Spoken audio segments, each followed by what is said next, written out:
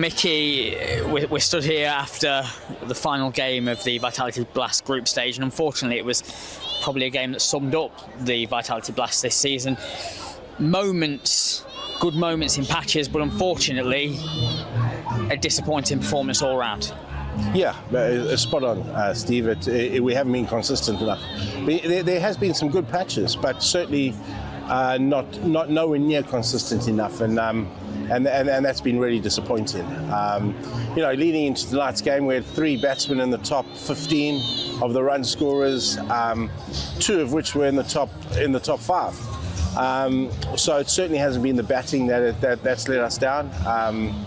I don't think we've bowled well enough through this competition, and that's been amplified in most games for us, and that's an area we really need to look at.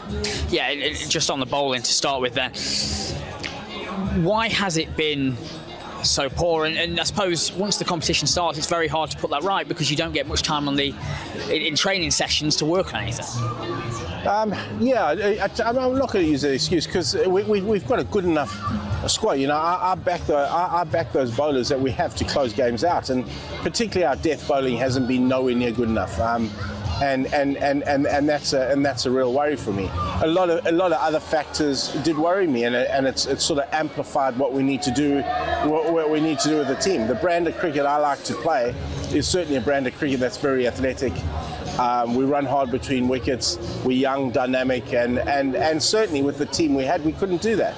But that was the choice we made for these 2 years, and I think for us now, it's just about us now taking stock of it. It hasn't worked. And we go back to the drawing boards with it. And we've spoken about this across formats in the last 2 years. It's putting together the perfect game, and how difficult it's been, how it's very rarely, if ever, happened.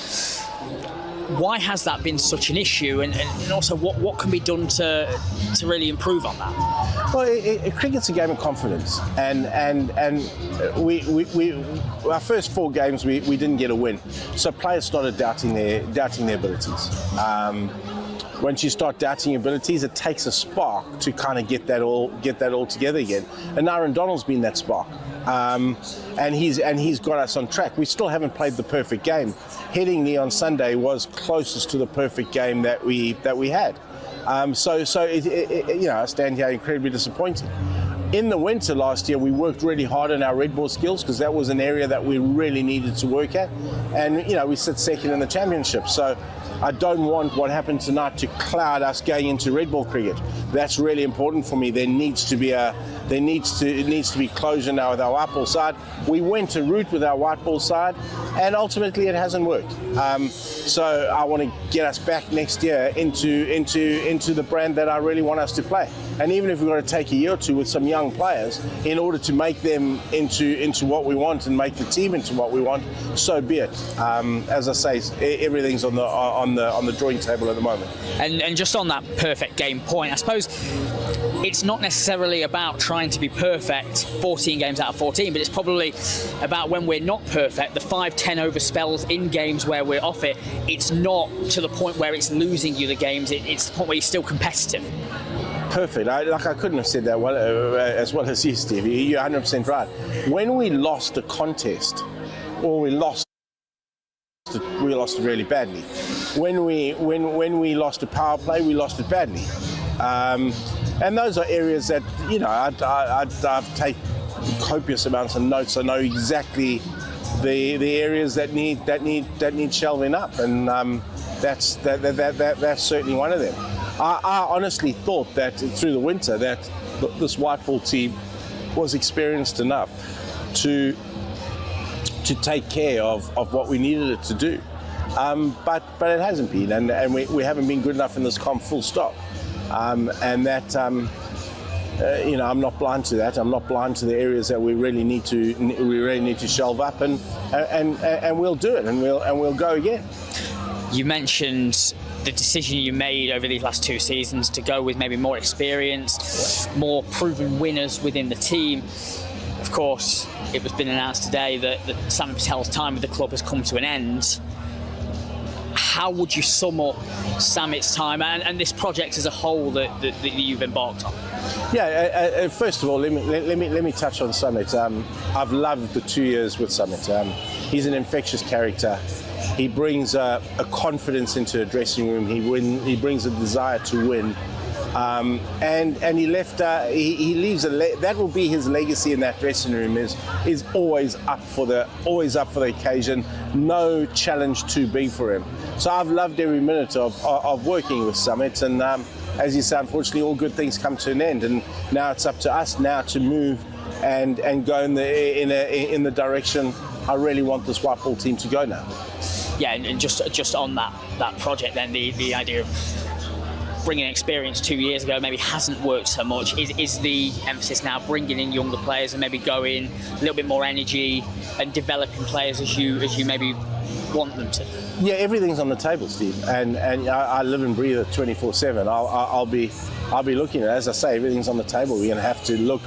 I mean, we've got some irons in the fire in terms of players coming in that I think will enhance what the team that we want, enhance the brand of cricket I want to play.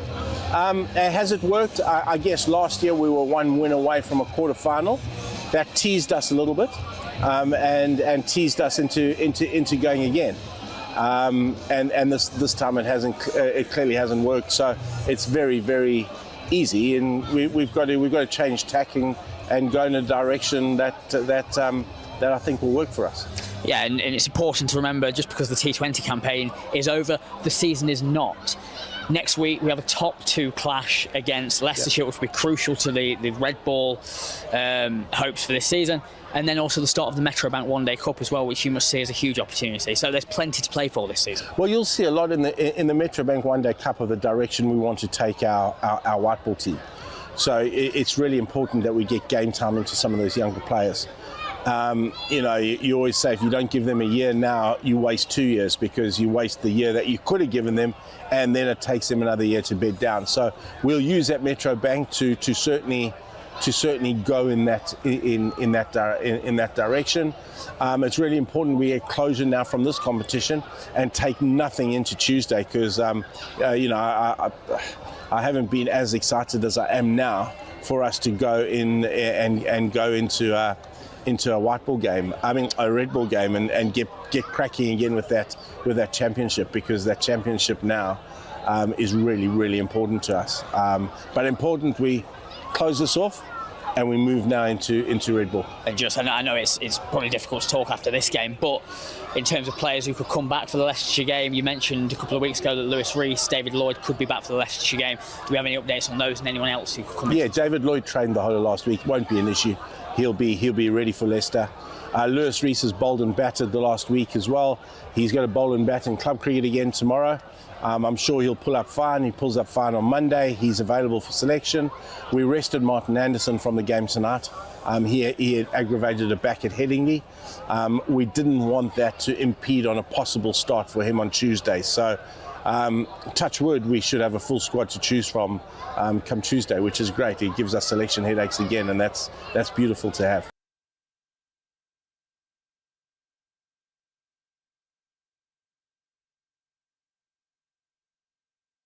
Well, Samit, it's a disappointing end not only to the T20 campaign but to your time with Derbyshire. We'll get onto your 2 seasons with the club in a moment, but firstly, just assess this campaign and tonight.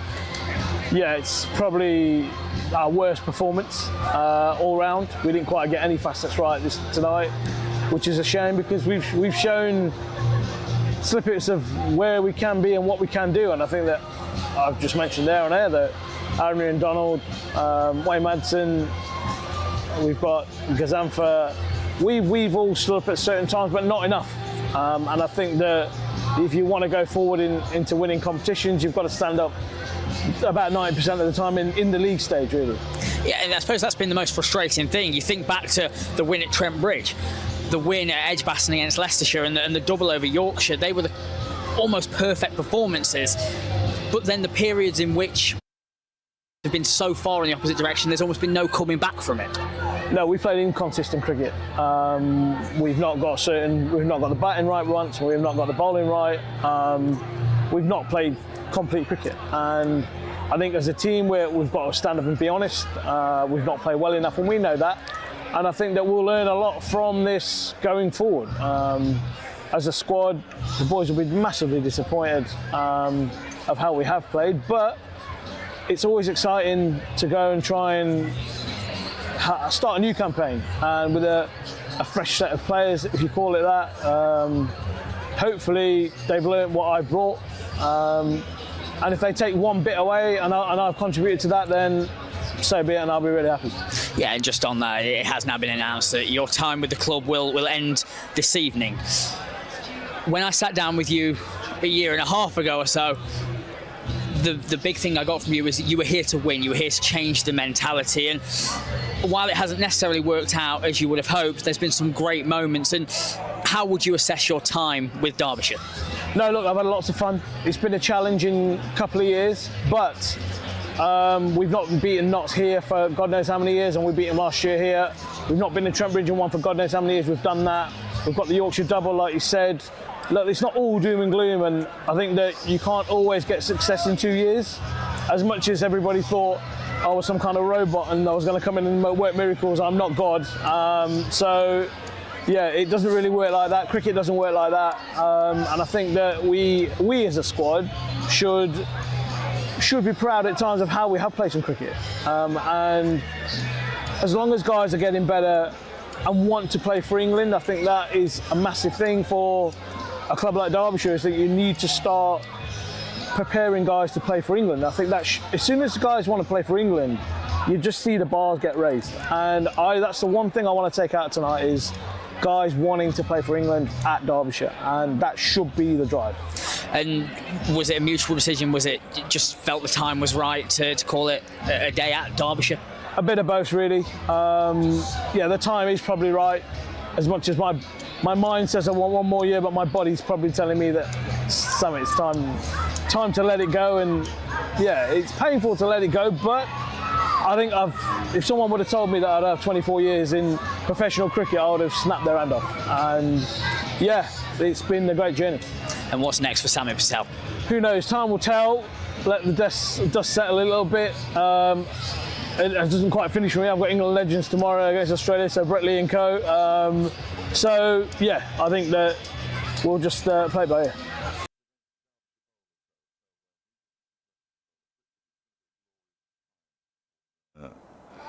The galloping foxes, or whatever they are, they're called now. Let us not jump to conclusions prematurely. We mustn't presume. It looks hopeful as far as the foxes are concerned, but you never quite know. Only the light roller went on this morning, both sides having used the heavy twice, which is good. That's a blessing. It is. It's an absolute blessing. You are scarred. You're almost exactly. You're almost as scarred as I am. We've both been in optimistic or hopeful positions before and had those hopes cruelly dashed on the rocks of reality. So let us hope. One at a time, and we will see how it goes. So it's going to be Rihan Ahmed, isn't it? Of course it is. Good. Morning to Kevin Hells as well, our Commander-in-Chief. Could that possibly be true? No. Oh, I don't think so. Buenos dias. We're on folks of Ecuador. Sports Extra 3, and you're very welcome. I'm sure they'll find something else to put on after lunch, but for the time being, it's Derbyshire against Leicestershire. It's Rihan Ahmed who's taken all 4 wickets to fall so far. In he goes and bowls forward a little prematurely. Goes Brooke Guest, pops a touch back in the air down the pitch towards Rihan. Just the single slip. Rishi Patel, otherwise a tolerably conventional field. Ahmed is in, bowls a leg spinner that is worked by Guest wide of Rishi Patel. It's not going to have the legs to go all the way to the boundary. It's picked up by Ben Green around about 5 yards inside the ropes, and Guest and Donald, fleet-footed young men as they are, managed to complete 3 runs. So Guest up and running straight away with that 3, brings Donald down on strike and leads to the first field changes of the day. I suspect not the last. No, I think you might be right. plus 15, the over rate. Good, isn't it? It's only bowled 110 overs. Ahmed to Donald then. In he goes and bowls almost a full toss. Donald sort of waits for it though and clips it on the half volley out towards mid-on, where that's Louis Kimber in the far distance in front of the Derbyshire Members Pavilion. Ahmed is in again, fullish and leaning forward. Donald blocks it out towards Silly Point. Peter Hanscom comes out from behind the stumps, and I have to go and do an update. Yeah, we'll have an update for BBC Radio Derby as well, and we can get on with the rest of our lives. Here is Rehan Ahmed in to bowl to Donald, who's beaten.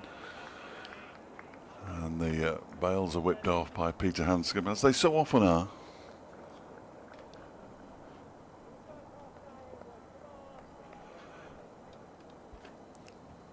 He hasn't moved his back foot out of the crease. In he comes again, and Donald gets very studiously forward to defend the ball into the offside. So the first over comes to an end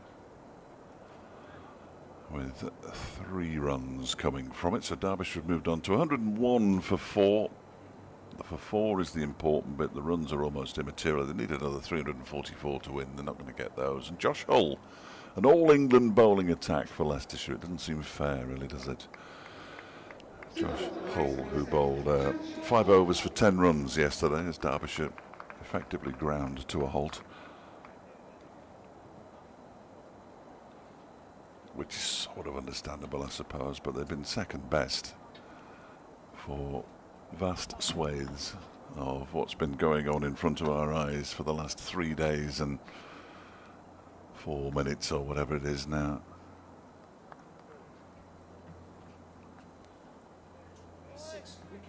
It'll be Brooke Guest on strike. He hasn't got any slips. He has a short leg and a gully.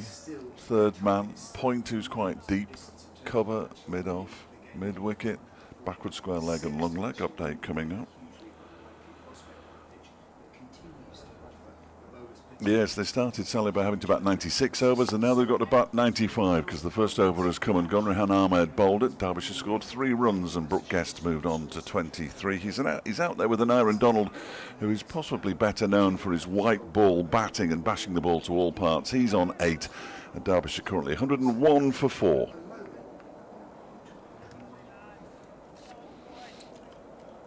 As the first delivery, apologies, of the day was the first Josh Hull delivery of the day was defended by Brooke Guest, and in comes Hull again, bowls, and that one is pushed out into the offside. They're going to go through for the quick single, and they get there comfortably enough. I'm going to assume that that's green, because that's where he was fielding for most of yesterday, and the way he's polishing the ball suggests it's Ben Green. My word, he does like to polish that ball. And it's 102 for 4. It's usually Tom Scriven's job, so to speak, so Green has inherited it. Scriven left out for this game.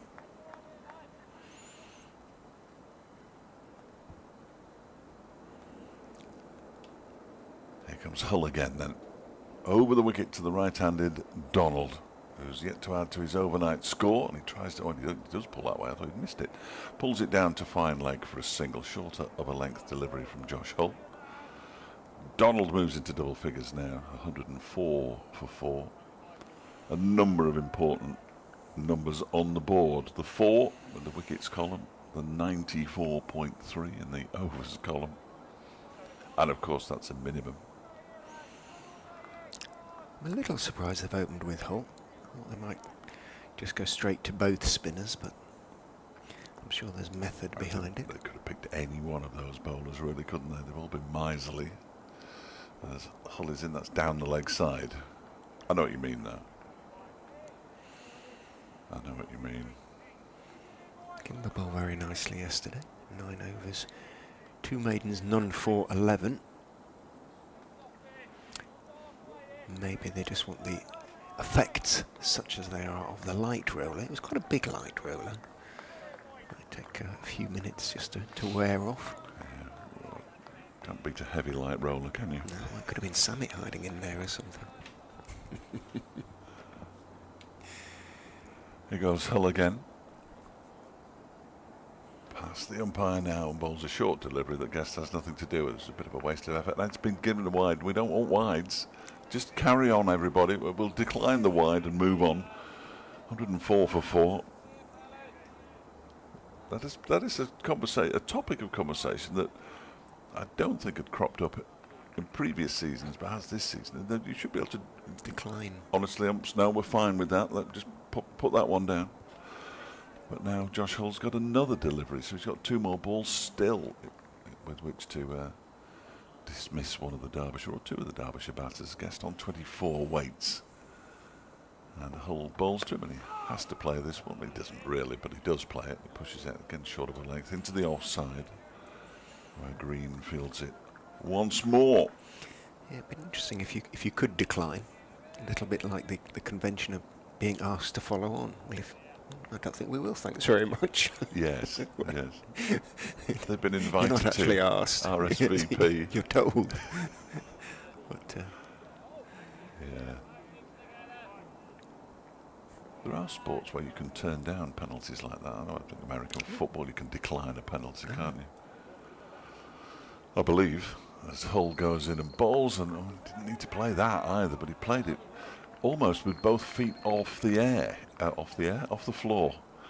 That'd be good effort. has he been told to bang it in short for some reason? Does it? Well, he's banged 3 or 4. That's what I mean. It looks almost like he's bowling to a instruction. On the slowest pitch I've seen in 10 years. By my word, we've seen a few slow ones here, but there's no pace in this pitch at all. But what there is turn, and there's lots of scruff. It's the scruffiest pitch you're ever likely to see. It's now 15 days since it was first used for a T20. No close fielders other than the slip. As Ahmed is in and bowls again, rather plunging forward is Nye Donald, getting on top of the bounce, but ball does pop up a little bit. I'd be inclined to think about a silly point or a silly mid-off. In goes Ahmed and bowls. There's a decent shout for leg before. No, says umpire Chantry. Now Ahmed really fancied that. If it was the googly, he missed the sweep, and my word, that must have been fairly adjacent.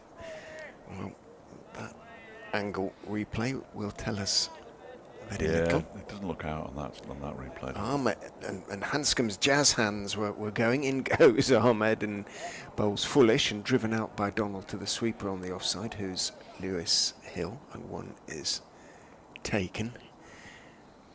Here we go.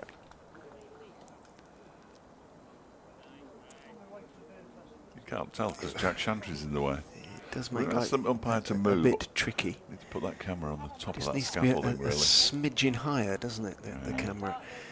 Ahmed is in and bowls outside off stump. It spins away very slowly and trying to cut it away. Guest just sort of toe ends it out into the covers where Travaskis fields.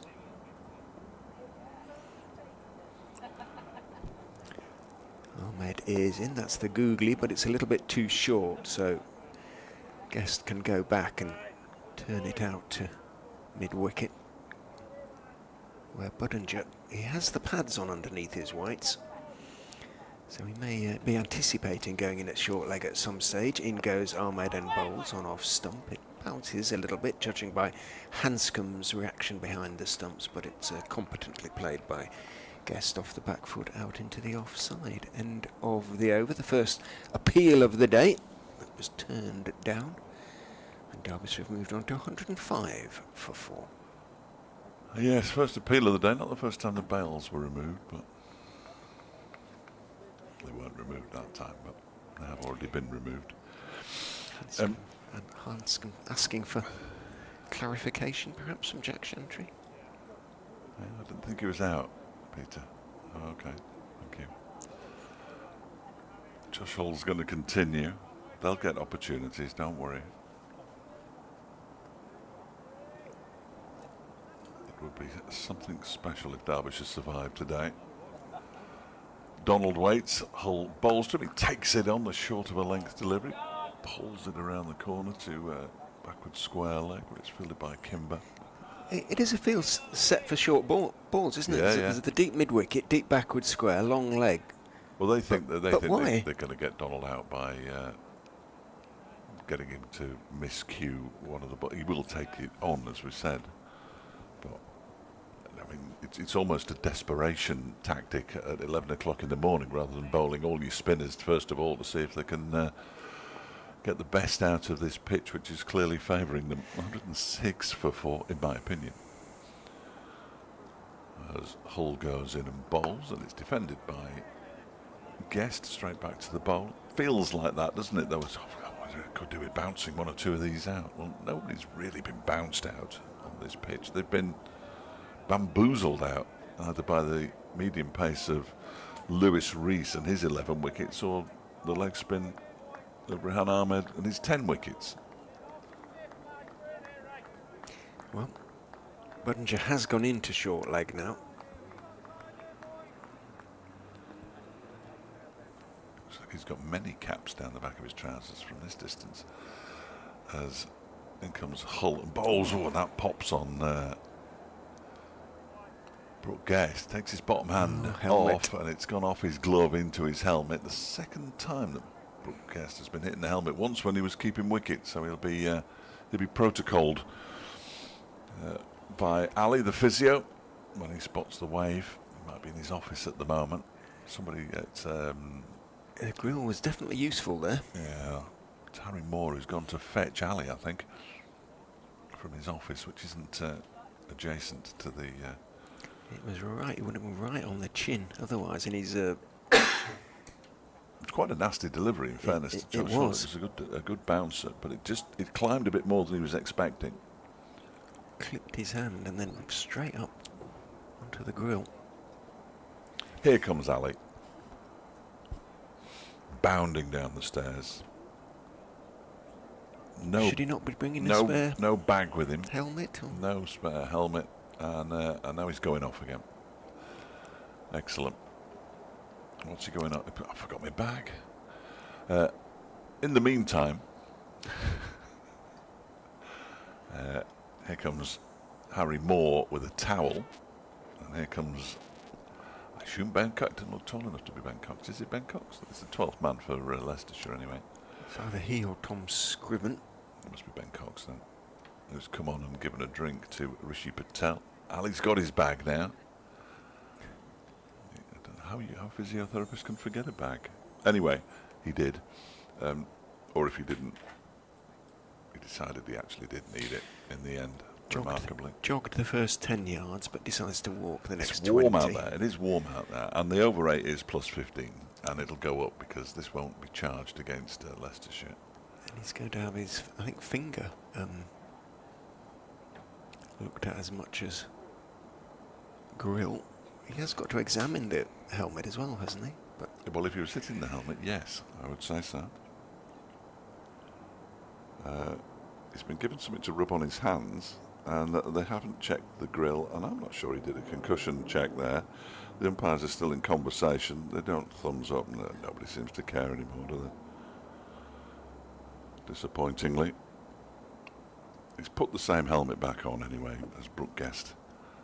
He's just got a little word of encouragement from an Aaron Donald. And away we go again. Well, not quite, but fairly sharpishly.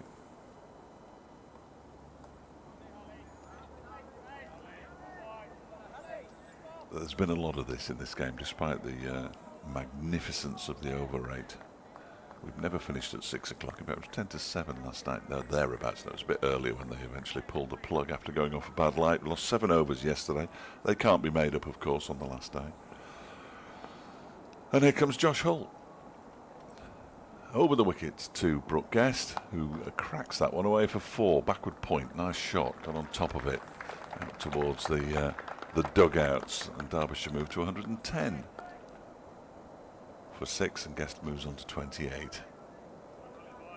Perhaps Joshua will just have the 2-over spell. It's a nice shot from Brooke Guest. I will confess to being slightly baffled by the thinking, but Well, they couldn't get any the pros. earlier tea times than 3 o'clock, so they might as well play cricket till, what, 1, have some lunch, get the clubs out the boot of the car. In comes Hull and bowls. That's on leg stump and turned around the corner nicely by Guest. It is fielded down there in the far distance by somebody who resembles, and is indeed, Lewis Hill. Finds himself all the way down there at fine leg. Just as the game finishes, I'm starting to recognise players even by the way they run. It's a bit late, but better late than never. I find that slightly disappointing that it takes me 3 days, but it's very much an age thing, I think. This Hull's going to go around the wicket to an Iron Donald. He bangs it in short. Donald takes it on, and he actually catches the ball in his stomach and then bends down, because that was sharp from Josh Hull. So it caught him sort of pit of the stomach region. I'm not sure if it was any further south than that. He's okay. There wouldn't have been much the physio could have done, though he is now standing at the bottom of the stairs just in case. He's down on one knee at the moment in Aaron Donald, so perhaps it was in that area. 111 for 4 at the end of the over. Donald has 11, Guest has 29, 1 appeal and a few other alarms so far for Derbyshire. In the first 4 of 96 overs minimum that they have to survive today with just 6 wickets intact. It seems unlikely. Although if we have a day like day 1, when only 3 wickets fell, could be a nail biter. it won't be. Ahmed is in from the city end. Bowls again. Guest going forward, nowhere near the pitch of the ball, but playing it off the pitch as it rose up towards him. Hence the oohs and the ahs. Got on top of it. Ahmed is in, the leg spinner. Back foot this time from Guest. Pushed firmly out into the covers. Travaskis makes the stop. The Travaskis strut. Marching around. And, well, they are going to bring in a silly point now in the person of Sol Budinger, which means that Green has to come across, always doesn't have to, but he's being brought across from mid-wicket to go in at backward point, and Holland moves up from short fine to a conventional mid-wicket. In fact, he's at silly mid-off. Budinger, as in goes Rahan and forward goes Guest, blocking it out to Green at backward point. It's strange, they sort of gave them 4 overs just to get their eye in, didn't they? Now they're going to bring the close catches in now. Ahmed is in a little bit short. The leg spinner is chopped away out into the offside by Brooke Guest to Lewis Hill. Spends a lot of her time on his own these days when he's fielding Lewis out there on the boundary. Well, at least when he was fielding on the other side of the ground, which he was for much of yesterday, he had a few people behind him. There's nobody within QE of him. There's one person in that new temporary stand. Ahmed into Donald, gives it some air, driven back, and Patel's hands went into the air, but I think he hit it into the ground as it bounced for a second time, just short of Rahan, who stuck out a right hand. Nobody else showed any great excitement. Rahan is in and bowls. Nice line, nice length. Donald at the moment, all care and attention as he leans forward and blocks it out into the offside. End of Rahan's 3rd over of the morning. 17 overs, 4 for 46. His figures. One good shout for leg before. That was turned down. Otherwise, no real alarms. A couple that have bounced at them for the Derbyshire batters from Hull, and a rap on the finger for Brooke Guest as a consequence. Otherwise, as I say, they'll be reasonably pleased with how they've dealt with these first 5 overs. Yeah, absolutely. Absolutely, and they're going to keep going with Josh Hull from the racecourse and Leicestershire. Around the wicket to the right-handed Brooke Guest, who defends this one up towards Ian Holland, who rather pleasingly is wearing the sun hat again. And this time, possibly for the first time while he's been wearing it. I think it's just about needed. One or two more very white, small, fluffy clouds ease by.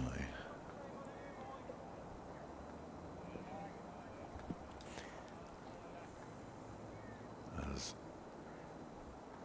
in goes Josh Hull.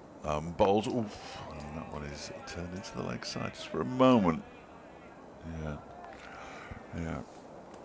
Cricket tomorrow, if you want to see it. Of course, the T20 second tier finals day at Northamptonshire. Leicestershire are at that.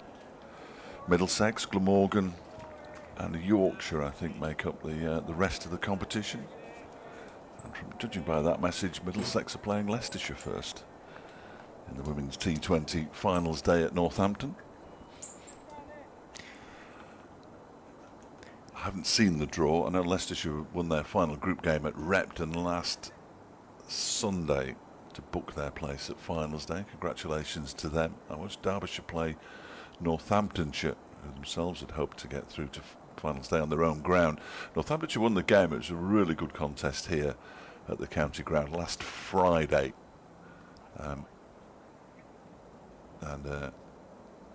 Without sounding patronising, and it isn't meant in a patronising way, but I would say from when I first saw the Derbyshire team to what I saw on Friday, the development has been very impressive indeed from the Derbyshire women, who'll return to 50 over cricket for the remainder of the season, and good luck to them and to the rest of the sides in Tier 2, especially when you're playing Yorkshire, who shouldn't be there.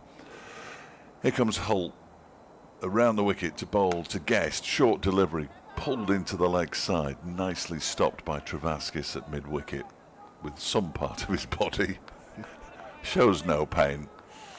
I mean, ideally, he'd probably like to be out there with his top off. But, but he has to wear a Leicestershire top while he's fielding. Cumbrian, who made his name at Durham. Or oddly glossy baggy shorts. Yes, going back to the Cumbrian wrestling. This whole bowls and come off Brooke Guest's pad. I think he's suggesting he didn't play a shot, which he didn't really. So therefore no leg bye can be taken. It goes down as a dot ball. 112 for 4, 30 to Guest, 11 to Donald. 90 overs and 2 balls remaining in the day's play. Minimum here at the Central Co-op County Ground in Derby, which is an absolute picture. I don't think any cricket ground isn't in perfect sunshine, is it? Don't start me. In comes Josh Hull. That one is short of a length and pulled away this time. It's at the bottom edge of the bat, really, by Brooke Guest down towards Lewis Hill. At fine leg for a single. He moves to 31, 113. Grounds you don't like visiting under any circumstances? Yes. Oh. 113 for 4. Well, if we hadn't been on Sports Extra 3, the most prestigious, of course, of all the Sports Extra channels, because it's got the highest number, I might have gone into them, but I think most people know where I like going and where I don't like going. Regular listeners, certainly. As Hull around the wicket to Donald, who again gets struck. Now that was pit of the stomach, and he's down. He's up again now. In fact, I thought he was going to pick the ball up for the fielders, but he just sort of walked towards it and then passed it. And that will have smarted a bit. He's down on one knee once again. Is an Aaron Donald. Oh dear. It's just an out of shape kind of shot, really, as he just tries to heave it into the leg side. Quicker than he thought, or too quick for him. I don't think it was too quick for him. But quicker than he thought. Strikes him on the body. And the over comes to an end. 113 for 4. 6 overs. Tick him off. 6 overs successfully negotiated so far this morning. Get the spinners on. or the gentle seamers that move it indeed, around, yes, a la Lewis Rees. Ahmed is in and bowls. It bounces nicely, but it started outside off stump, spun further away, and Brooke Guest let it bounce through into the gloves of Hanscom. Buttinger at silly mid-off. Ahmed is in. Buttinger stops the ball on the bounce as Guest goes forward and plays it firmly down into the ground.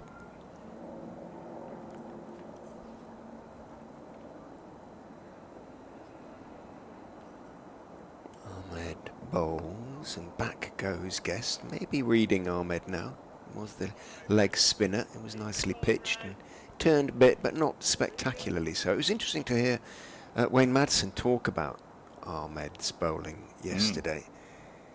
In he goes and tosses that one right up. Guest is forward, one off stump. But he thought the pitch was particularly sort of suited to it because Ahmed was likes to push the leg spinners through a little quicker than some. In he goes and bowls. Oh my word, I thought that he played it off the back foot, Guest, and he was terribly late on it. It skidded through and just took the outside edge. I thought that was going to skid through onto the stumps. Kept it out, stopped by Patel at slip, but that was playing with fire. Ahmed is in, Guest is solidly forward, getting to the pitch of that one, pushing it out to mid-on, but that was a really good maiden. Probing, asking questions. Well, Guest had the answers, but you had to delve deep into his knowledge at one for one of them. Go on. No, but a pitch suited to a quick spinner or a slow medium pacer who bowl not too far apart in all probability. I mean, Lewis Rees can be quicker than he was bowling yesterday. There's no question about it. But he basically said he was just going to come in and bowl and roll his fingers across the ball and bowl spin at medium pace. It's Derek Underwood style almost. Just the name I was going to say. He'd love this sort of pitch. Well, he used to bowl on these sort of pitches, uncovered pitches, didn't he?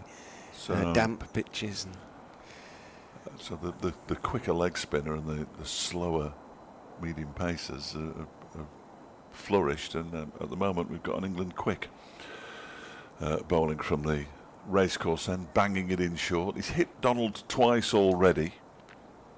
Josh Hull, who is in again around the wicket to bowl to him, and this time he didn't hit anything because Donald again does take it on, and he will take it on. A short of a length delivery that he was wide outside the off stump, actually tried to fetch it and missed it completely, and it virtually died by the time it got to Peter Hanscom behind the stumps.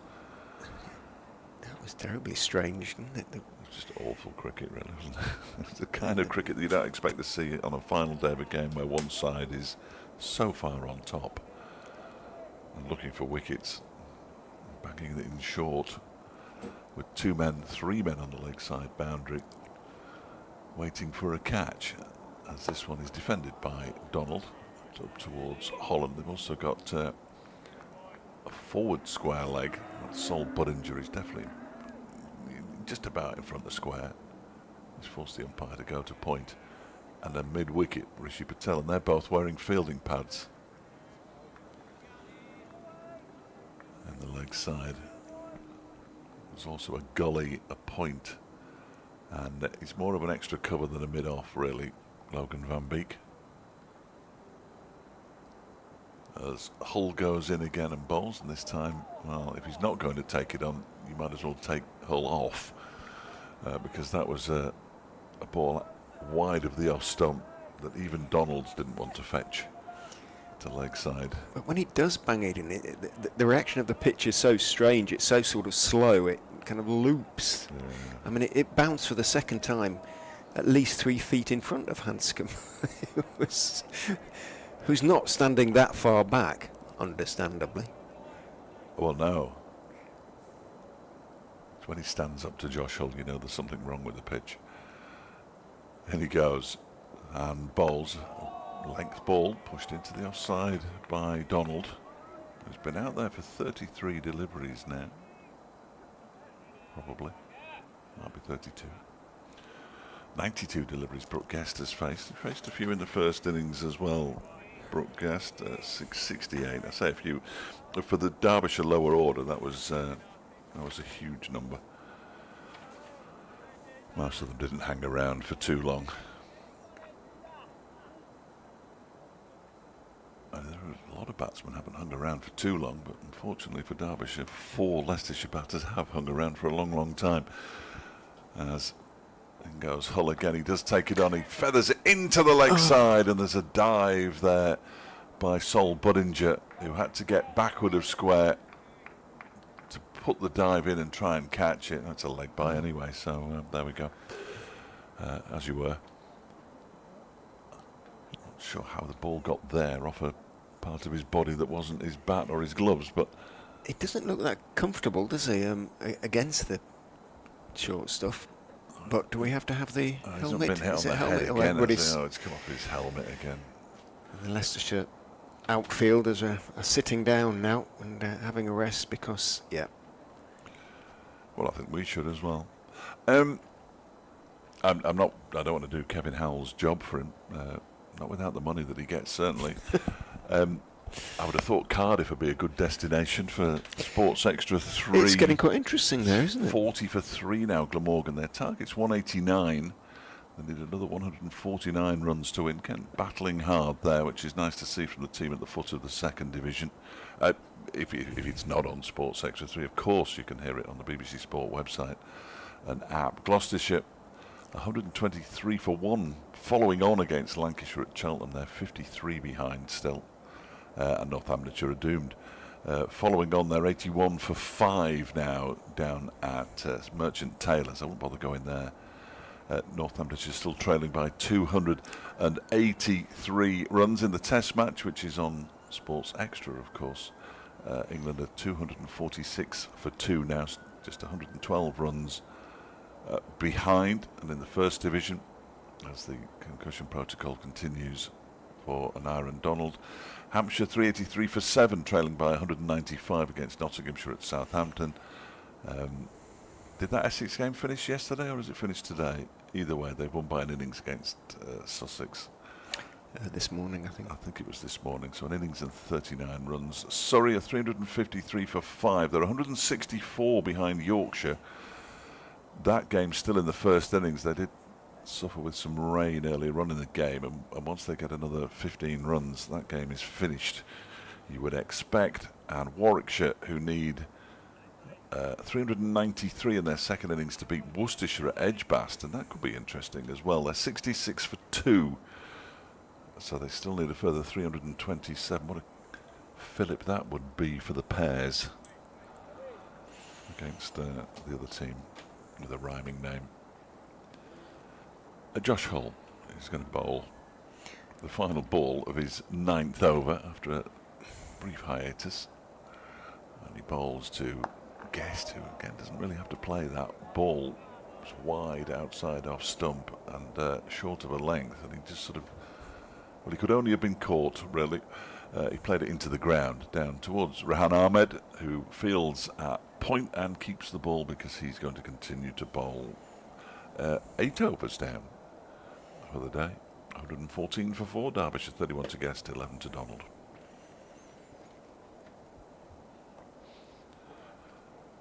Kevin's clearly not listening. I would have had an almost instant response.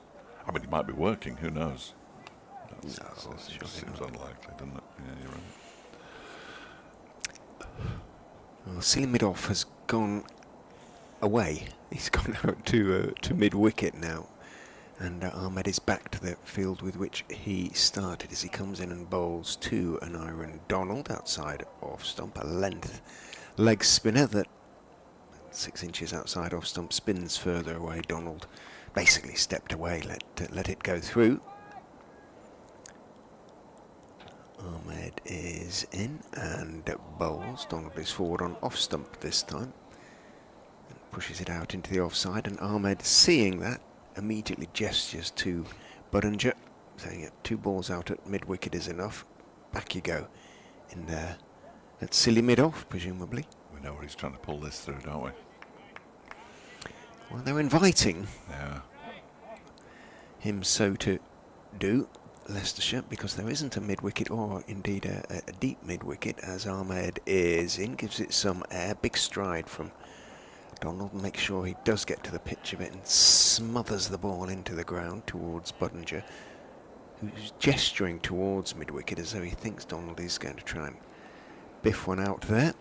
Ahmed is in. Well, he will, because it's basically a drag down from Ahmed. I was going to say the only way he's going to do that is if he does drag it down, and then it's an absolute gift. And it is such a gift with a large bow on it.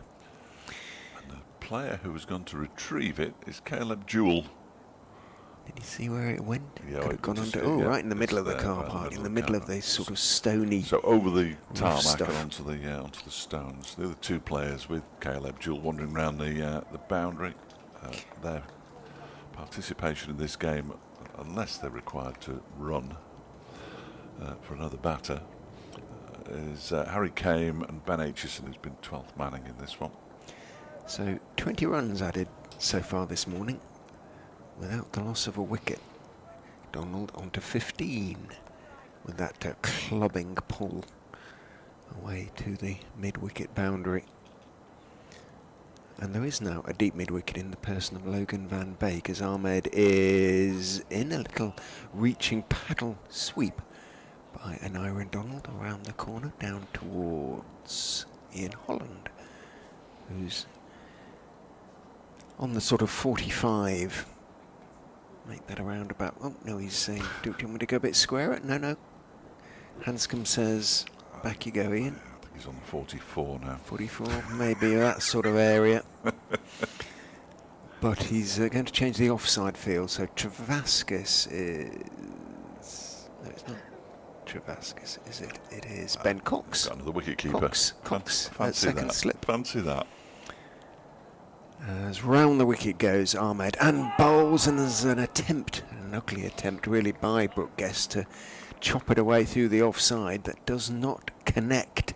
And there's a couple of little howls of frustration from the Leicestershire close fielders. Could so easily have edged that into the gloves of Hanscom. He didn't. He survives Derbyshire on to 119 for 4, trailing now by 326 runs, 327 more. And it is a famous victory.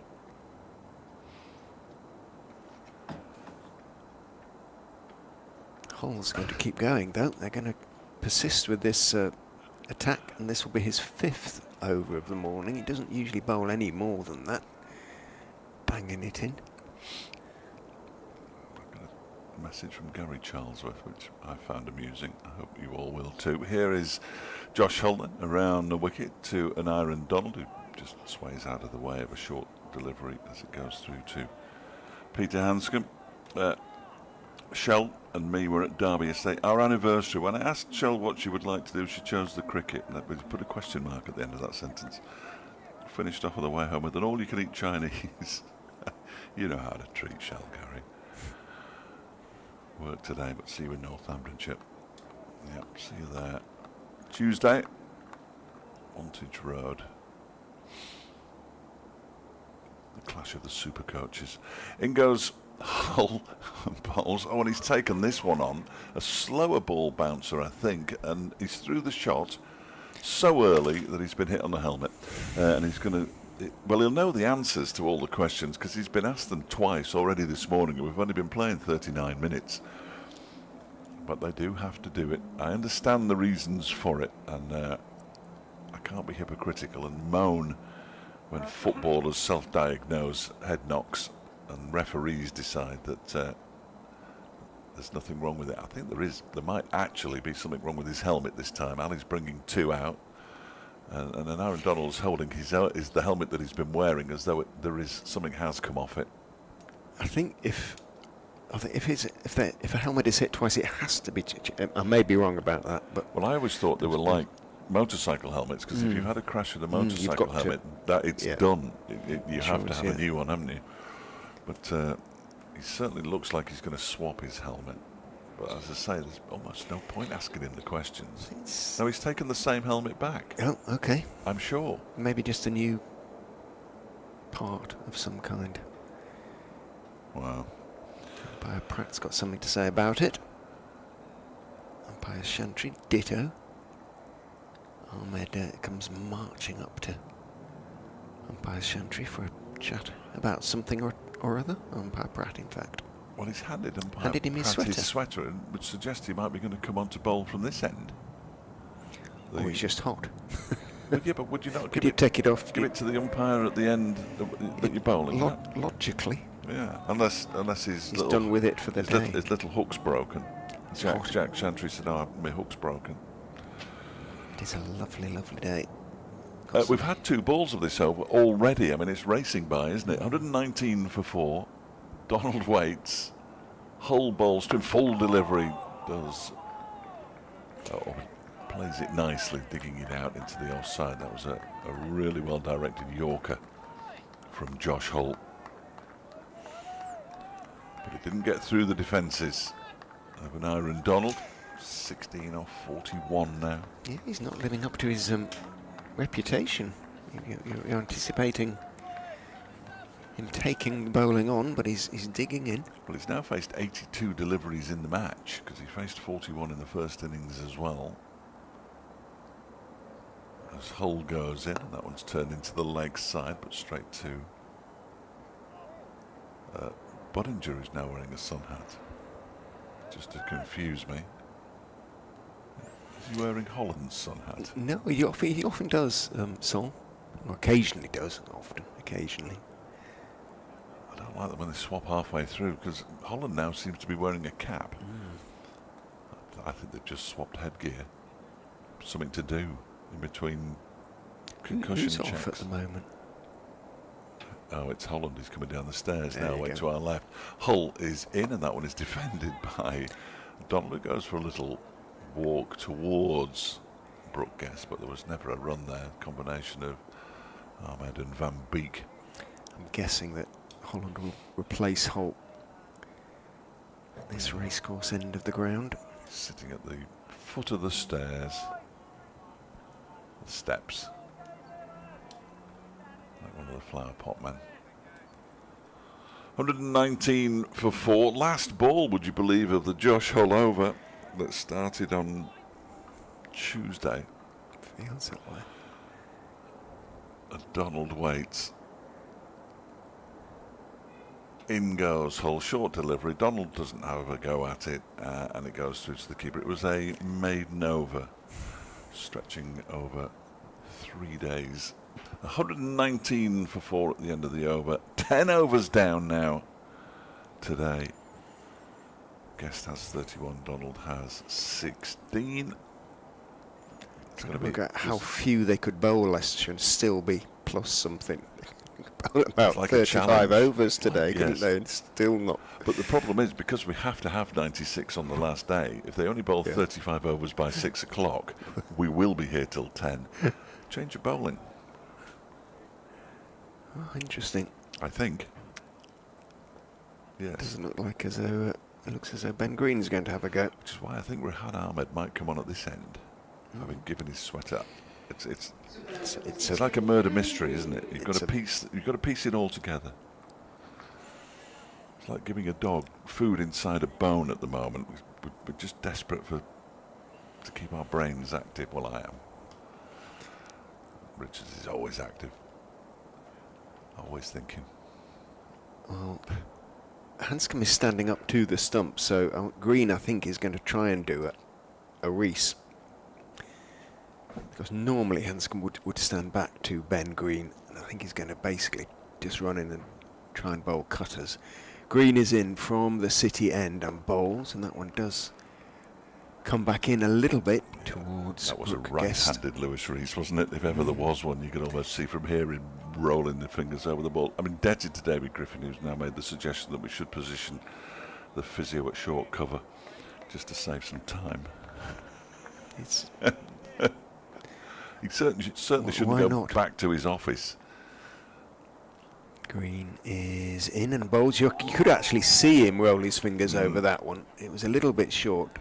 Guest went back and played it out into the offside. Travaskis, the fielder.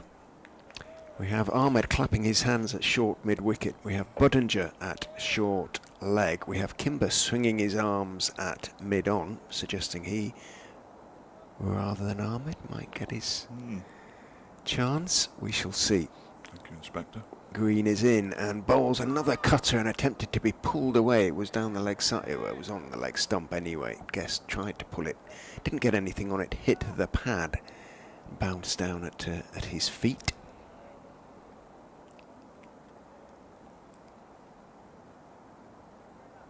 It's all a little bit sort of desultory at the moment. There's this feeling as though Leicestershire sort of think it's a little bit inevitable. It's a dangerous feeling. In goes Green and bowls the cutter. Doesn't really turn and or doesn't really seam back. And Guest cuts it away into the offside. Behind square though, and Lewis Hill can dive away to his right at backward point and make the stop.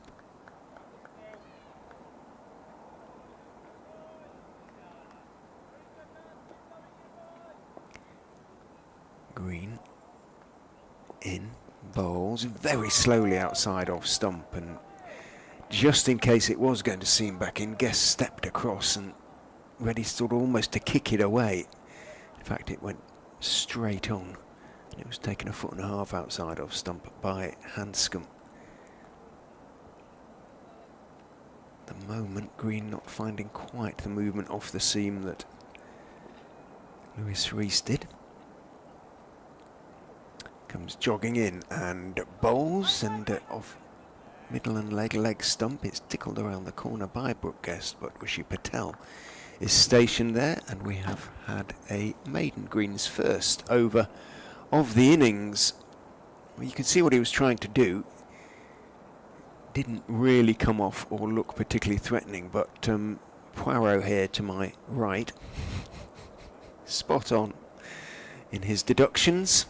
And he's got that slightly smug expression on his face because Rehan Ahmed is, well, I detect in the eyes. My smugness is mainly down to the fact that I've remembered all 4 teams who were at T20 Tier 2 finals day, and the draw has indeed been made.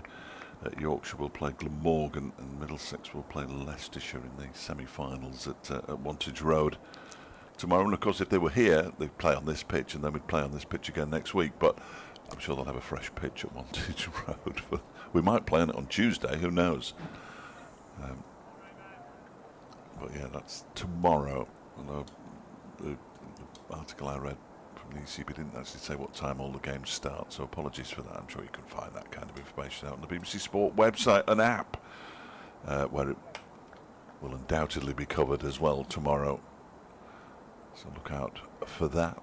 If football's your thing, you might want to go on to BBC Sounds tomorrow to listen to Derby County at Burton Albion, but you might not. Rehan Ahmed in and bowls, this time from the racecourse end. It's defended by Donald back to the bowler. The Bass Charity Vase, all money goes to local charities.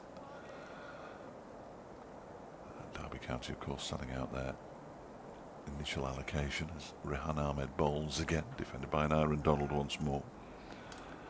And you'll get to see for the 5th time, Burton Albion's magnificent new kit, which is genuinely the most beautiful thing I've ever seen.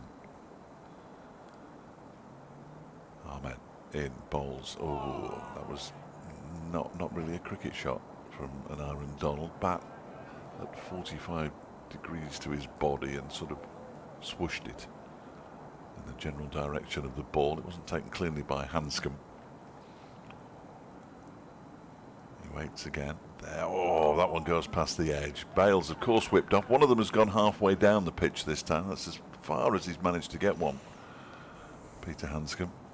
Good effort. Must be some kind of world record for how far you can knock a bail off a set of stumps. There's Ahmed in full, defended by Donald at full stretch. I don't think he could have stretched any further forward to defend that ball out into the offside. It's fielded by Liam Travaskis, who's at cover. There is a slip in place.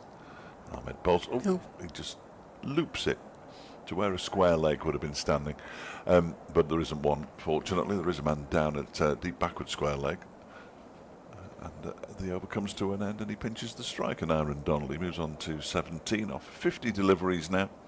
Guess that's 31 off 100, very pleasingly. And Derbyshire 120 for 4 after 12 overs of the day. He did get a little bit more bounce and turn, I think, from this racecourse end of the ground there. Just needed a couple more catches, really.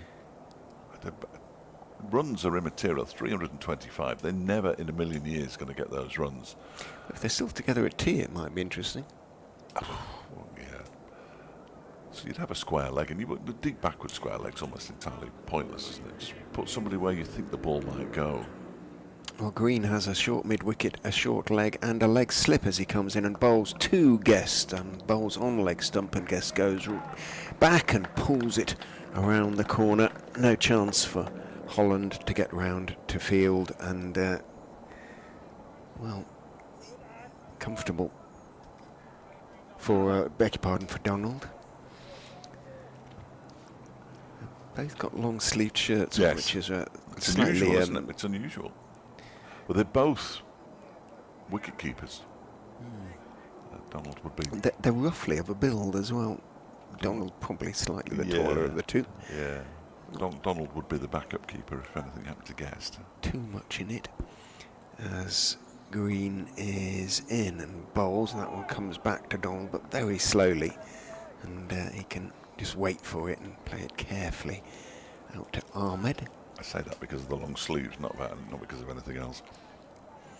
That was the one thing that just didn't sit well with me doing the women's game. On they clearly only have short sleeve tops, so the wicket keepers had short sleeve tops. Well, that's not right. At least clothe them properly. Green is in, bowls outside off stump. Nice little cut, delicately played by an Aaron Donald. Lewis Hill is going to drag it back around about a yard inside the ropes down there at third man. And Donald's going to pick up a couple of runs, rather delicately and cleverly played by Donald. He moves on to 23.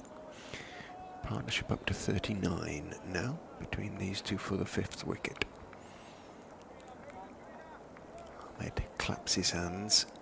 Greener gets lots of encouragement from his teammates as he comes in off no more than about 8 paces and bowls a cutter, and he's bowled him. It did come back. Donald went forward, did try to play for, well, what was he? He played inside the line, and it did cut back, and it hit the top of off stump, and Leicestershire have their breakthrough. And Rehan Ahmed won't get all 10. It was an unlikely prospect, but nicely bowled by Ben Green in his 2nd over, his 10th delivery. He has made the breakthrough for the Foxes. Donald, well, he reined in all his attacking instincts, didn't he? Yeah. And he was battling away out there, and that was just a forward defensive, and missed it. It cut back, and it go inside between bat and pad, because everything looked close together. But I mean, whatever, it snuck through. Let's have a look. It did. It went between bat and pad. It cut back. Well, the master of the cutter is now coming out to face a man bowling cutters, Lewis Rees, who bowled pretty much exclusively cutters, certainly in the 2nd innings. On his way to 11 wickets in the match, comes out to join Brooke Guest, the last 2 recognised batters, with Thompson, Chappell, Tickner and Morley to follow. The ball has only just been retrieved by Rishi Patel from down below us. And he rolls it just to the right of the fielding helmet. But yeah, it's first wicket goes, and Derbyshire didn't quite manage to survive 14 overs without losing a wicket. That must be 13. No, I can't work this. It's too complicated. I'll have a go in a minute. Yeah, it's 13 point something. Lewis Rees looks around him, left-hander of course, as Fletch said, so Patel is at first slip. Van Baker's gone in at second. Budinger is walking around too short leg from having been standing at silly point. Hill is at almost deepish leg gully there, and Ahmed at short extra, about 2 strips back. Round the wicket comes Ben Green and bowls to Lewis Rees, who leaves outside off stump. Doesn't come cutting back in. Can he bring it back to Lewis Rees, or slightly different skill bringing it back to the left-hander from round the wicket? Just seaming it into the right-hander from over the wicket, making it move in a different direction. Green is in and bowls. Oh, jumps at Rees, and he plays it well, but I think he dropped his hands at that one. Hanscom obscuring our vision slightly as Rees stayed on the back foot and jerked his head back as it jumped at him. Woof. And then he has a big smile on his face, Lewis Rees, as that one went into the gloves of Hanscom. He just stood there and grinned at Ben Green. There's not much you can do, is there, really? I mean, A flash of white teeth from Rees. what I would say is they have made their bed, so they are now having Yes. to lie in it. It's a Derbyshire. lumpy one, isn't it? Yes, yes. I'd be getting a new mattress if I was them. It's no feather bed. Slipping a silly mid off. Sol Budinger. There's the silly mid off. Rishi Patel. No, he's not.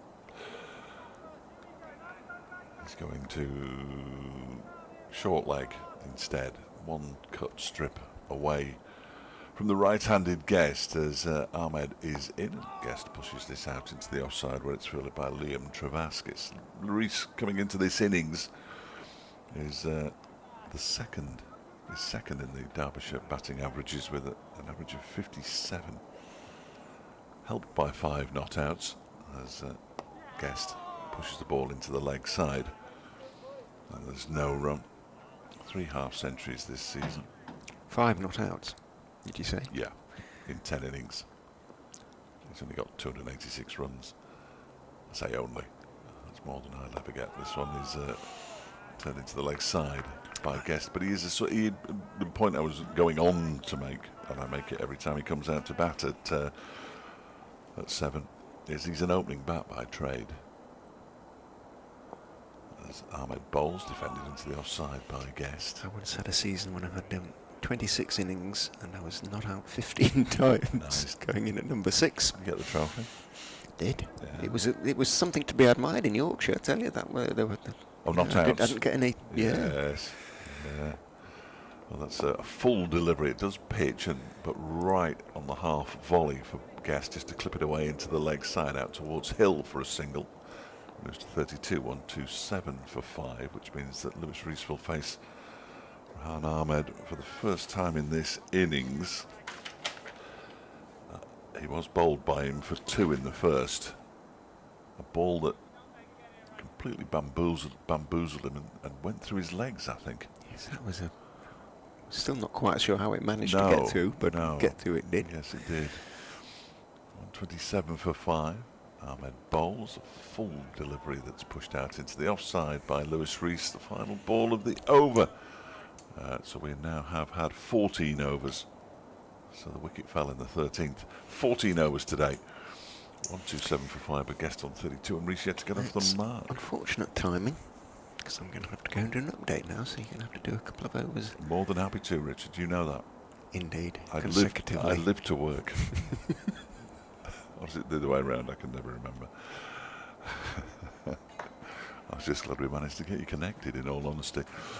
127 for 5 then, and it will be Ben Green from the City end with a leg slip, a short leg, a short mid-wicket, a conventional mid-wicket, a mid-on and a man down on the deep backward square leg boundary, bowling these cutters and turned into the leg side by Guest, where it's fielded by Van Beek, and there is no run.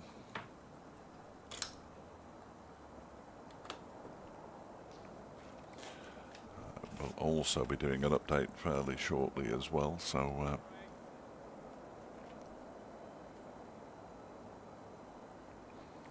in comes Green and bowls, and that one is defended by Guest.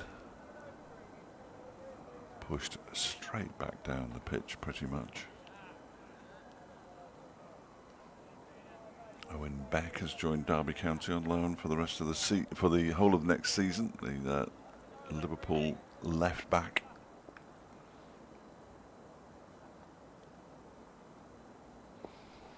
I read. That one is turned into the leg side by Guest, and there is no run. That might indeed come higher up the running order than Derbyshire's bid for a dramatic draw, which is almost certainly not going to happen, you would have thought. Halfway through his third over here, Ben Green, who bowls, and that one is turned into the leg side again. This time it's Rehan Ahmed who does the fielding. The offside fielders are at backward point cover and wide mid-off.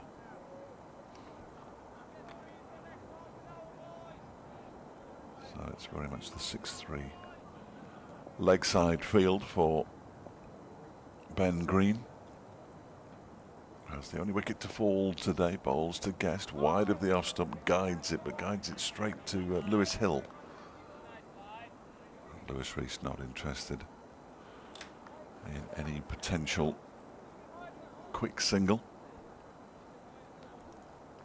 Fair crowd in today for the final day when the home side is doomed, really. Understand supporters not perhaps wanting to come in as Green completes the over with the ball that, there we go, is defended by Brooke Guest. The over comes to an end at 127 for 5. Here comes the update.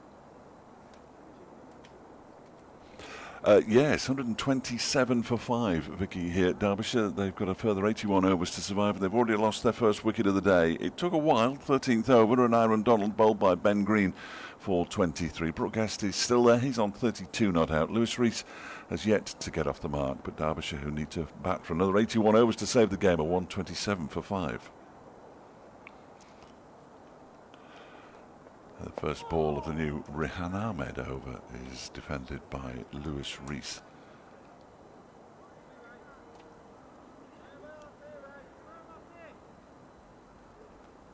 Slipping a short leg. Ahmed bowls to Rees, who defends this one. Derbyshire looking to now push this game beyond lunch. Then beyond tea, and then who knows where. Ahmed around the wicket, bowls to Rees, who fetches it from outside off stump and gets 4 runs to get off the mark. Just for a moment, Liam Travaskis looked like he was about to take a fairly comfortable catch, but it went over his head at mid-wicket and away to the boundary. Derbyshire moved to 131 for 5.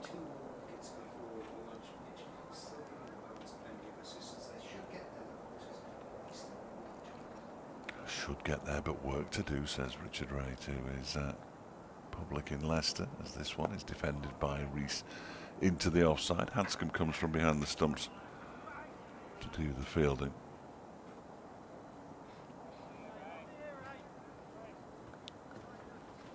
They should get there, but plenty of work to do. Beautiful summation, Rich. This next Rehan Ahmed delivery, has he got him? Well, they think they have. They think they've got, well, Peter Hanscom often thinks they have. Not everybody joined in there. It was a good delivery that went past the edge of Lewis Rees's bat, but it went past the edge of his bat without actually missed it by miles. Taking the edge as Ahmed is in, and Rees has popped this one straight in the air. Travaskis is going to catch it, as you know. It just goes beyond him. It was one of those horrible ones. It came off the toe end of the bat. It was a horrible one for Travaskis, because he was running with the ball, knowing that the ball was going to come over his shoulder, and over his shoulder it came, and he just couldn't quite reach it. Rees moves on to 5. The over comes to an end at 132 for 5. Richard Ray is aghast.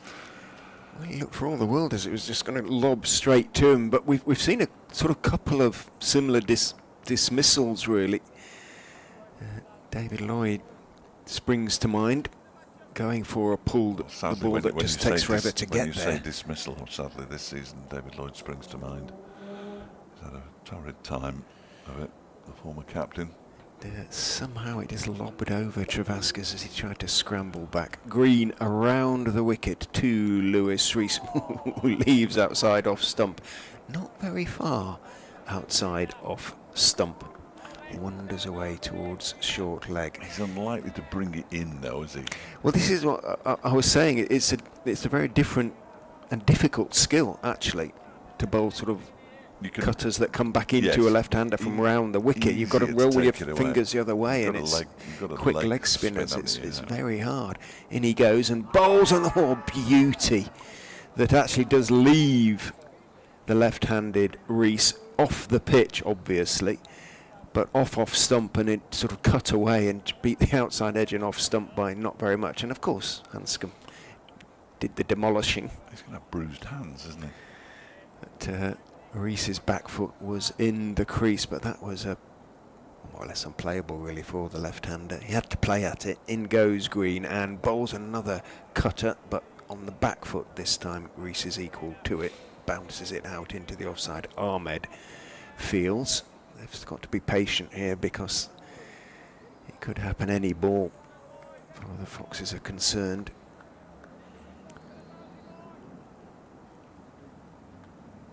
They've got to bowl the ball in the right place. In goes Green and bowls on off stump.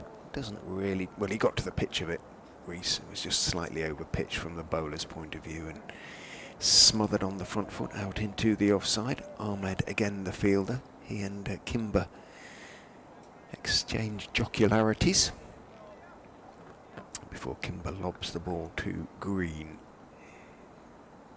who turns no more than 8 strides and bowls, and it's a little bit short. Rees goes back and cuts, but doesn't quite time it. Hits it hard down into the ground, and it bounces quite kindly for Holland, who you would have thought, from what we've seen of him this season, would be sort of ideally suited to bowl. I mean, that's what he does bowl, but at slightly a quicker pace, and no doubt in due course, if he's required, he'll get his chance. But a little bit surprised he's bowled a few overs, just the 3 yesterday. In goes Green and bowls on off stump. Rees is forward and blocks it out into the offside. So again, a couple of narrowish escapes, but escapes they are.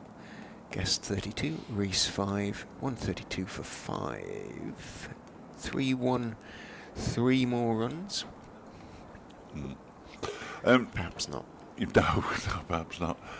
You say that they've got to bowl it in the right. They've only got to bowl 5 deliveries out of the next 474 in the right place. So the percentages favour them. I think so. When they have to bowl 5 out of 5 in the right place at 6:30 tonight, then perhaps the odds will have swung. But Rehan Ahmed is going to continue from the racecourse, and there's just a couple of fielders who need to be sent into the right positions. That's Van Beek out there in front of the dugouts. Oh yes, I'd missed him. Louis Kimber is now moving somewhere else. Is he going into second slip off? Leg slip. No helmet. I think he might be too close to not wear one, but I'm not sure what the distance is. Leg slip and a short leg, and he just pads that one away. Brooke Guest. Outside leg and turning a little bit. Nothing alarming. As he waits, made all arms and whirl of arms and legs as he comes into bowl, and then seeing Brooke Guest just gently playing it into the leg side where it's fielded by Budinger. Josh Hall standing with his hands on his head. There we go, he's taking them off now as he gets ready for Ahmed's next delivery. It's turned into the leg side, and Josh Hall is called into action. I mean, he has to go and meet the ball rather than the ball coming to him. Is that motorbike again? It's got to be the same one. As Ahmed is in, gives that one a bit more flight. It's pushed out into the offside by Guest. Travaskis at cover. Barely a breath of wind out there today, judging by the flags. I don't know, just a little bit, but not much. Coming from the west, where all the good stuff comes from. It's going to get into the 20s today as Ahmed bowls, and that one just squares Guest up a little bit. The Derbyshire flag is not the No, crest, no, is it? it's massively, massively disappointing. It's the Falcons. I'm not a fan. No. As you can imagine, I'm not a fan of many things. That one's up in the air. He's caught it short leg. Brooke Guest just prodded forward. Guest now goes for 32, and with him, who knows, that might be it for Derbyshire. It was always going to be difficult, but they're now 132 for 6, and Rehan Ahmed has another 5 for Budinger, the catcher. Ahmed 11 for the game now. He's now the 3rd Leicestershire player to have taken at least 11 wickets in a match and scored a century, only the 3rd in the county's history. He has overtaken David Milnes, who was the last to take 10 and score a century. That was back in 1996. His next target, if he gets another one, he will match Fred Geeson. G-E-E-S-O-N, remember him? Yeah, because it was against Derbyshire. Yeah, 1901, I think, wasn't it? In 1901. Yeah, I remember that. Famously.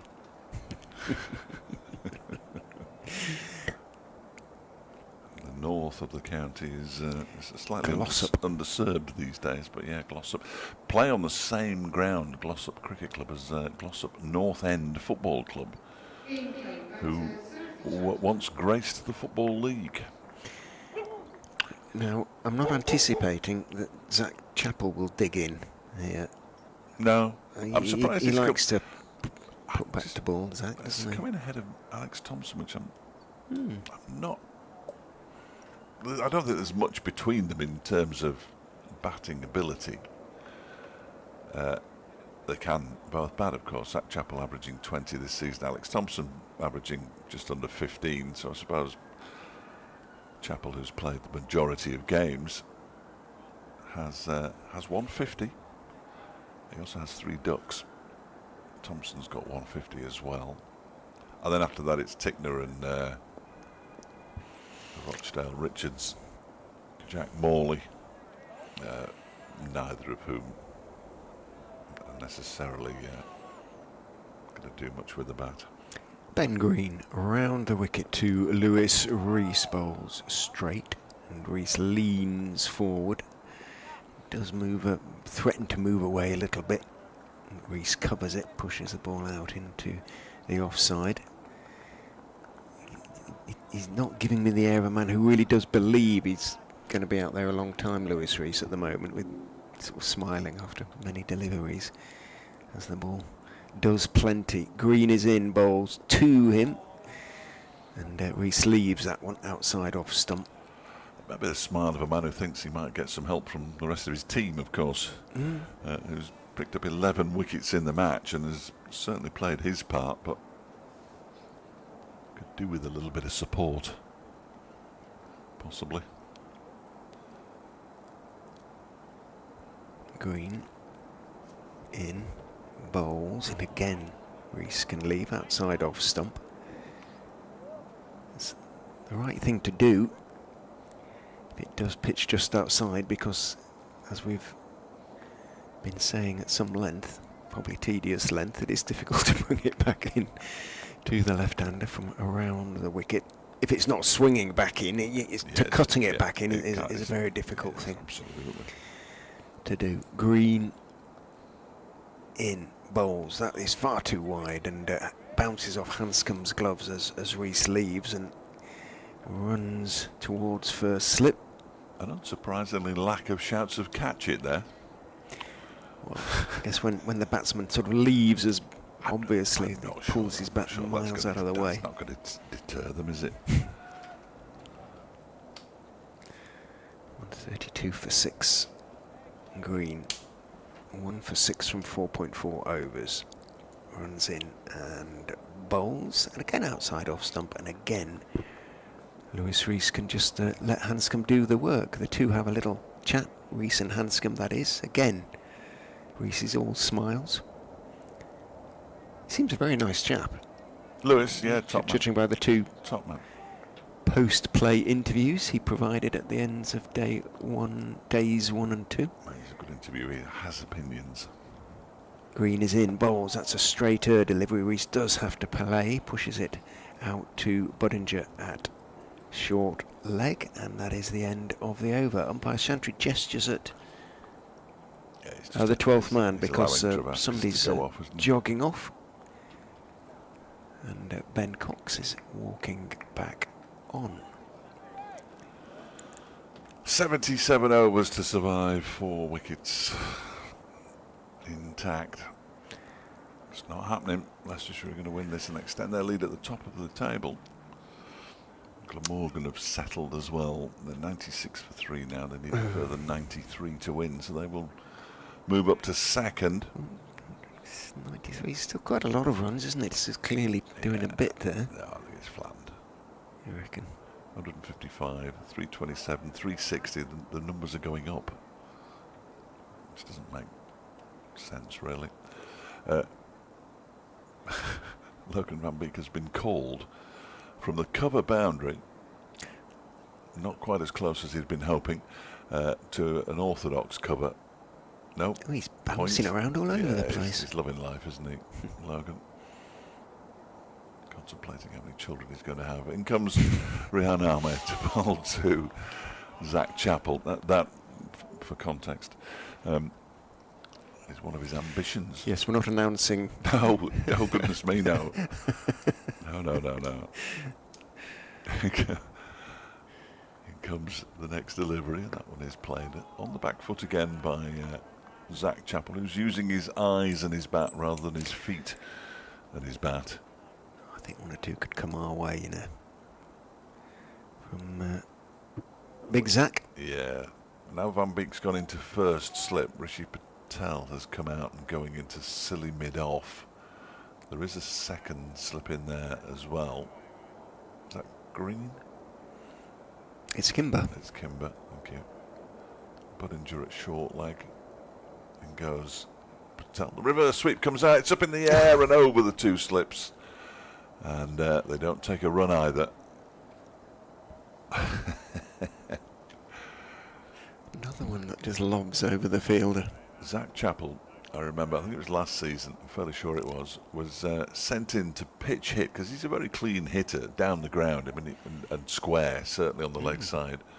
Was sent in to pinch hit in a one-day game. As Ahmed is in, bowls to him, and he defends this one up to Josh Hull at mid-on. And the first ball he faced, he was dismissed, reverse sweeping. I don't think the coach was particularly happy, from what I could gather from the post-match interview. As in goes Ahmed again. There's the reverse once more, and it goes straight to the man who started. That's Green, isn't it? It is. Who started at sort of backward point and ended up at backward square leg when he fielded it. So he's tried 2 reverses so far. Are we going to get the hat trick? Well, we're going to have to wait, because the mid-on and the mid-off have now closed in on him. Like they don't want him to take a single.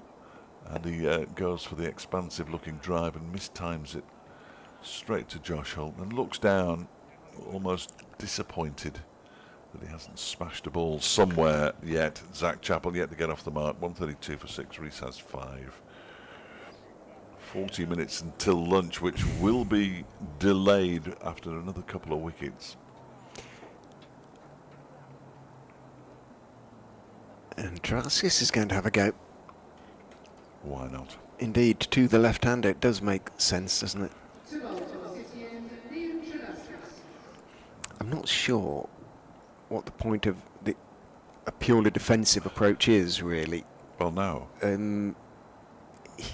They're really not going to defend for however many balls you said there were to go. You worked it out, Fewer didn't now. you? Hundreds I and did. Well, hundreds and hundreds. I needed a calculator. I'll give it another go. Not when it's doing as much as it is. All sorts of field changes now for the left arm spinner bowling to the left-hander. He's got rough to bowl into, so it should be turning dramatically back into Rees. So he's got a legs gully, very close. He's got short leg and he's got 2 short mid-wickets, and he immediately drops shorts in the air, but it's going to be short of Lewis Hill out there on the mid-wicket boundary, really. He points to the spot. It bounced about 10 feet in front of him. That would have been a certain irony there had he lofted it straight to Hill. But Lewis Rees picks up 1. This could be interesting. And Travaskis obviously is going to go round the wicket to the right-handed Chappell, which means lots more field changes. Ahmed is at fairly conventional cover. Green is at short extra as Travaskis, bowling in sunglasses, bowls a horrible long hop and is pulled for 4. Well, Travaskis hasn't bowled well in this game, and particularly it's been inconsistent from the Cumbrian, and that was the very definition of inconsistent. It was an absolute drag down about halfway down the pitch, and Chappell just waited, didn't club it, just pulled it around the corner. Nobody at mid-wicket, nobody on the boundary down there, and well, Kimber's being sent back to the boundary at deep mid-wicket, and he's there for a bad ball, really. Travaskis steps in and bowls another short ball, and this time it's outside off stump. Chappell goes back and tries to stroke it away through the offside. In fact, he's hit it more or less straight to Hull, who's deepish at mid-off. Travaskis is in, that's a better length, and Chappell staying on the back foot, nurdles it off a thick outside edge, wide of Rishi Patel at first slip, dives across to his right to make the stop. Certainly wasn't in control there, Chappell. Travaskis steps in, bowls, little bit short, clubbed in the air, over mid on for 4 more. Poor stuff, I'm afraid, from Liam Travaskis. That is getting what it deserves. 3 long hops in the over, 2 of which have been put away for 4. 3 long hops out of 5.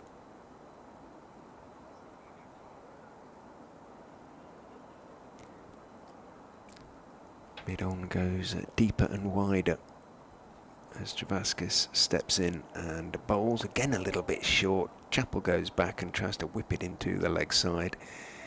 Doesn't get all of it, and Green can run around from mid-on to mid-wicket to field, but Chappell takes 1. Moves on to 9 and keeps the strike. That was not a great over from Liam Travaskis. 7 overs, 2 maidens, none for 18 now. Yeah, another 65 of those would be all right. It's highly unlikely. Yes. So Rehan Ahmed to continue from the racecourse end, bowling to Zach Chappell, who's tried to reverse him every other ball, and that one is pushed out into the offside in a conventional manner by the Derbyshire man, who has already overtaken Lewis Rees. He has 9, Rees has 6. Next delivery, driven but straight back to Ahmed by Chappell. Derbyshire inching towards their first innings total, which wasn't great. Numbers have not been good and kind to Derbyshire, as that one is turned into the leg side on the bounce by Chappell, who's fighting every fibre in his body, that wants to absolutely launch this one into the leg side. And he goes back and fights it again as he pushes it in to the offside once more. Vasquez just goes through his bowling action, perhaps tweaking something. As Ahmed bowls, and this one is turned wristily into the leg side by Zach Chappell. One ball to come to complete a 5th maiden. 5 for 58 his figures in this second innings. That one is defended again by Chappell. The ball just lands at his feet and he walks away from it, leaving Peter Hanscom to pick it up. 142 for 6. 66 overs to go. Well, Hanscom's being generous and giving Travaskis a chance to redeem himself. That would be harsh in the extreme if he took him straight off. Well, I've known captains who would in those circumstances. Yeah. But he has got the left hand to bowl at. Over the wicket he comes and bowls to Rees, who steps right across. It's a fullish delivery, so Rees can just clip it almost on the full. But back down the wicket towards Travaskis. Steps in, bowls, and that's a decent shout for leg before, but it hit him outside the line. That was a better delivery. It floated down. He held it back a touch. Rees went for the sweep, missed it, but it hit him outside the line. Didn't really turn that much, actually. And he goes again, and that one is on the leg stump this time. It does turn a bit. Rees on the back foot tries to work it away, doesn't get anything on it, hits the pad and rolls into the leg side. Kimber rolls his arms, maybe. Ahmed, who's bowled, although he's swapped ends, has pretty much bowled throughout the morning so far. He will have a break. Travaskis is in, bowls round the wicket. Back on his stumps is Rees. Just nibbling it around the corner as well, that he got a bit of a bat on it, because it did certainly pitch in line. Travaskis is in again. It is a better over, but Rees is dealing with it comfortably. It's a little bit too full again, just leans forward and turns his wrists on it and pushes it out towards mid-wicket. 27 balls for Lewis Rees's 6 so far.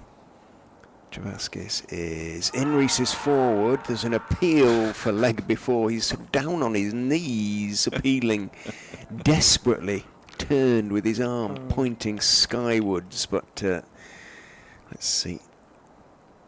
Outside the line, I suspect it didn't really straighten enough. Even Hanscom didn't do jazz hands, which gives it away, so it can't have been close, can it? Can't even have been close. And Louis Kimber is going to replace Rehan Ahmed.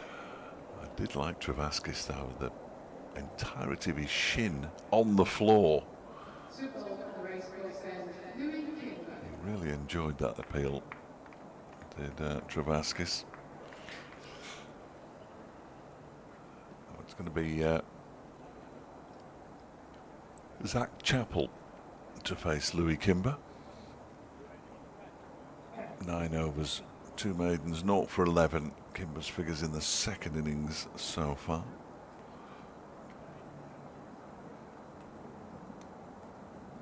I just saw that Surrey have avoided the follow-on, and so have Hampshire in the 2 First Division games. High scores. As Kimber comes in and bowls. Oh, Zach Chappell, who misses it. Turns in, misses the stumps, and then isn't taken cleanly by Peter Hanscom. Apart from the delivery, that was horrible. Probably thought it was going to hit the stumps. Well, I don't know how it didn't. Next delivery, he does play it into the leg side. He beats Rehan Ahmed, but not Josh Hull. Warwickshire still 2 down. 267 more they need. Here comes Kimber again, bowls, and that one didn't turn, and it's pushed into the offside where Holland fields. Morgan have lost a 4th wicket now, but they only need another 73 to beat Kent. This next delivery from Kimber strikes the pad. Oohs and ahs. Northamptonshire, that's what I'm trying to say. I hope I can get that right next week, because that's who Derbyshire playing. 114 for 5. Second time around, Chappell plays that one into the ground to short leg. All these teams trailing in the wake of Leicestershire, of course, at the top of the second division and likely to extend their lead. Odds on to extend their lead. Kimber bowls around the wickets to Chappell, who pushes it out into the offside. Holland almost pulls off a superb piece of fielding with the ball going past him. Right hand stuck out, but he didn't quite clutch it in. And they go through for a single off the final ball of the over. 143 for 6. Chappell has 10. Rees has 6. Half an hour till lunch. Either superb burgers or not so good burgers. The chicken burgers, I have to report, was slightly disappointing last time we got to a fourth day. We do know that this cricket ground is the home of the chicken. It's a warehouse full of them somewhere. Yes, absolutely. Travaskis is in round the wicket to Zach Chappell, who steps forward and leaves outside off stump. Yes. Safely, correctly. Very much responsible for the national chicken shortage. Bowls, and that's a straighter delivery. Chappell twitches at it really on the back foot and manages to get a bat on it, and it drops down not so very far wide of off stump, but he does keep it out. In goes Travaskis, bowls a little bit quicker delivery. Chappell is a little bit more comfortable, leaning forward.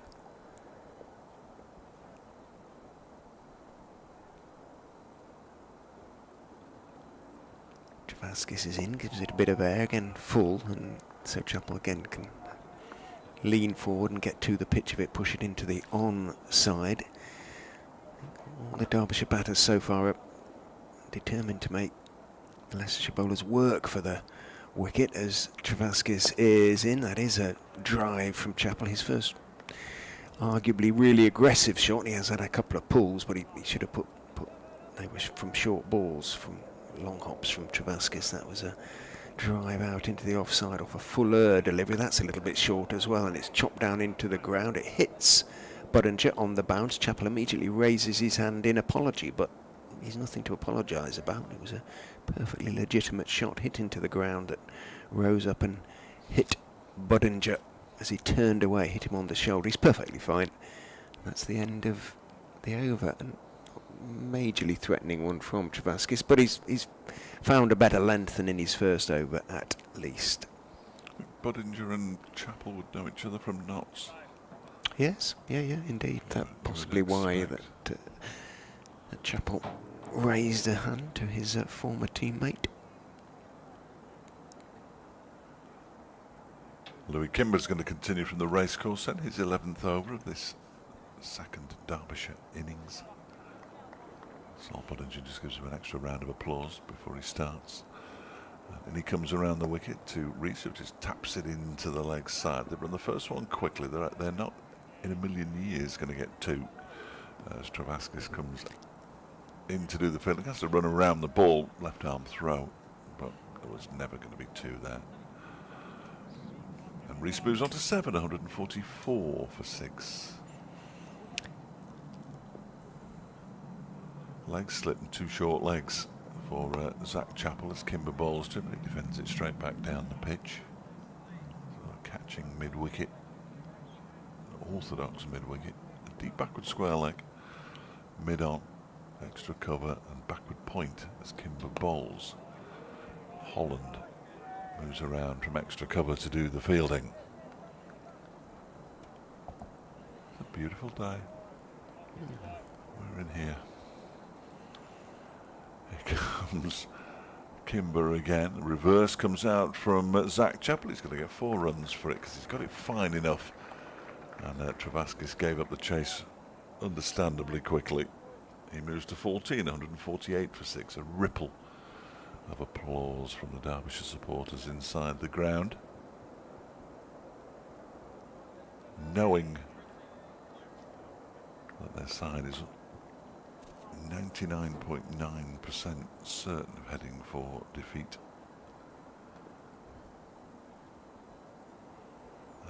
Next delivery, reverse again, but this time straight to Liam Travaskis.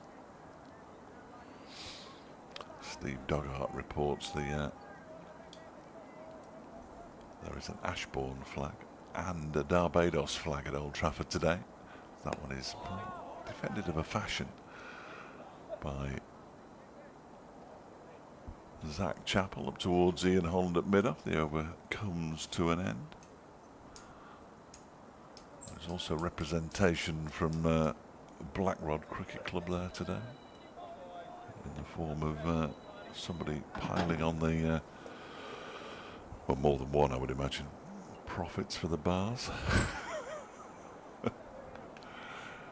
Quite how much of the cricket he'll see after lunch, I've no idea. 148 for 6 at the end of the over. Travaskis around the wicket to the right.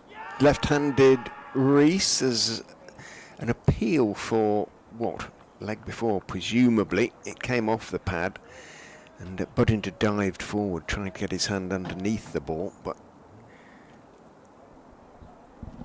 it was turning down the leg side. Judging by Hanscom's position, in goes Travaskis, swept and swept successfully, half stopped by Logan van Beek diving to his right at backward square, almost on the 45, and he got enough on it to slow it down sufficiently for Lewis Hill running around the boundary from deep square to cut it off and deny Rees a boundary. He has to settle for a couple.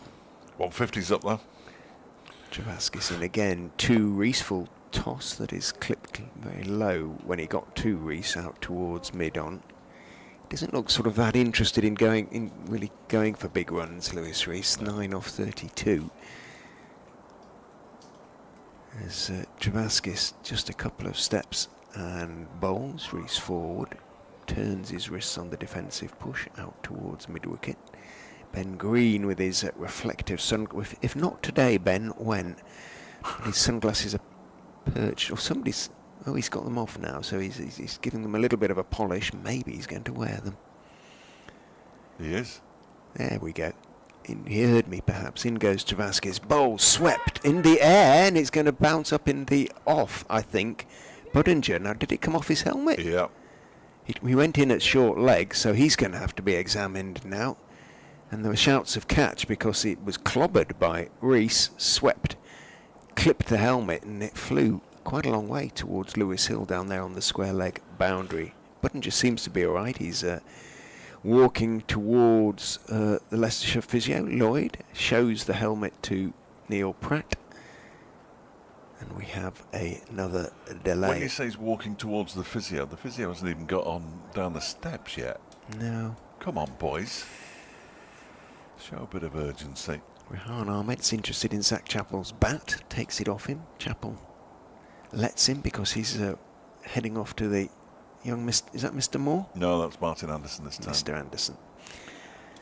Lewis Rees had his left hand up for about 30 seconds, almost in apology to just checking that Sol Buddinger was okay, but he hit that very hard, you know. He did. And it looped into the leg side again. Once it hits the helmet, it should be a good dead. 40, 50 yards, it isn't it? should be a dead ball. Because taking a In the catch air. off somebody's helmet just doesn't seem like proper to me, but what do I know? As many people have asked over the years. A great deal about real ale. But no, I don't. No? I know what I like, really. Yeah. I would never make suggestions. What would your specialist subject be in Mastermind? Pubs near cricket grounds in the second division. Yeah. Good pubs near cricket grounds in the second division. Yeah. Some grounds are easier to find them than others. But, I don't know. I don't really have a specialism. And I was covering football before the days of Tinterweb, yes. Before those days, there was a publication, Guides to Football Grounds, in terms of where to park, best food, etc., etc. Local pubs. Yeah. Brentford was always the one, wasn't it? There was a pub on every corner. Never went. Did you not go to Griffin Park? No, there were Division 3 or lower in my day. Oh, well, I never sullied myself. Indeed. The lower divisions. I remember covering a game when Boston United, their first game in the Football League, that didn't last very long, but their first game in the Football League was against Brentford at York Street. Yes, they've moved now, but yeah. But yes, that all went horribly wrong. Yes, didn't it? I don't think there's anything really to add. No. My lord.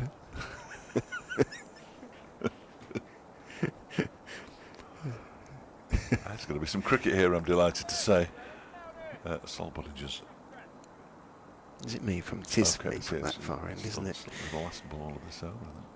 Travaskis is in bowls to Chappell, a full toss that Chappell rather misses out on because he tries to work it away through mid-wicket, but he gets a little bit too close to mid-on, and Ben Green can tumble to his right to field. 151 for 6 remains the score. 14 Chappell, 10 Reese, the partnership 19 for the 7th wicket. Now Foxes would like one more before lunch, I think, just to reassure them, so to speak. Yeah, I think that'll be fine. But like 3 more before lunch. Get all 4 delay and lunch. Sort that out. Yes.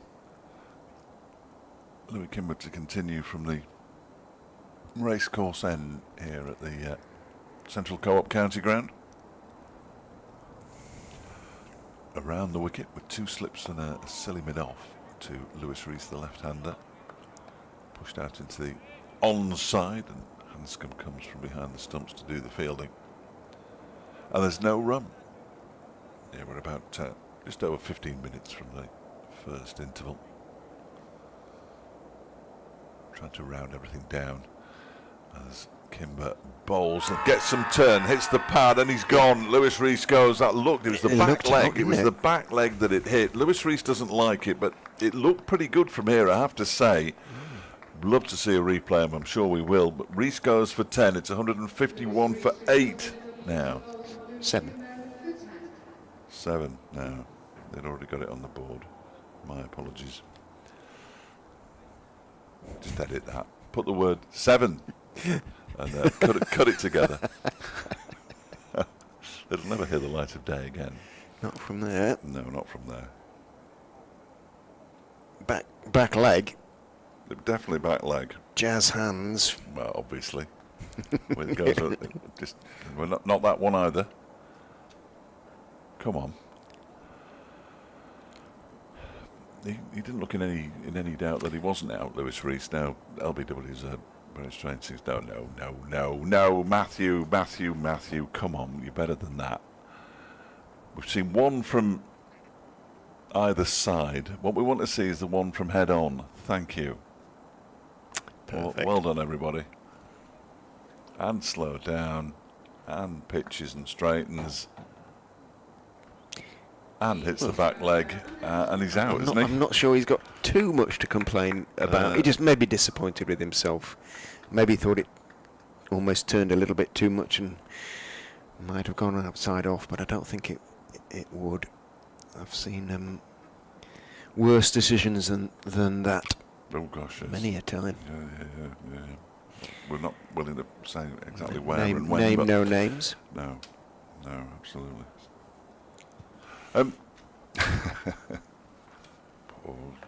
Couple more wickets and I can put my feet up. Excellent news. I just What was your meal like yesterday? You very nice. had a special dinner plan, didn't you? Yeah, very nice. Busy. Near Repton, was it? In Repton. In Repton. Yeah, busy place. Large pizza. You do tend to favour that particular cuisine. Yeah. Kimber bowls. That's pushed out into the offside by the new batter, Alex Thompson, who gets off the mark straight away. Only Blair Tickner and Jack Morley to come now for Derbyshire. One more wicket, I think. Lunch will be delayed by 15 minutes. Chicken will be even drier. I've still got a few biscuits at the back of the box there. I'll have a pizza tonight. Bowls to Chapel. And, did he get a little nick on that? If he did, it wasn't taken. I think it just turned and bounced inside his tentative prod. It would be the irony of all ironies if he did get a nick and it wasn't taken. No. He's desperate to cling on to it at the second attempt. The handicap was there we go. Zach Chappell has smashed that into the leg side for 6, out towards mid-wicket and the old scoreboard. He's been itching to do that, Zach Chappell. He moves on to 20, 158 for 7. He might as well. Yeah. They're not going to survive the rest of the day, so you might as well just have a bit of fun out there, and that's what Zach Chappell's decided to do now that Lewis Rees is no longer there. I'm not sure whether that sends out a message to Alex Thompson or not, but I'm sure he understands. As Kimber is in again, and this time he goes back, plays it into the ground, and it's fielded at short leg by Budinger. The over comes to an end. 1 for 24, Louis Kimber. 158 for 7, 20 to Chappell, 1 to Thompson. Leicestershire need 3 more wickets to extend their lead at the top of the 2nd division in the race for whatever we're playing next season.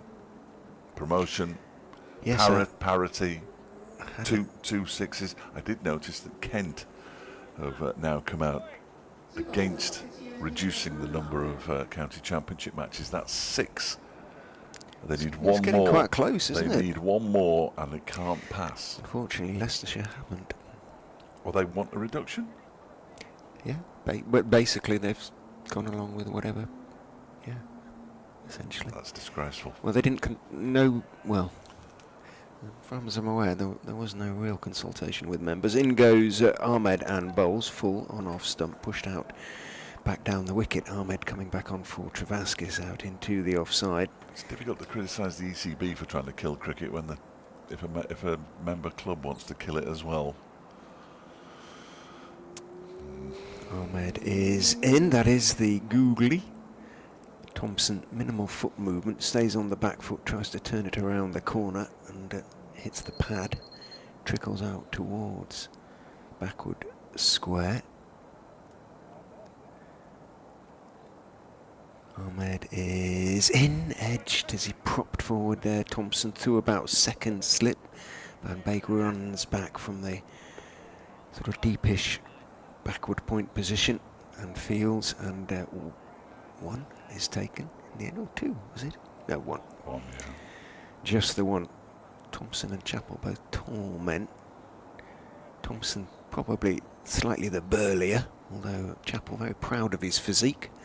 In goes Ahmed. Bowles to him. He goes back and defends off the stumps, pushes it out into the offside.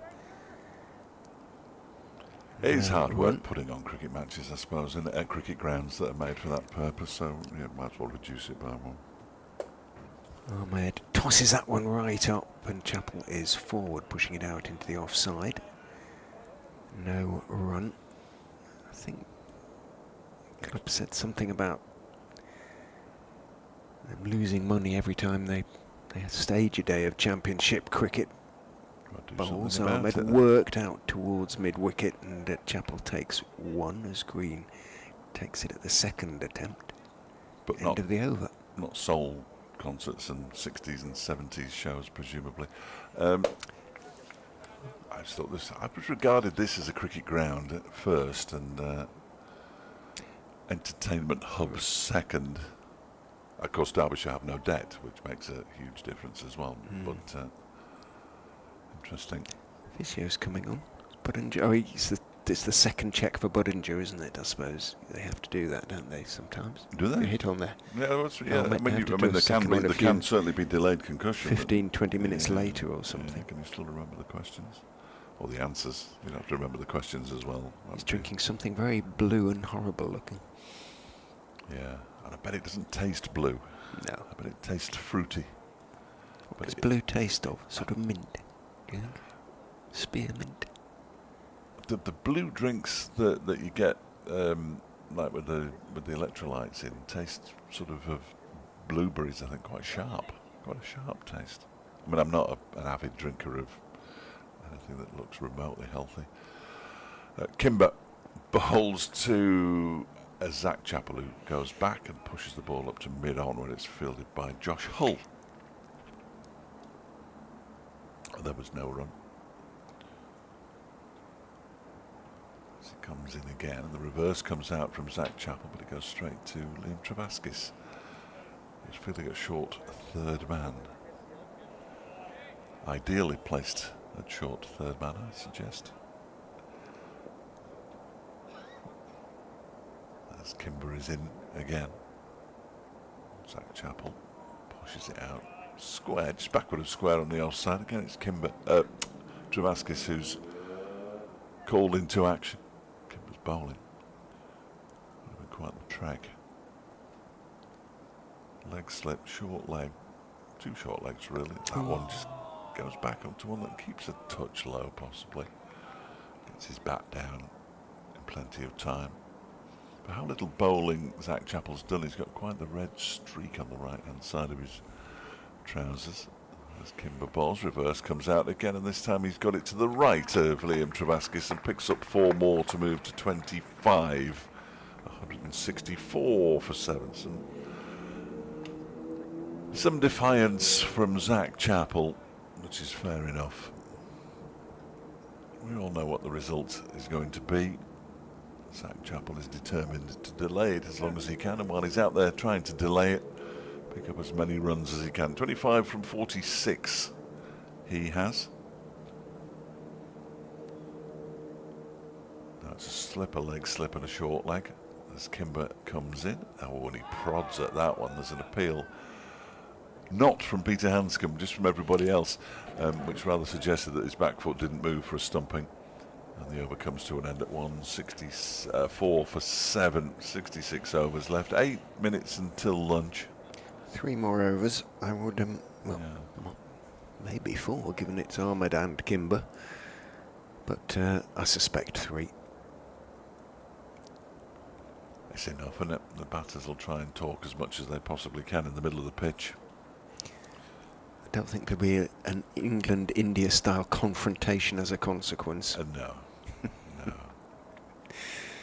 That's one team slowing the game down, slagging another team who slowed the game down. Confrontation as well, wasn't it? It wasn't as if one was doing it and the other one wasn't.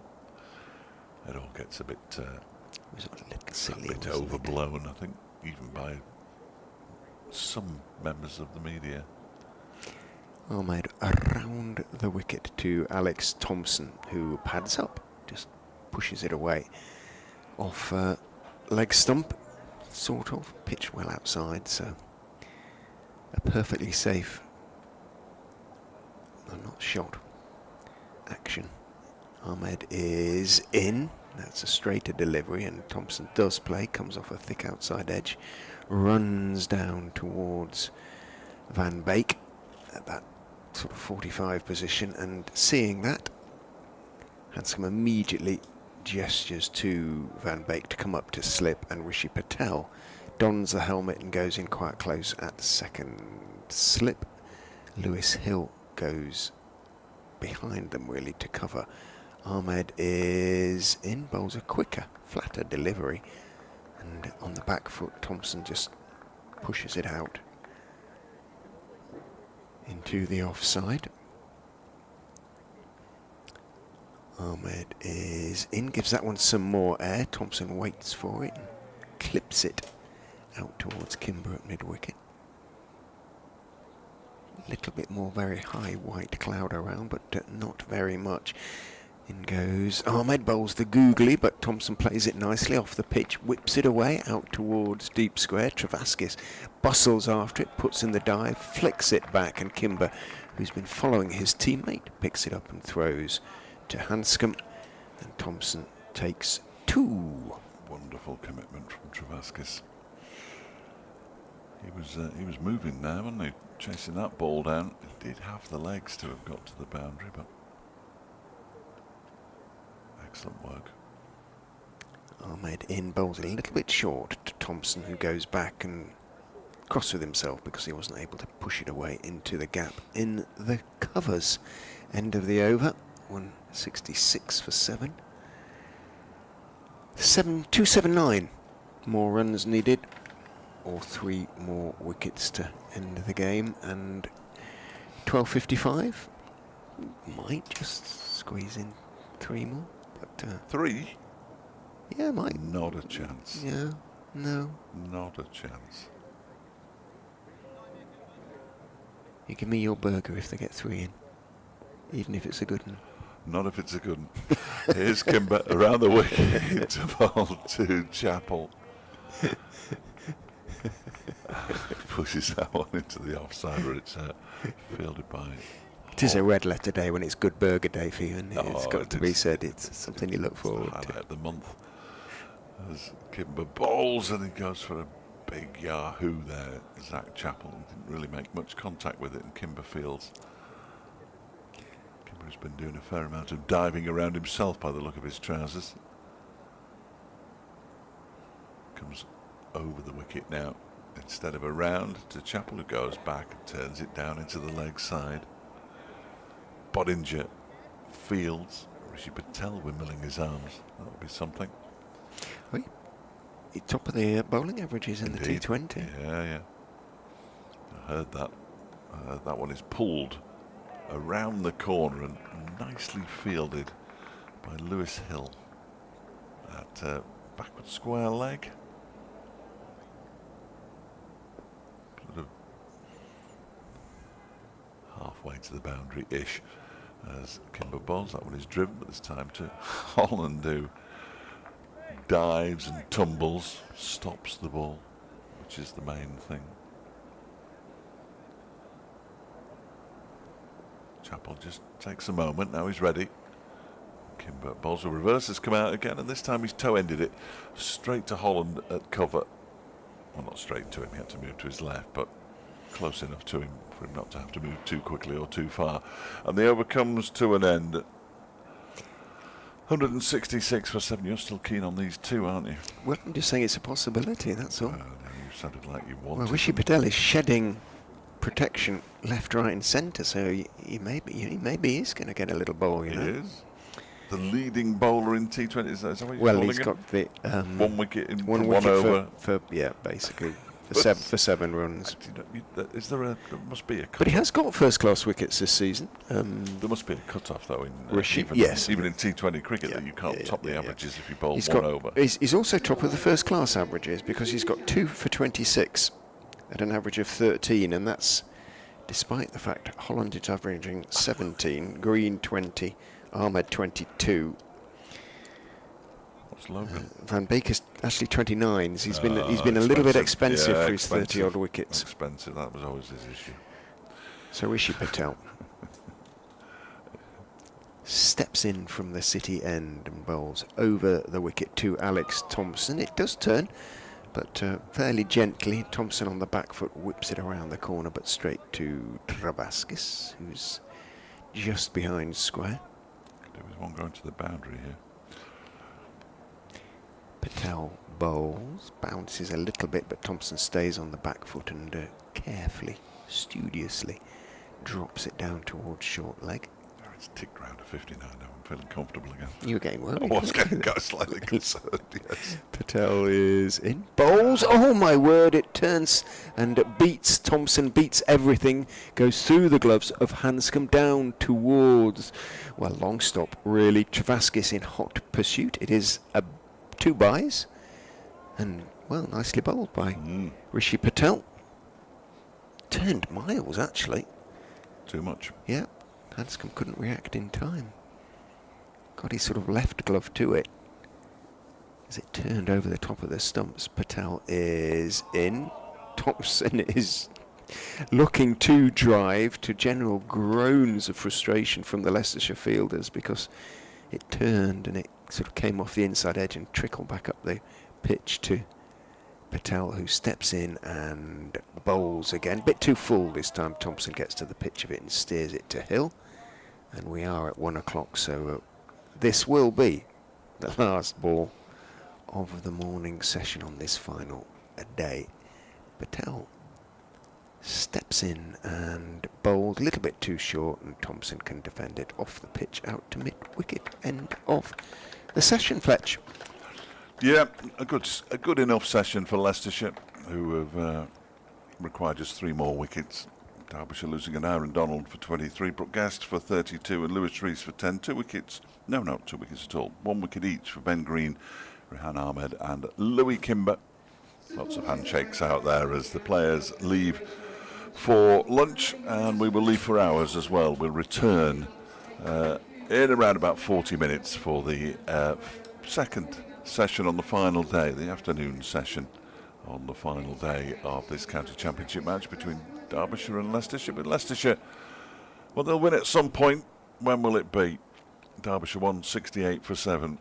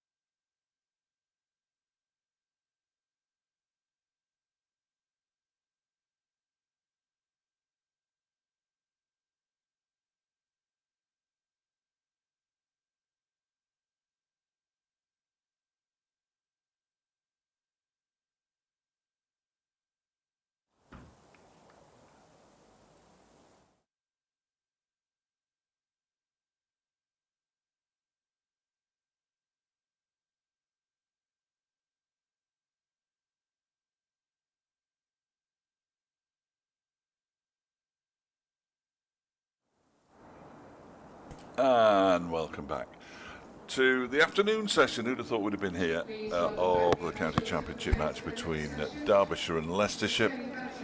All friends together walking out to the middle.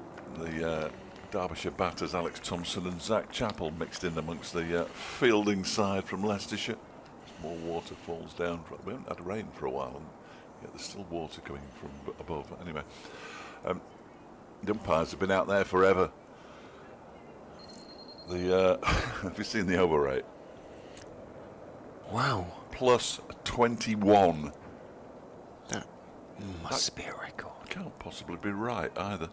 Otherwise, we'd actually have started before we finished, or did we finish before we started? I can't remember. Louis Kimber's going to bowl anyway from the racecourse, and hopefully it'll be Rian Ahmed from the City end. Josh Hull's been warming up again. ECB have been on the phone. Give him a couple of overs, boys. Will he just keep him in trim? Might need him for the 5th test. Anyway. Umpire Pratt wants a wave from the scorers. He gets one. Is he centrally contracted? Umpire Pratt? No. Josh? You would hope not. No.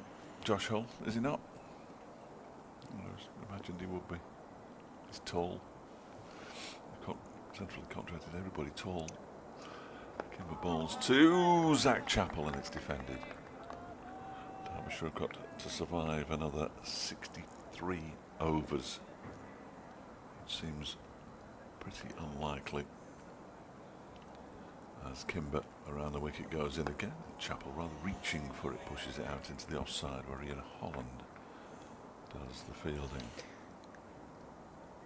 Doesn't look like Hull's going to bowl, doesn't he? He's continuing to stretch away. So he's going to bowl from the City end. That is interesting-ish. As this one is played to him. Oh, terrific Josh. effort. Put his left arm down. If it had moved another foot to his left, he could have just stopped it, but he decided to put the dive in, and it's gone past him. He has a look up at the scoreboard to see if the replay is being shown. It isn't. That was ordinary. A little bit. Chappell moves to 29. Getting the England team with fielding like that. 172 for 7.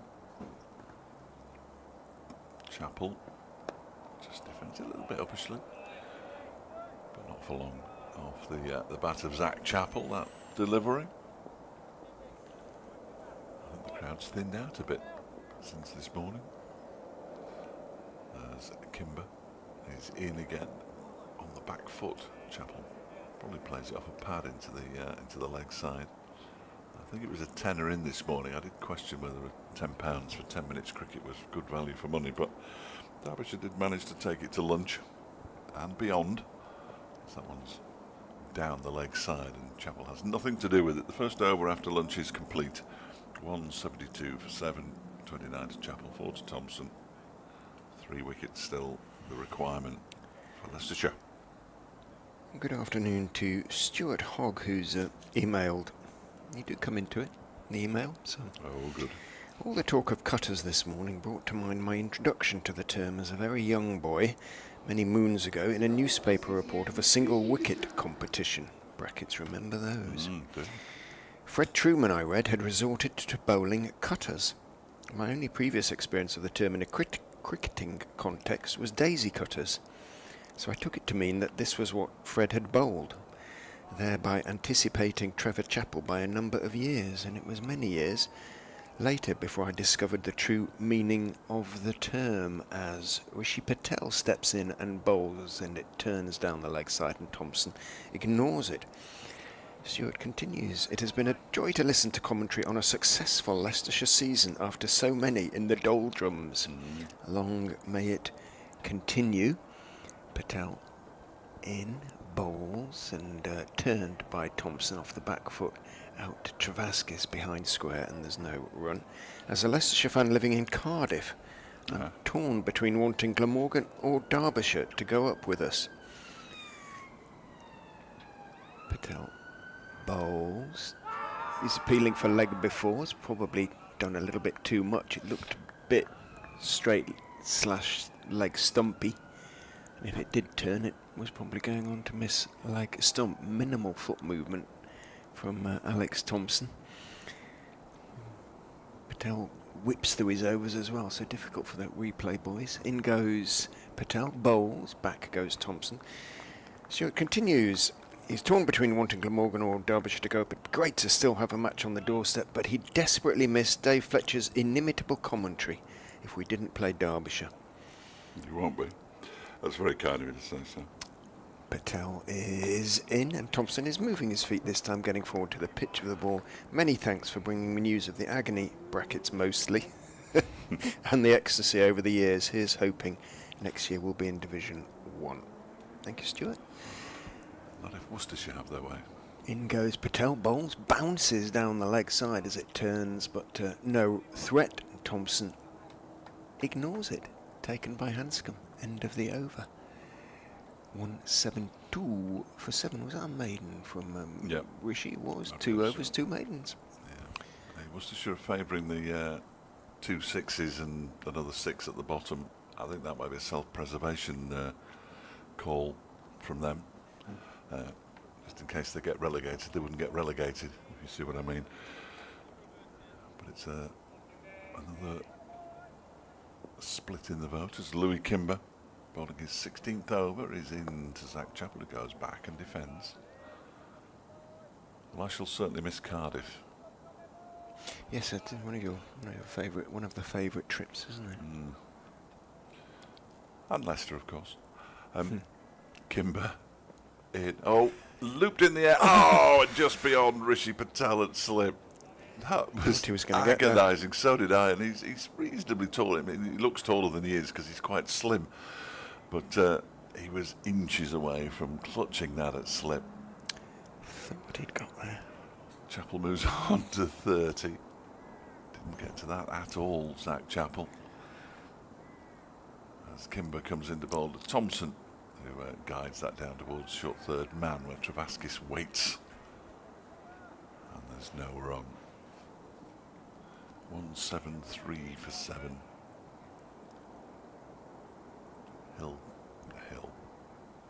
Hull continues to loosen up as that one is just eased very pleasantly by Alex Thompson out into the offside for a couple of runs. Ian Holland has to go and chase it. Thompson moved to 6, 175 for 7. Oh, I just realised why he's loosening up the new ball in two deliveries time if they want it. Yeah, give it to Josh Hall. Then we can have another 3 overs where nothing happens. That one keeps low. Thompson turns it into the leg side. I'll just give the new ball to Rehan Ahmed. Well, it should bounce a bit, shouldn't it? Well, a bit more. I haven't seen Logan Van Beek or Ian Holland today. Next delivery is down the leg side. Skidded through as well. Left alone by Alex Thompson. Josh Hull is definitely going to bowl at some point. Either that or he just enjoys running around doing his bowling action. 175 for 7, Chappell 30, Thompson 6, 60 overs to go. This innings already longer than Derbyshire's first innings. Small triumphs and all that. I've missed the first of my 2 meetings this afternoon. That's a small triumph, I think, in a way. It's a bonus. There is one more at 3 o'clock, but I can't see me getting there for that. No. Even if these wickets fall quickly, there's what we have interviews. To do. Act. I'm putting everything away. Well, they're not taking the new ball straight away, unless it's in Liam Travaskis. I didn't see a signal from umpire Shantry. Jane would have said it was the new ball. I'm confident. When you're out there, she sounds quite school mistressy. On the don't walk on the pitch. Don't bring your drinks on. You'll be thrown out of the ground.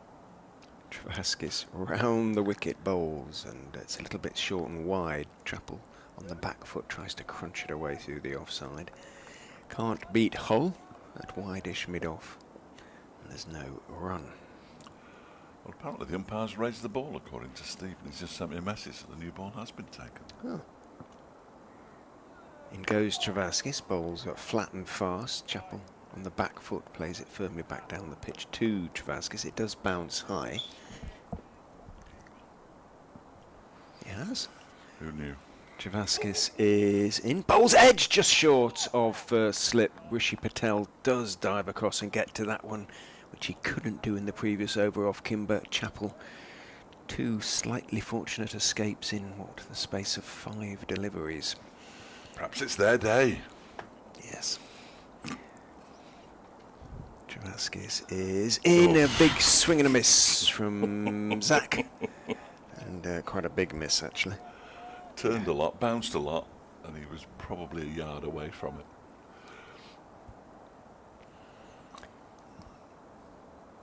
Travaskis is in. Back goes Chappell. It does bounce a little bit, but he plays it very competently down into the ground towards backward point. Yeah. Hamish saw that it had been taken as well. Hamish. They're all more observant than we are. No doubt. Everybody's more observant. Big, huge, horrible full toss from Travaskis that is wiped down to mid-wicket for 4. I think we'd have fancied that one. And Travaskis's travails continue. The travails of Travaskis. Sounds It's like the left arm spinners. a Roald Dahl story, doesn't it? Left arm spinners have struggled to touch. Yeah, Jack Morley was in the nets throughout most of the lunchtime session, working away. Batting. No, bowling. The bat before he bowls again. Well, he was he out is, in the but middle. he was Actually, this morning he was out in the middle bowling as well. So he knows there's something not quite right. Josh Hull is going to bowl the first over with the new ball from the racecourse end. So they're giving Logan Van Beek and Ian Holland effectively the day off. Here, well, they're not used to getting through to day 4, are they? Still having to work. Leicestershire. Their 3-day wins. 3-day rate. As he's universally known. What can Josh Hull do here? 10 overs for 20, so he hasn't been expensive. He was banging it in quite short to an Aaron Donald. I'm not sure that would work with Thompson. Might with Chappell. He's bowling to Thompson, who clips that one into the leg side. Nicely fielded by Budinger. Under the lid, fielded it, turned, and Thompson just for a moment looked alarmed.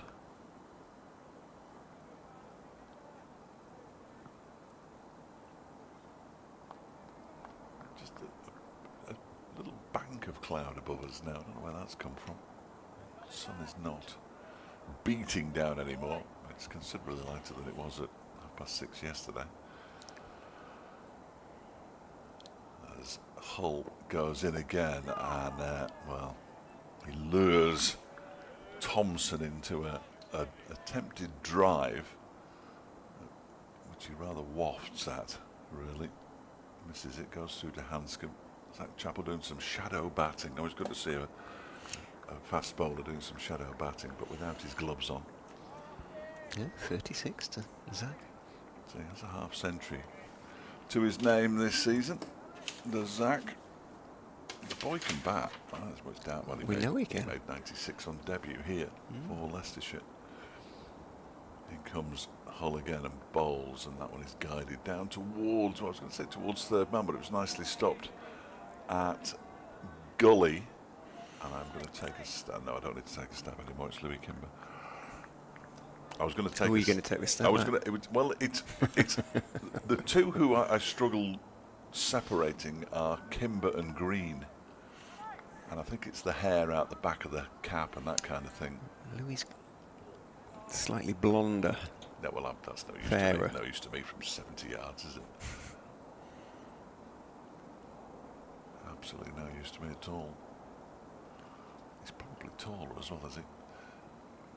Hull is in. That one is again off an edge this time down to Kimber. Now Green's got it, because I'd recognise the polishing technique anywhere. If it is him. It is. And there's blue reflective sunglasses on as well. He makes scores, does Zach Chappell. 61 against Gloucestershire, 37 in the game between these sides at Grace Road off 47, 30 off 47 against Middlesex. So he makes scores, 24 off 65 against Lancashire, which is all helps him to boost his bowling average, of course. His batting, not his bowling average, his batting average. In comes Hull and bowls. It's Thompson on strike at the moment. Leaves that one alone outside the off stump. The dust from where that ball pitched is still billowing across the ground. A great huge cloud came up. Yes, it was very wide, so it was into the footholds. But my word. Might take a while for this pitch to recover. Yes. Well, yeah. It is basically dust now, isn't it? There's not much else there. It's at never at any stage has it been dangerous. No. It's just weird. As Hull goes in again over the wicket, bowls to Thompson. Full delivery. He tries to, well, I'm not sure what he tried to do really, because it wasn't a full-blooded drive. Perhaps guide it out into the offside. He missed it, and it went through to keeper Hanscom, and it was a maiden over from Josh Hull. 11 overs, 4 maidens. 0 for 20 now. As he gets another one under his belt. Was injured for the, or out with an injury for the game between the sides earlier in the season. I remember seeing him there with a bit of a strapping on one of his knees. I can't remember which. I don't think many fast bowlers don't have some strapping somewhere. Looks like somebody's stealing something from the ground there. Boxes of stuff, all sorts of bits and pieces being carried behind the dugouts. A big box, and somebody's walking around with 2 big packages behind him as well. Travaskis goes in, it bounces and turns, and Chappell, who'd gone back, manages to drop his hands and watch it bounce through into the gloves of Hanscom.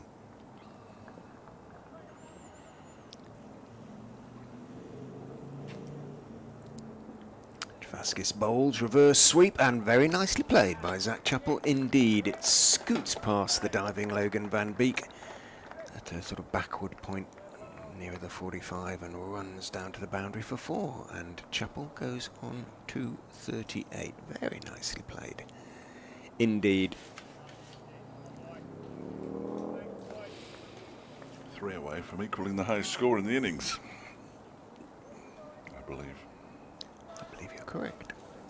Getting concerned inquiries pledged whether you, as Travaskis is in and bowls, reverse swept just short of, well, it actually might have been into the hands low down of Rishi Patel. He wasn't able to take it cleanly. It bounced past him towards Van Beek, who completed the fielding, and Zach and the reverse sweep are irrevocably wedded at the moment, as Travaskis is in. He goes back and pulls it out to deep mid-wicket for 4. It was a drag down again from Travaskis, and Chappell, he's not bothered about the near chances he's given and the near misses. If it's a bad ball, he'll clump it away, and he's done it again, and he is now the top scorer in the division. Yes, the people were concerned about the burger, whether it was a good one or a bad one. Right, it was okay. Yeah, that was good. It was, well, we're back to beef, which is a start. Some very strange-looking potatoes with it, but that was all right. Thank you. Travaskis is in, reverse swept straight to Van Beek. David Griffin was extremely confused the fact that his sandwiches had seeds in the bread. He didn't seem he He's a man of simple, qualified it as bread. No, he's a man of simple tastes when it comes to food. Is Griff white bread? Travaskis is in, bowls horribly short again, and he's clumped away for 4 more. That's enough, I think, if I was Peter Hanscom, because Travaskis just has not bowled with any consistency at all in this game. 12 overs, none for 37, and to a certain extent he's got away with that on a pitch which is offering loads of assistance. You should hear him ordering his burger at the end of the evening. Keep it simple. Yeah. Is it? Just a burger on a bun, no salad, no sauce, and he sort of keeps his eye on the. I was going to call them a chef. They're not really chefs, are they? The person cooking it, who then invariably offer him salad and sauce, and eventually he gets what he wants, which is how it should be if you're ordering food, of course. Josh Holt, I'm never going to get through this over, bowling to Alex Thompson, who goes up and gets one off the shoulder of the bat, leading edge into the offside that drops short of Travas. No, come on, it's your mate. Green. It's greener. Good grief. Poor Liam is double teapotting it down at long leg at the moment. Yes, he is. If it was Not been great for left-arm spinners this game. No, it's been very disappointing for both sides, left-arm spinners. I think more so for Derbyshire's, but as Hull goes in, bowls one that's swinging down the leg side, and it goes through to Peter Hanscom. Updates time. Yeah, right so.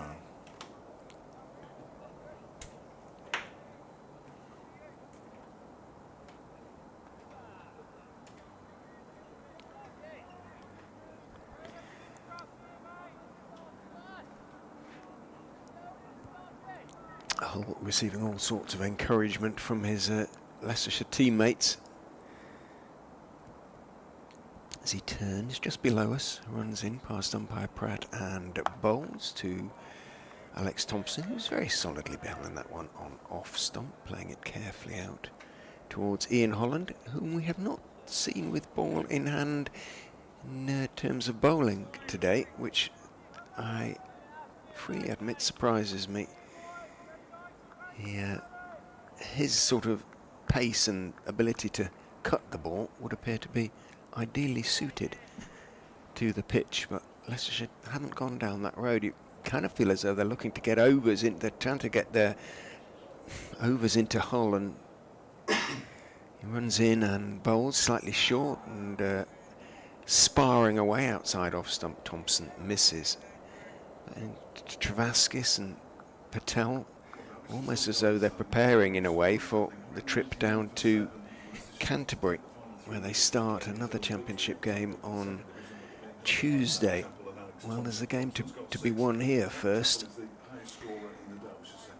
Yes, they've got a lot of overs to get these last 3 wickets, 56.2, and they should, obviously, and they almost certainly will, but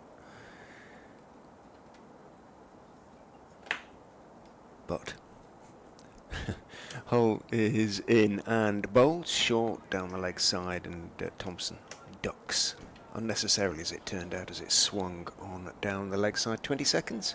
21. Slipping. There's a bit of slack built into the news bulletins with the weather forecast at the end. So yeah, I did hear a little clip of a story about a thunderstorm. It's called the big gathering, or the giant gathering, or the great gathering. It's described as the Glastonbury of trains.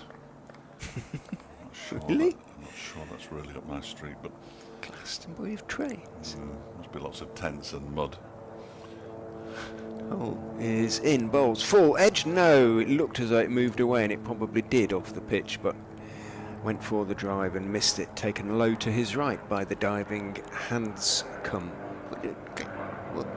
Just lots of old trains, new trains. It's Alstom's who are the big train maker, who are having this big festival of trains. It's about music, isn't it, Glastonbury? Oh, very much. So, but this is the Glastonbury of trains. So festival, perhaps. They're just getting overexcited, trying to make it a sound little bit, slightly yes, sexier than it really is. They'll all be there with their notebooks. Travaskis is off, and I'm not a surprise. no, I'm afraid it isn't. No. Ahmed is back. There's 5 wickets and 11 in the match. 11 in the match, and 141 runs. 11 for 141. No. Oh no, that's how many runs he scored with the bat. Yeah. Oh, blimey. Is he man of the match, do you think? 115 and Close. 26. Close, isn't it, between him and Jack Morley, as this next one is, well, the first ball is clipped by Zach Chappell up to mid-on. Come on, Zach, do the decent thing. Get your 15 all out. I think he wants a century here. He's gone for the reverse again this time, straight to Van Beek at short third man. Partnership is worth 40, of which Alex Thompson has scored 6. He's enjoying watching it, I'm sure. On striker's end at the moment, as Ahmed is in, and Chappell leaves this one alone. Can he pick him? If that had cut back, would that have been the googly? He knows what he's doing.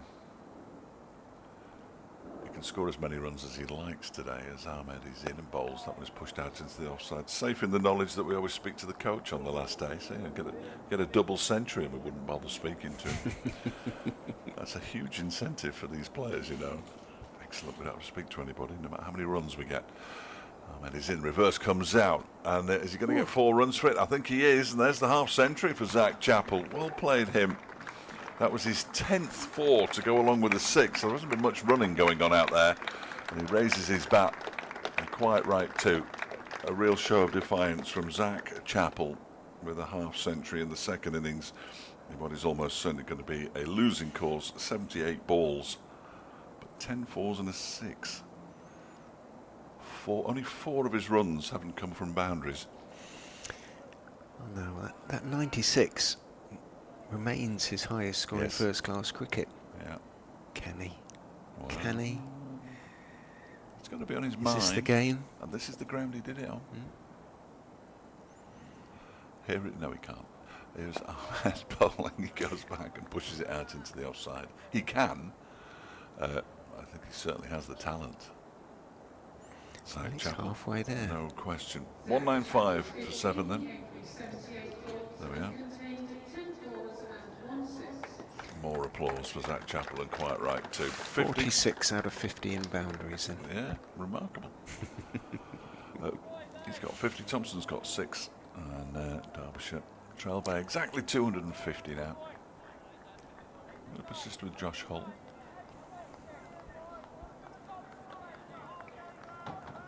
Trying to G each other up out there at the moment.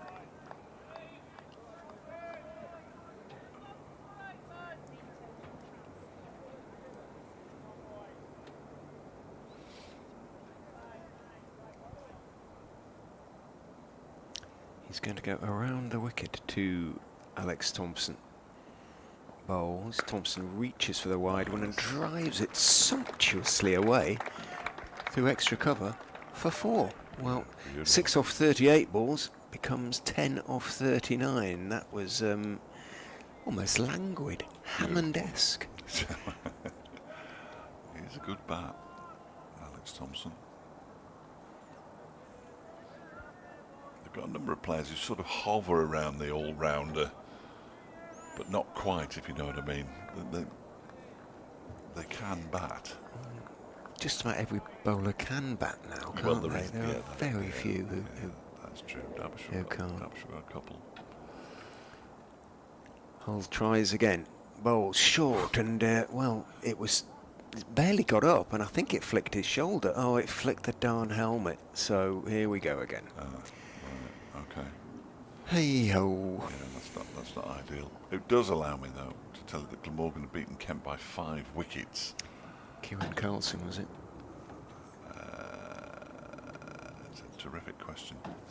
No, it's gone all the way because it's got a proper full scoreboard now. So the 2 not-out batsmen at the end were Kieran Carlson, who made 89, and Ben Kellaway, the left-arm, right-arm spinner, he was on 4. Billy Root made 30, Colin Ingram 27, but they've won that one. So they will move into 2nd place. 22 points do they take from that?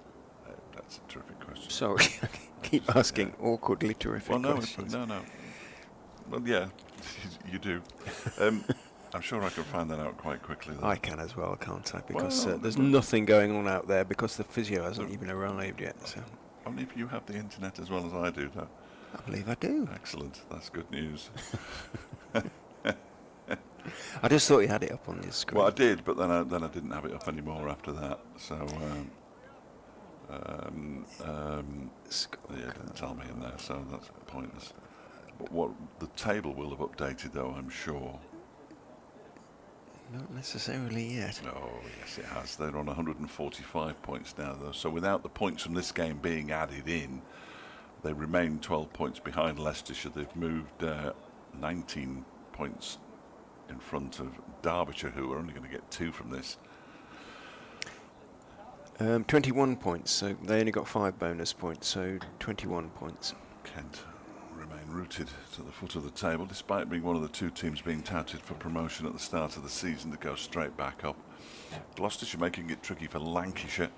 They're 196 for 4 at Cheltenham and lead by 20. And Northamptonshire are 141 for 6 in their second innings, following on, still 223 behind at Merchant Taylors against Middlesex. So if they took 21 points, are they not now on to 150 points? 145, I believe. Oh, they've added the bonus points without. Oh, quick info. Tables are weird. No, in goes Hull Bowles, and a little fend at that one. He did bring the bat back inside the line, but after he'd fended at it, Thompson. So you've got to add 16 rather than the 21, as you say, 145. And they've added Leicestershire's bonus. Oh, it gets too complicated with quick info. Well, they haven't. Plus, they get it wrong a lot of the time. Yes, they do. They haven't on the BBC one. So without the points from this match, which is going to be 22, so they'll increase their lead anyway. But Leicestershire 157 plus if 22. They take these last 3 wickets. When they take them. Hull into Thompson, who drives for 4. Oh, it might not actually go because it's got a bit of work to do, that one. It's bobbling. In fact, it's bobbling so much that it's actually bringing it to a stop. And between them, Holland and Van Beek do a little bit of relay work that saves a run. Van Beek, the thrower, Holland getting there first and flicking the ball back. Hull takes it behind the stumps.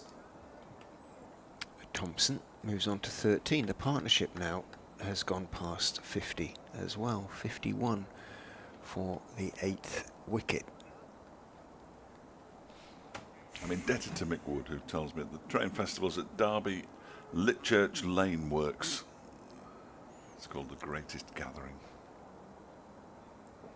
In goes Hull, ball short on off stump, rides it nicely there. Chappell gets up on his toes and blocks it down towards point. You always remind me of your namesake when you say that. I'm indebted to, you know, Cyril Fletcher from That's Life. That's Life. Tasmanian has walked down the steps with an Aussie rules football. I think that looks like to me a yellow one. As he goes for a walk with Harry Kane. Looks too big to be an Aussie rule. Perhaps it's a yellow rugby ball, but Hull is in and bowls straight, and Thompson greets it with a straight bat. He's having no issues at the moment at all against Hull. Really, Thompson, unless he tries to flay a short one away. Outside off stump. Oh, I beg your pardon, obviously it was Chappell at that end. Takes off his helmet and the sun glints off his pate. Chappell 50, Thompson 13. And Leicestershire in danger just at the moment of just letting this game drift on a little bit. Ahmed going to try and do something about that from the city end. yeah, only 324 balls left now. And 3 of them have to be good. So Rian Ahmed, 2 slips in place. Patel and Van Beek, and a short leg, and he bowls 2. Thompson, that keeps very low. Manages to get something on it. Inside edge, misses leg stump. Wow. Everybody thought that was through.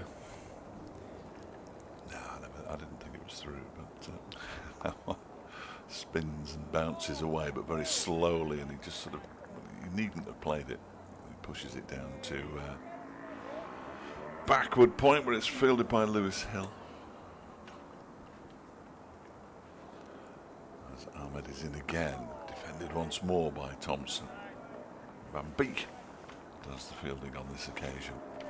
Let's see if it's a rugby ball or an Aussie rules. I think it's Aussie rules actually, looking at it. I don't know though. As this next Ahmed delivery is pushed into the offside by Thompson. It just looks too big to be a rugby ball.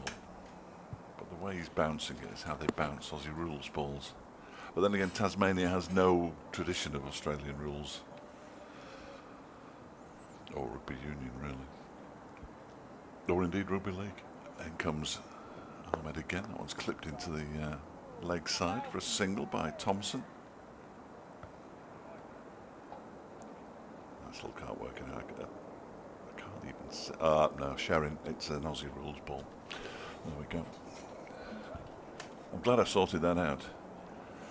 They're slightly fatter than rugby balls, aren't they? The same essential shape, but Yeah. they're slightly sort of shorter I and always fatter. thought they were slightly smaller as well, but that one looks. Man, he's quite a small chap. That strikes the pad of Zach Chappell, but going down leg side.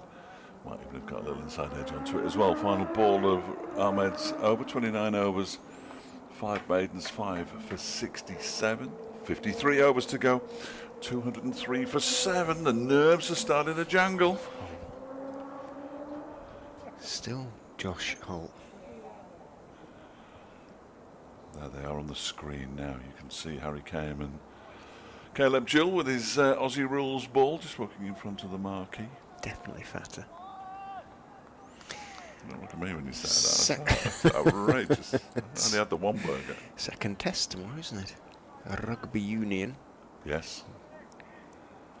MCG.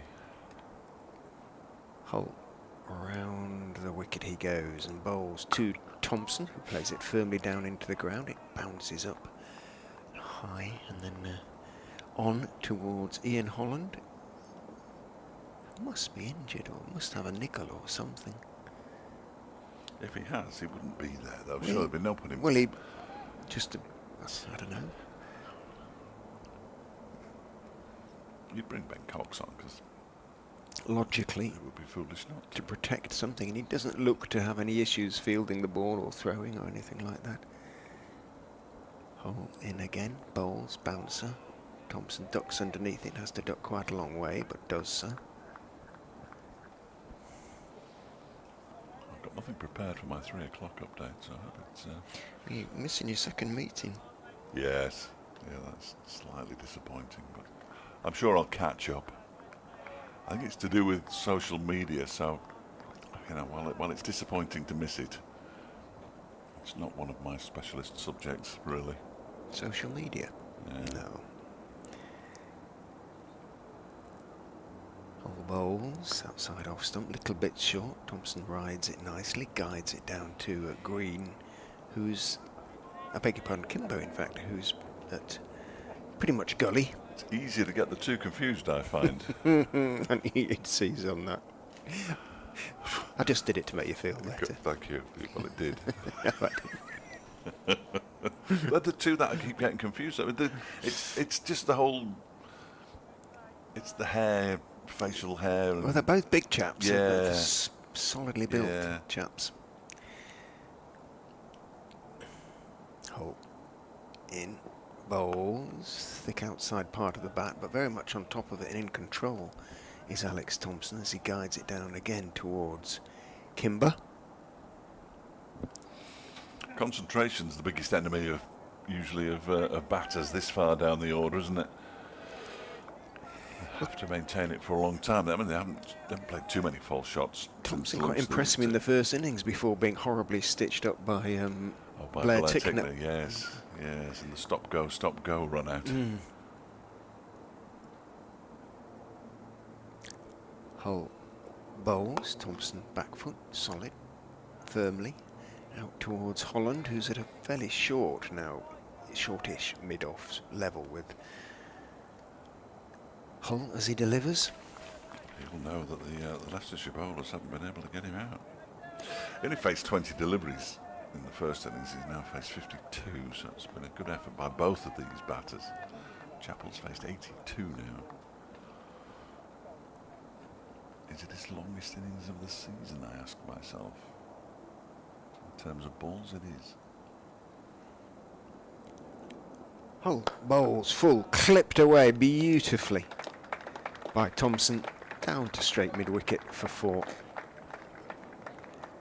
And I would imagine that's Hull's work done for the time being. Peter Hanscom hands his cap to umpire Chantry because he's going to put on the helmet for the bowling of Rehan Ahmed, of course.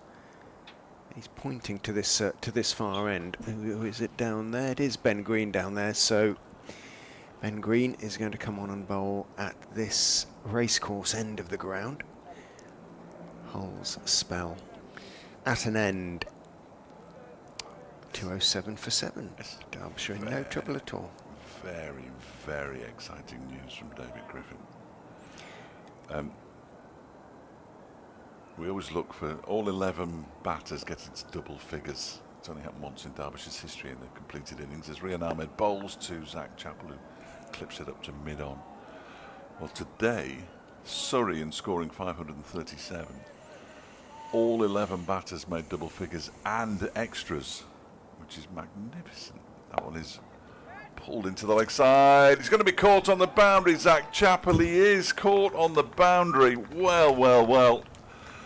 He goes for 50, and Derbyshire lose their 8th wicket. 207 for 8 now. You would have to say the end is nigh. He batted really nicely for a half century, but could not go on. And that is massively disappointing. Ben Green with the catch out there in the deep. And, well, 207 for 8. I think everybody of a Leicestershire persuasion can now rest easy. Well, Rehan Ahmed on to 12 now, so he overtakes. Well, he matches Fred Geeson, or Geeson? Geeson, must be Geeson, mustn't it? In that game at Glossop that we were talking about. He's now equal second in Leicestershire's history.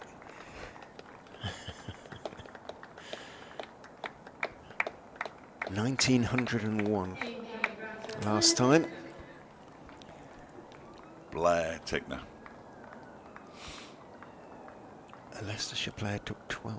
No, not the last time a Leicestershire player took 12 wickets, but the last time a Leicestershire player took 12 wickets, having scored a century in the game.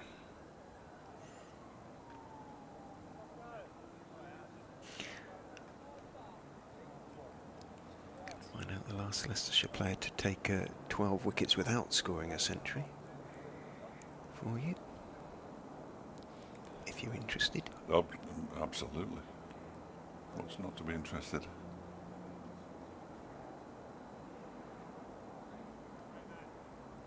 Derbyshire have had some fairly heavy defeats in recent times. They lost by 261 runs last time out in the Championship. That was against Lancashire at Chesterfield, and their last defeat in the Blast was by 127 runs against the Bears.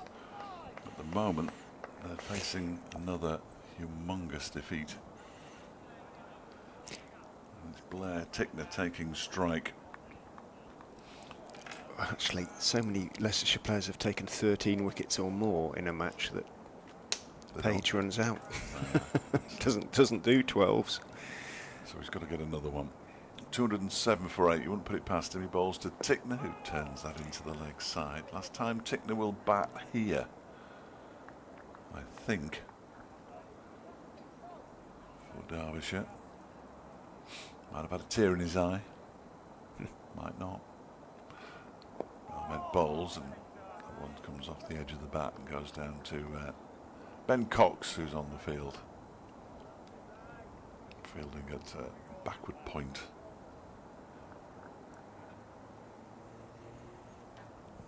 Ball thrown back to Rehan Ahmed. 6 for 67. He's in and bowls to Blair Tickner, the big Kiwi. Pushes it out into the onside. Freddie's confident it's going to finish soon. He's just collected his bag so he can race to the train station.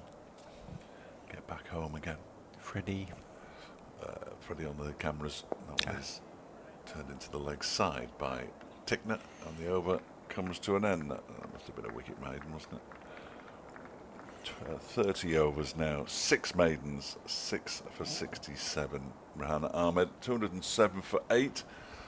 If Derbyshire are to survive, 2 of Alex Thompson, Blair Tickner and Jack Morley have to be there after 6 o'clock tonight. And that ain't going to happen. And Rishi Patel's putting on his fielding pads again. And Louis Kimber He's going to bowl from the racecourse end. Well, there we go. Green did get the word, but I think the wicket falling has changed everything. Changed the course of the game. Of the History. game. Like one of those temporal amorphic switches of universes. We're all waiting now for the helmeted and padded up Rishi Patel and protected Rishi Patel to go in at forward short leg. There are 2 short legs and a leg slip as Kimber goes in and bowls to Alex Thompson, who goes back, turns it just past Rishi Patel, who stuck out his right hand. It looked to be in the air, hence the shout from the Leicestershire close fielders, but he was a little bit slow reacting there, as if he was still in the process of sort of sorting himself out. Kimber is in, drops a touch short, and Thompson defends. No change of approach at the moment from Alex Thompson, although I'm sure he'll be wary of Tickner's calling in this in this innings. Kimber tosses it right up, and Thompson drives it back towards between mid-off and the bowler, but it's Kimber who does one of those parabola dives to his left and makes the stop.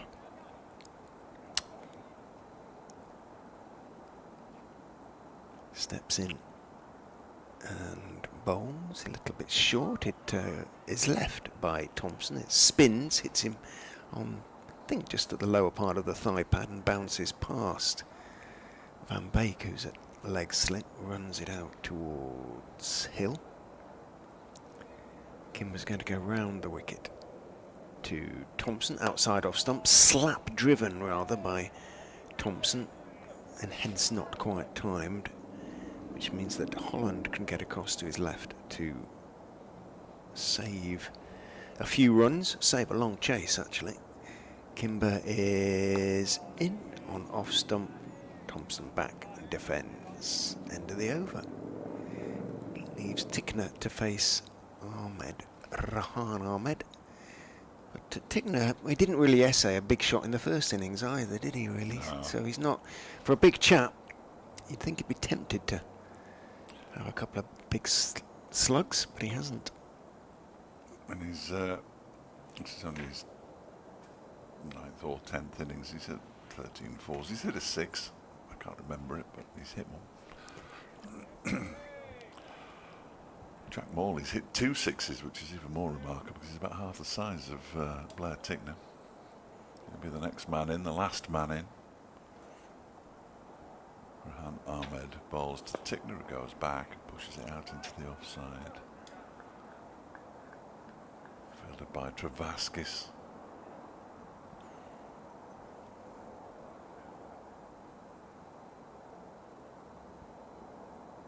Two slips and a short leg. The close catches for Rahan Ahmed as Tickner very stylishly guides the ball to backward point where Lewis Hill does the fielding. Not much foot movement, but very stylish from the waist up.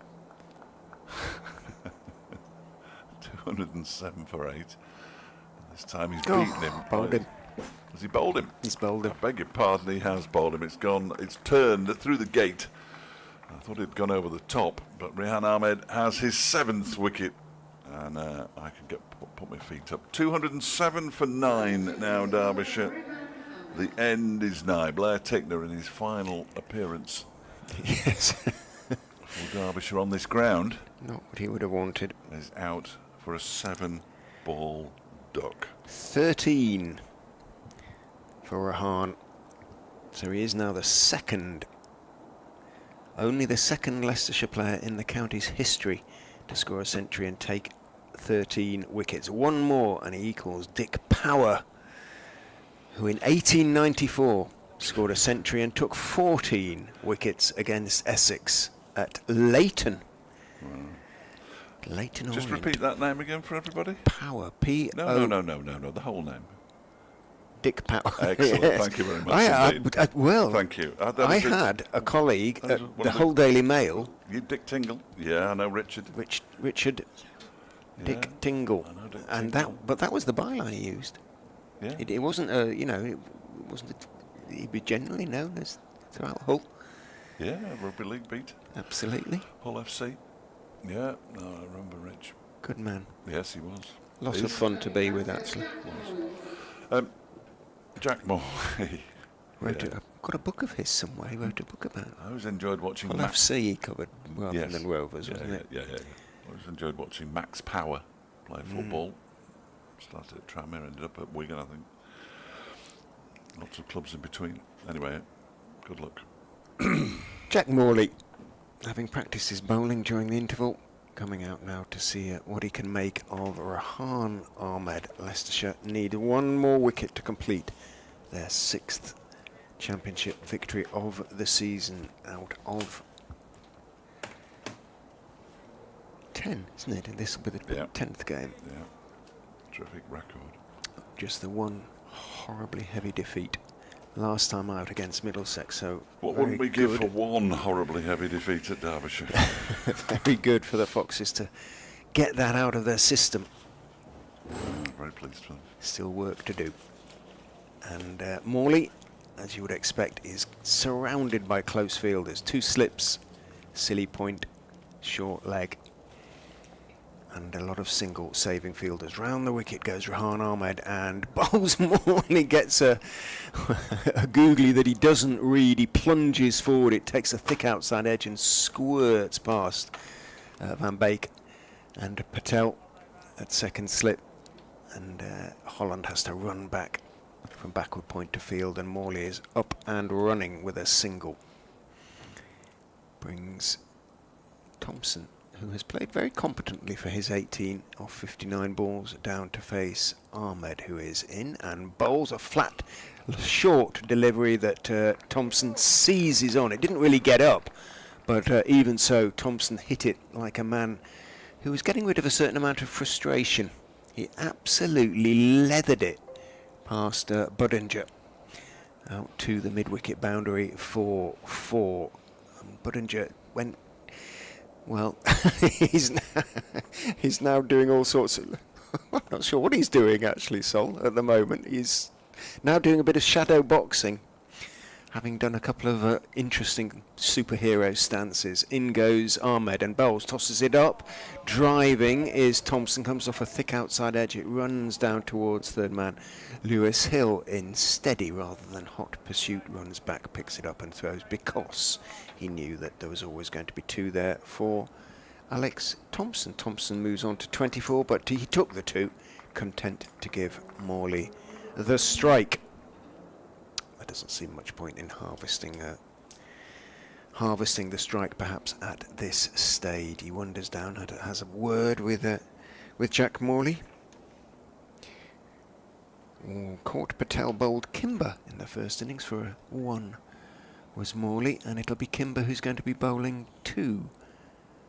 The relatively diminutive left-hander. He's going to go around the wicket with rough to bowl into, and 231 runs to play with.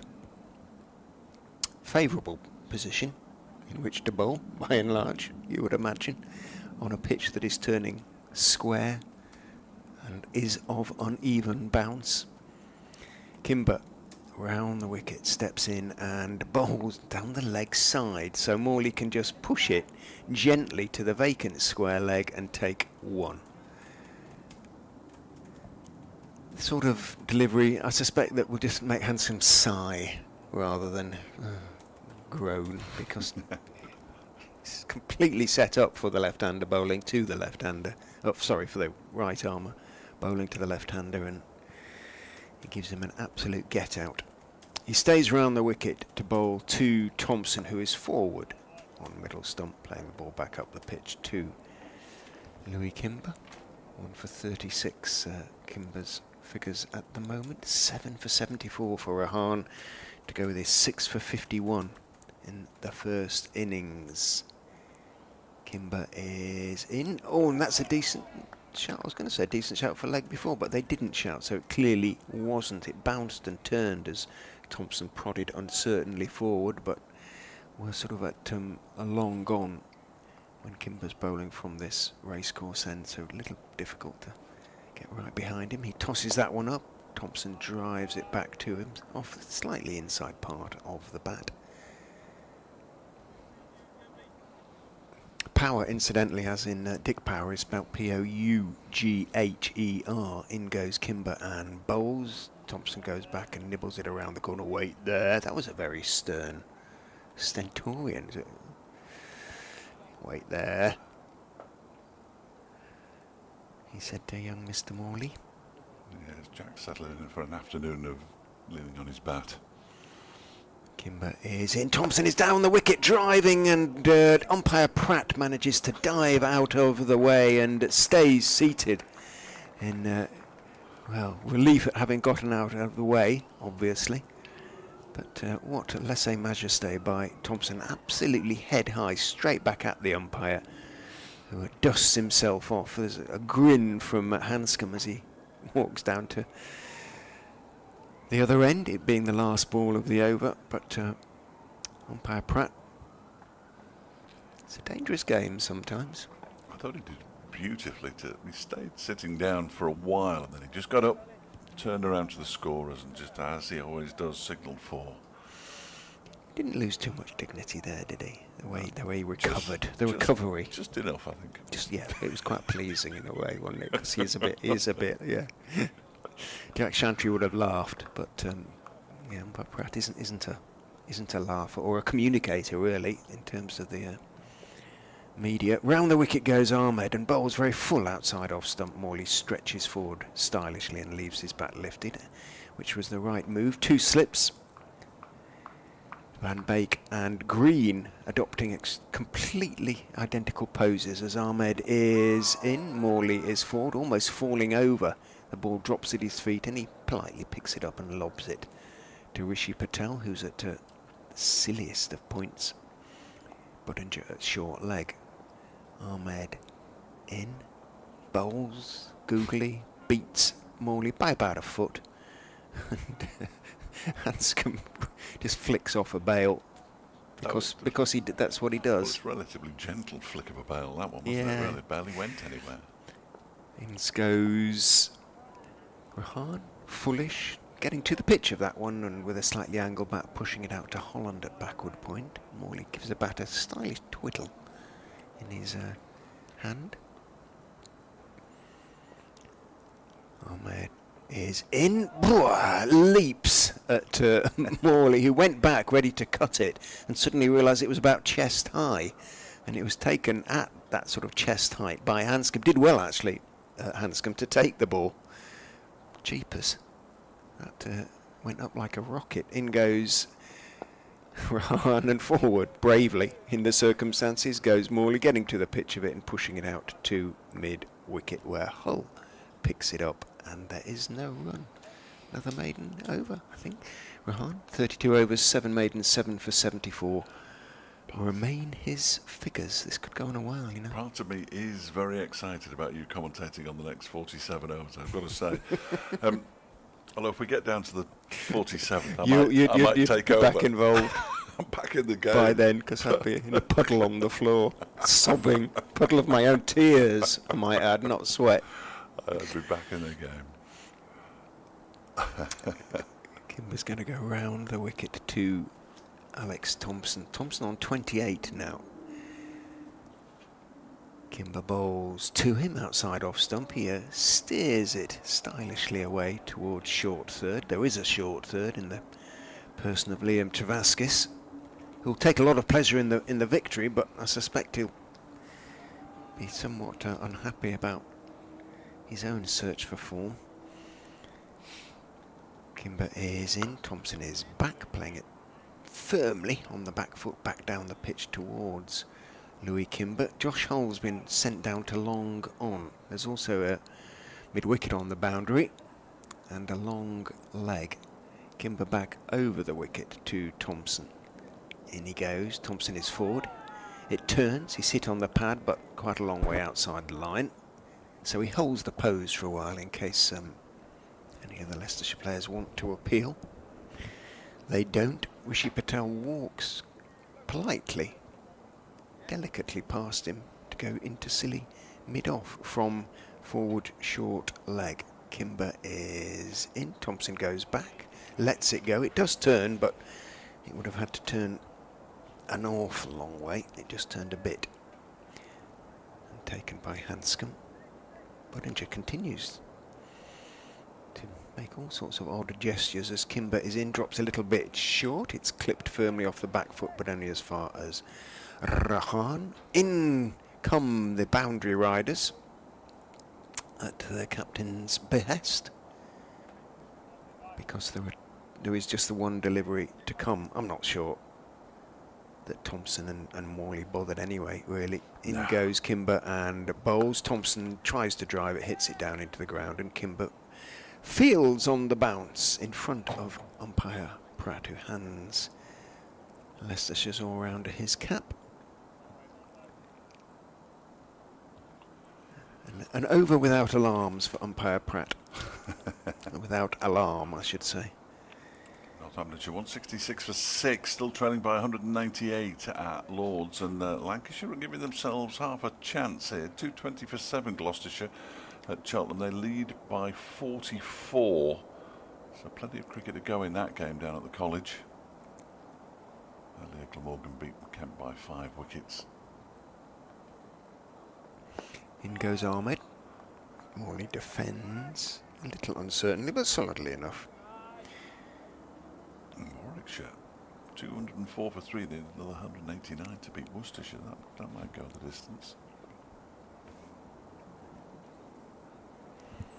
In goes Rahan. There's an appeal for leg before, not from Rahan, from Hanscom, inevitably, but it's a non-jazz hands appeal, so he knew it wasn't out, down leg side. And Ahmed only appealed in response to the appeal from Hanscom. Rahan is in. Morley is forward. He's not a big man, so it's quite difficult for him to get a really big stride in, but pretty much got to the pitch of that one. Sounds like a gull or a crow somewhere nearby. Rahan tosses that one right up, and forward again goes Jack Morley, stroking the ball out to Kimber at mid-off. If you noticed at the close of play last night, there was a whole flock of gulls on the outfield. That was was it 90s, flock of seagulls? 80s. 80s. Yeah. Ahmed round the wicket, bowls it to cuts Morley in half, bounces and turns into him, and he manages, well, by luck rather than by crook, to keep it out. Comes off the body, wanders away to short leg, wanders back into his ground. Ahmed bowls, and the googly beats him comfortably, but beats everything. Well, taken by Hanscom obviously, but misses the bat by 8 to 10 inches for me, and obviously misses the off stump as well. End of the over. Another maiden for Rahan. 33 overs, 8 maidens now, 7 for 47. And Kimber looking for this last wicket. Formed in 79. Flock of seagulls. Flock of seagulls, yeah. Trying to remember the name. They didn't have many hits, did they? A couple? Yes. I'm trying to remember it myself, but yeah, they did. Picture of You? Was that them? No, was that not Aztec Camera? Probably. Kimber to just giving you something to think about, really. And goes Kimber and bowls. Thompson defends on the back foot while I chunter on. Ball bounces out to short leg, where Sol Budinger is the fielder.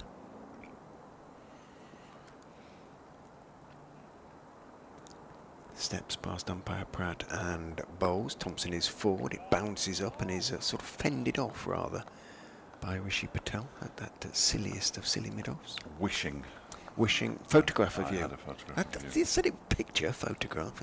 Well, yeah, but it's different something songs, like that. Well, it's same sort of down the leg side from Kimber, and is left by Left by Thompson, nicely taken by Hanscom. Photograph picture.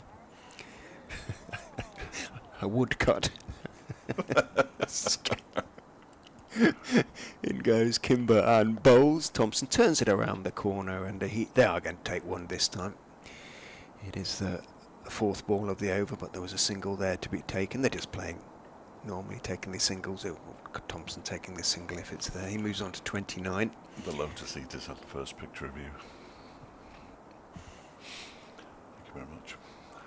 I'm not contributing Lotus much, Eaters. but That sounds like an American band. No.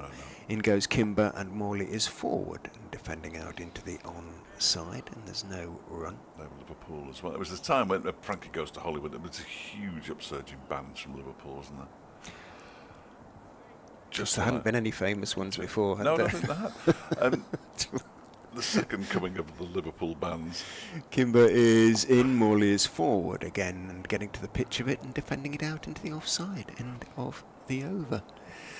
Yes indeed. Yes. 2:20 for 9. I can only pinpoint the time. I mean, I can remember the songs as well, but I can pinpoint the time because that was when I was in Liverpool at university. Say at university. I was sort of Is it central? Is it in the city, the uni at Liverpool? Is it? Yeah, it's very close to the two cathedrals. Liverpool University and Hope. And John Moore's down a bit further down. A lot of universities at Liverpool. Rahan Ahmed over the wicket to Alex Thompson, who is forward, defending the ball down their pitch on the onside. Just the two slips and the short leg now. No silly mid-off or silly point for Rahan as he bowls to Thompson. Over number 34. In he goes. Bowls. Thompson is forward and stroking the ball as much as blocking it out towards Travaskis. It's very much an in-out field.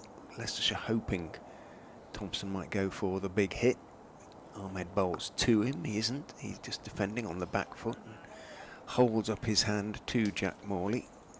Rahan says to umpire Chantry, OK, I'll go round the wicket then. Long on off and long on are both 10 yards inside the ropes. Hanscom trying to tempt Thompson into indiscretion. Second slip goes to leg slip.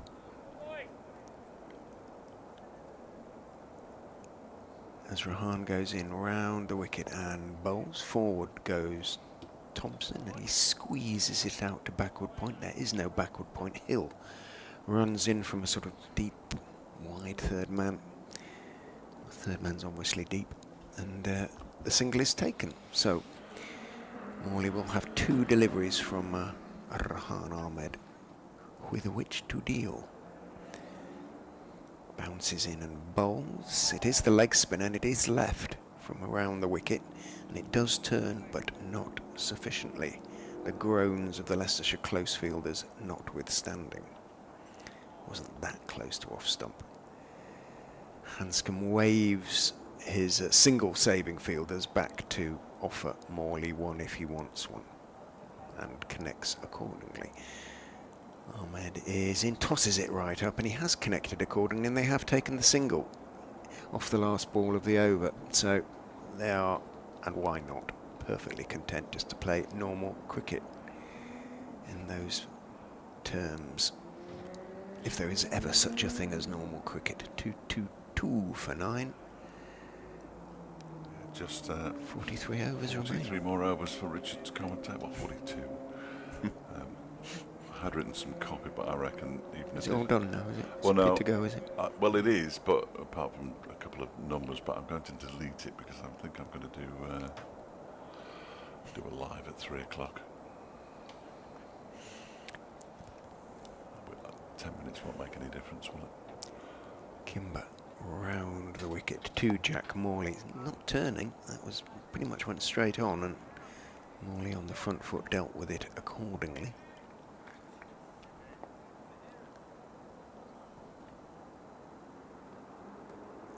Kimber steps in, bowls, ditto.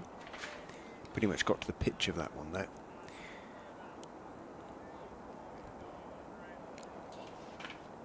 Faced 100 balls, Jack Morley at Old Trafford.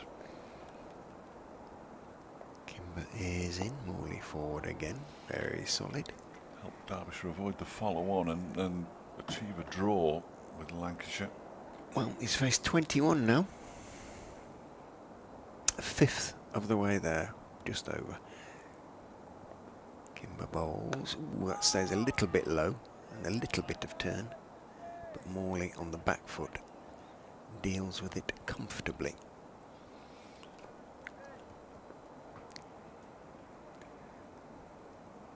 Kimber in. Morley is in position a little bit too early, and he sort of fiddled the defensive shot a little bit at that one. Off you go, says Hanscom to his single savers. Give him one if he wants one. Playing perfectly competently though at the moment. Jack Morley against Kimber, who is in. Bowls very wide outside off stump.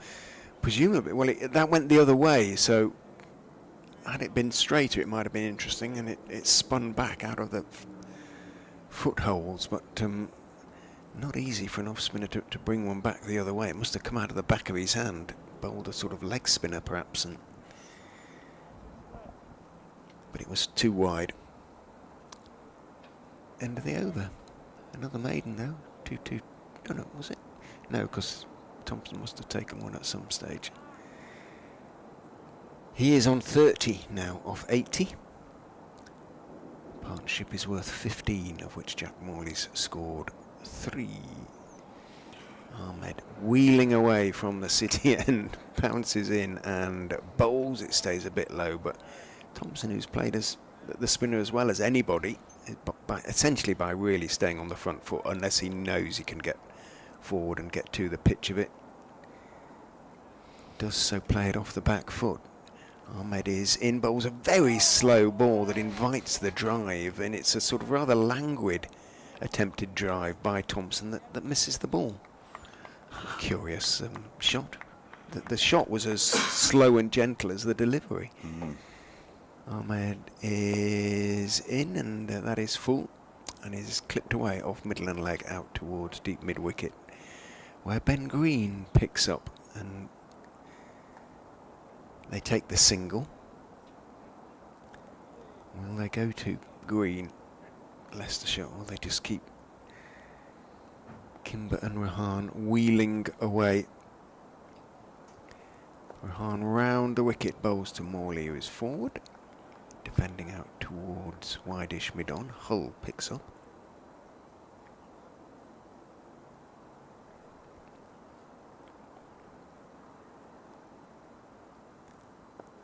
Ahmed bowled, a little bit short, bounces. There's a appeal out of frustration as much as anything, certainly not from Rehan, because it bounced far too high.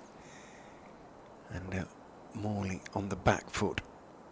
If anything, it was actually above the pad. It was probably thigh pad. A good 6 inches above the stumps, if indeed it was sufficiently straight as well. The in-out field resumes.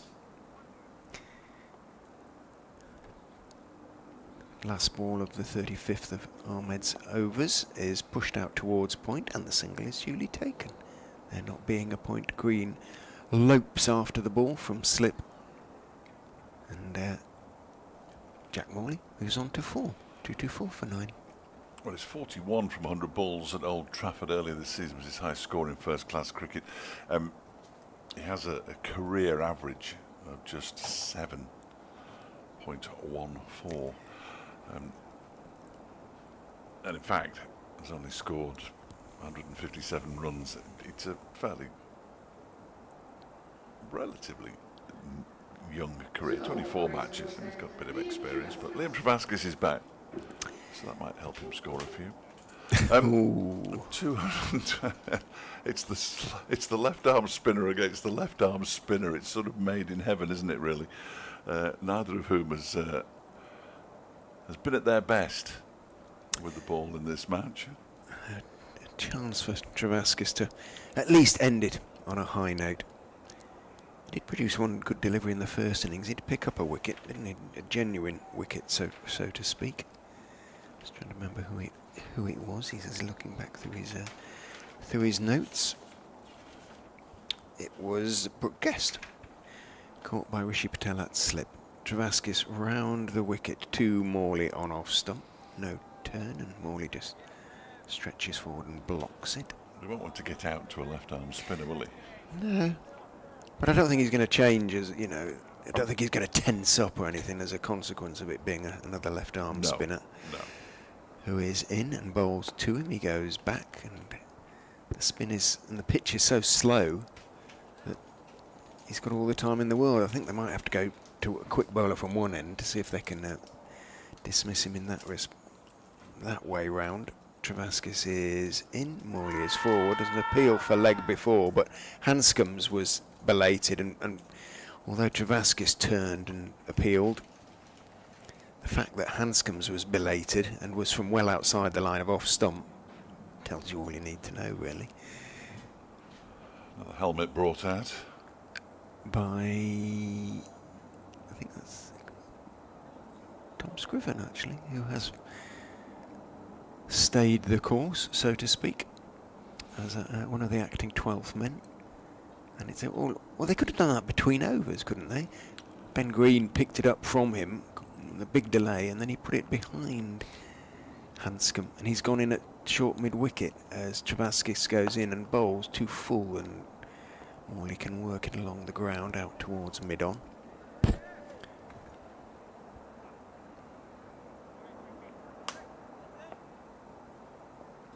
Cleo Lane's died. Travaskis is in, forward goes Morley, and there is no run. Sad news. 97. That is, and it seems appropriate to use it in the context. A good innings. Travaskis is in, bowls a little bit short, and Morley just goes back and dabs it down towards short leg. They continue to bat with almost insouciant ease, this last wicket pairing for Derbyshire. Yeah. The inevitable will happen at some point.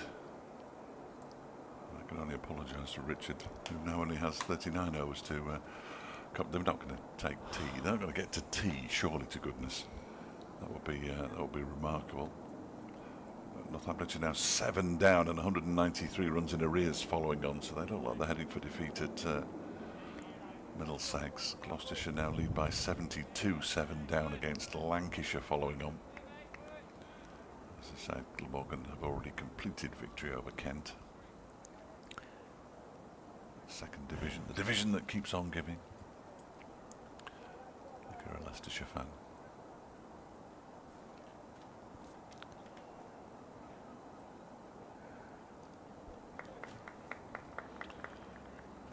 At plus 21, of course, on the over rate, they can take as much time as they like, really, which they are. Ahmed is in and bowls. Thompson edges down towards third man and takes one.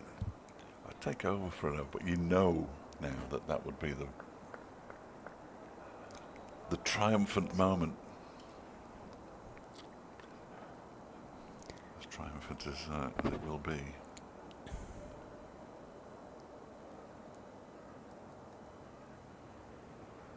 Everybody in the ground knows. Ahmed over the wicket to the left-handed Morley, who is forward, playing it through the posse of close fielders out towards backward point, where Ian Holland is the fielder. Having added little for the last 10 overs, I'm off.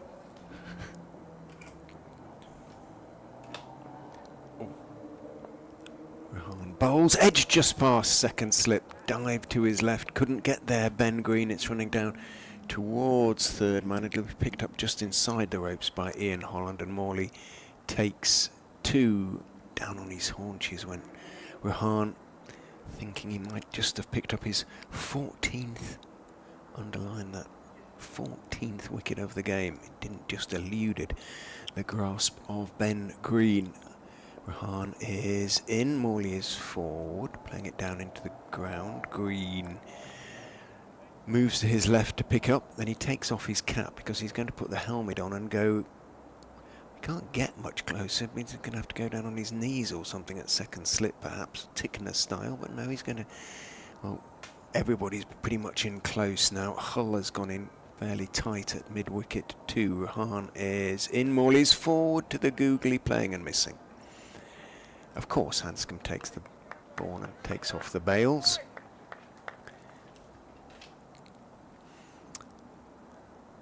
Still, it doesn't come the wicket, and some of the close fielders who go back now, but they'll take the single because why not? In goes Ahmed. There's an appeal for leg before. No, umpire Chantry says it, I think, hit him outside the line of off stump and might just have spun back in a bin a bit, but not enough.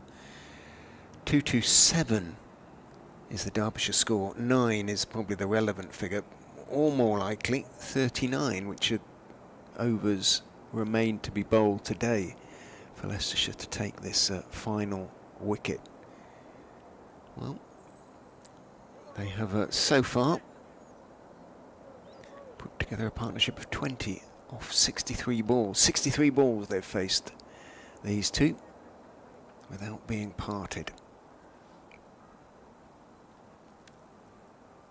What's 39 times 6?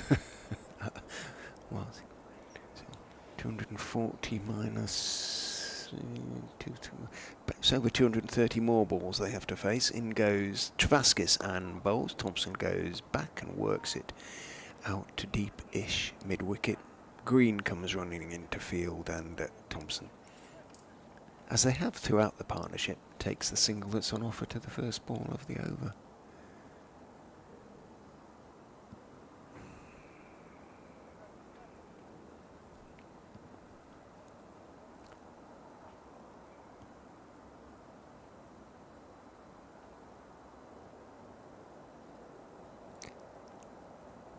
Delay while Green dons the helmet and goes in at silly mid-off. Round the wicket goes Travaskis, bowls to Morley, who defends on the back foot, out towards silly mid-on, who's Rishi Patel. Travaskis decides to go over the wicket to the left-hander. Steps in and bowls. Morley is forward, dropping the ball at his feet, and then just nudging it with his bat out towards Patel.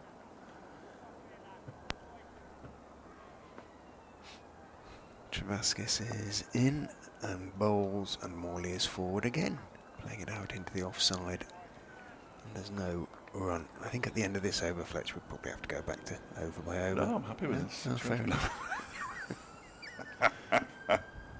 I'm happy to. I'm happy to. Goes Travaskis, tosses it up, and Morley is invited. Well, he goes for the drive, gets a thin edge. There's no slip, and it runs down to the fine third-man boundary for 4. There's all sorts of fielders on the leg side close in, none on the offside. Tossed it up outside off stump. Didn't really turn. He got the edge, and it went through low through first slip, but a catchable height. Had there been a first slip, there isn't, and there still isn't. Although Hanscom, what's he going to say to? No, he's saying to Hull go back because he can take one off this ball, and Morley goes into double figures onto 10. In goes Travaskis, bowls to him. It does turn, but hits him outside the line. End of the over. I'd do one, unless it's Rehan. I don't think they might not change it. Must be getting a little bit tired, Rehan. Fit, there he is. He's having an energy drink of some kind at the moment from the Leicestershire 12th man. But I mean, he could get his 8th wicket here as well as secure a victory, couldn't he? His 8th wicket of the innings, that is. Could become a Leicestershire top all-rounder in that respect, or join Dick Power in terms of match performance, all-round match performance, the greatest in Leicestershire's history.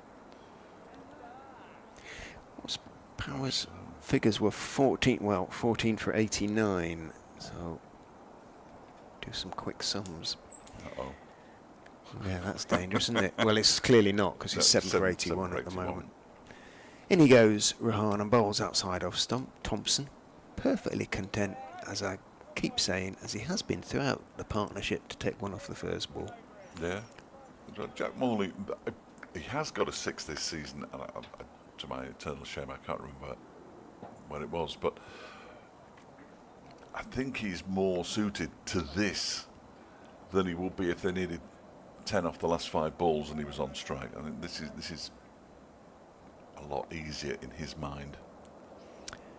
Rahan is in, tosses it right up, steered by Morley out towards backward point. Holland under the sun hat is there. He thought for a minute there might be a single in it, there wasn't. Rahan is in, bowls forward. Morley, thick outside part of the bat. After that 41 at Old Trafford, I tried to get the Rochdale Richards tag to stick, but only for alliterative purposes. Rahan is in, googly. He's probably reading it now, just dabs it down towards point. Green moves to his left from a very wide second slip to field. I mentioned it to him, but he didn't seem that impressed. Rahan is in, he's forward, goes out towards point again.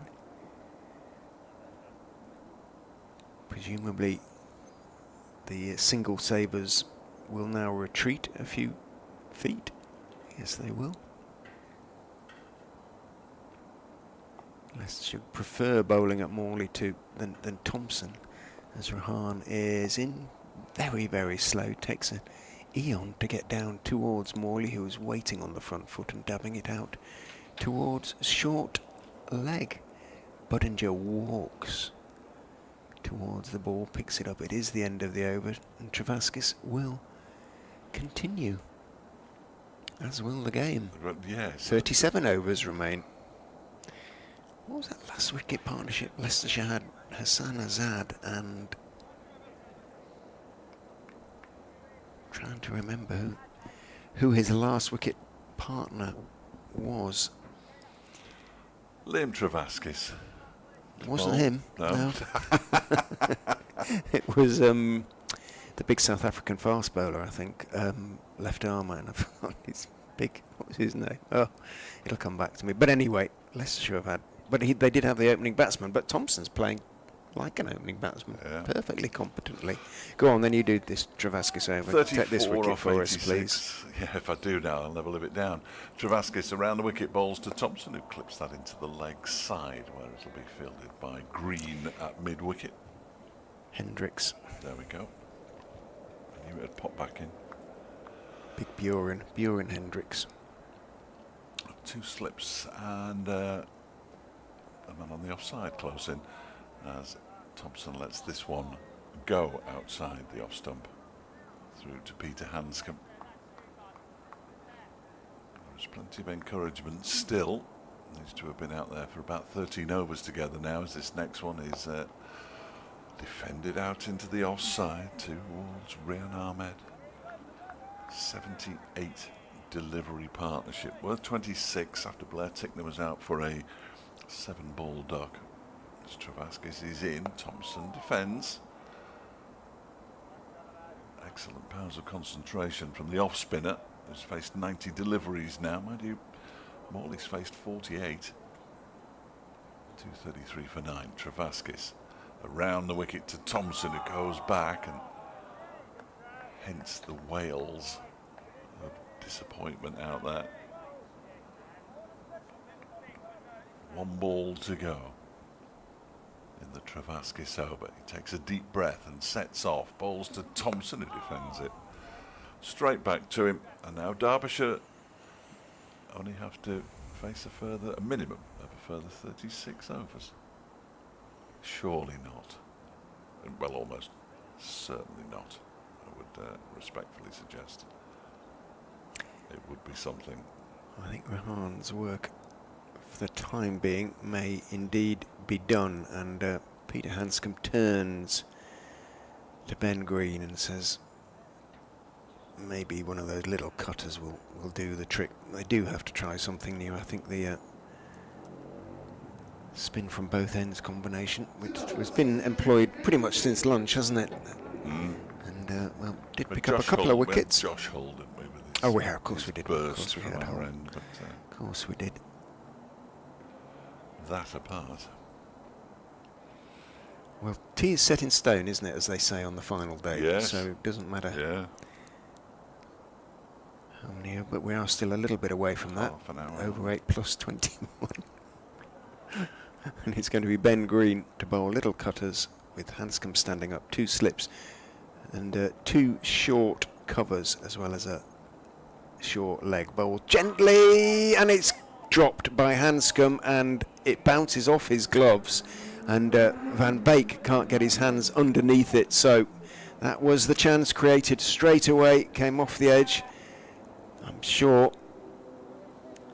And well, it was a difficult one for Hanscom to take, but should have taken it really, perhaps. And Van Beek dived forward and couldn't get his hands underneath it. So will that be pivotal? Shouldn't be, but you never know. Green is in, bowls, and that's another cutter that does turn, but does move, I should say. Well, yeah, it does turn. It is almost spin bowling, isn't it? Yeah. From Ben Green, and Morley manages to steer it down to second slip.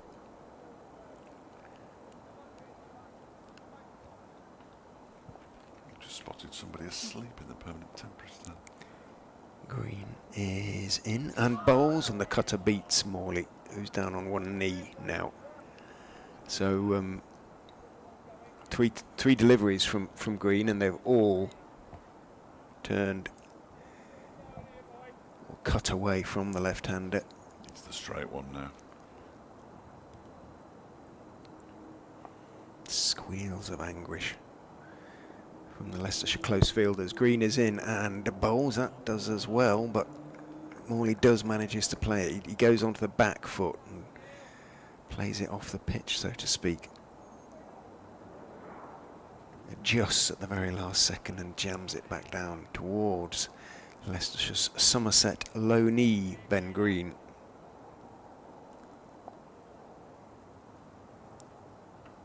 Who is in round the wicket bowling and pitches it up far enough for Morley to get forward and block it out to Kimber, the straighter of the 2 short covers. Ahmed is the other. Rehan down on his haunches at the moment. He'd be aching a bit, I would imagine. Rehan Ahmed, he's done a lot of work in this game for great reward. Green is in. Morley gets one that just moves away a little bit, but he adjusts and that dabs it out to point. So a maiden over from Ben Green, and did create the chance, and Leicestershire couldn't take it. I don't think they'll rue it ultimately, but yeah, could have put everybody out of their agony, couldn't they, really? Down to 35. Overs remain. 6 for 51 and 7 for 82, 133. 13 for 133. I make it, is that right? Could have more than 35, couldn't we? Oh yeah, that's only a minimum. Mm. Yeah, I know we could go on forever. Travaskis around the wicket to bowl to Thompson, who goes back and pushes the ball out into the offside towards the bowler, who fields off his own bowling. Blows into his hand to try and get rid of some of the sweat. And he comes again, Thompson. Forward, pushes it out towards mid-wicket.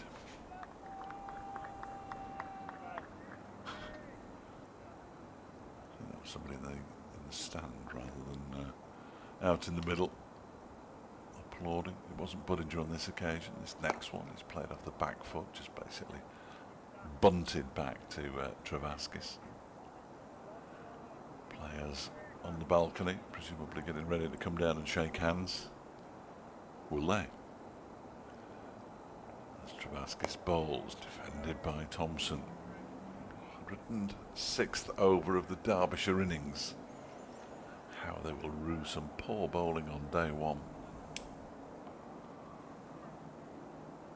Some very poor bowling on day one. Again, deep breath taken. Travaskis is in. Thompson goes back and defends it straight back to the bowler once more. An awful lot happening in this over, is there really? Nothing for the two slips and the man at silly point to get excited about. There's Travasky's bowls full of delivery into the block hole, turn into the leg side, and well, Morley's set off for the single and is told by Alex Thompson in no uncertain terms to get back and face the next over at that end. End of it. Travasky has bowled 16 overs for 42. Morley has 10. Thompson has 34. He's now faced 98 deliveries. Alex Thompson, which will be surely by some distance the longest. 110 Caleb Jewell is the longest Derbyshire individual innings by number of deliveries faced. Morley's faced 54, 233 for nine, as I say. 212 the deficit. And 25. They couldn't make the next 35 minutes and go in at tea, could they? Green around the wicket to Morley, who makes a late decision to play that one. Pushes the cutter out towards Ahmed, who makes the stop two-handed to his right at short cover. It's about an hour ago when I wrote that copy. Just waiting to press the send button. Green is in and bowling. Morley forward. Defending. This time it's Kimber, the straighter of the two short covers, who picks it up. Short extra, really. Almost silly mid-off, in fact. Louis Kimber.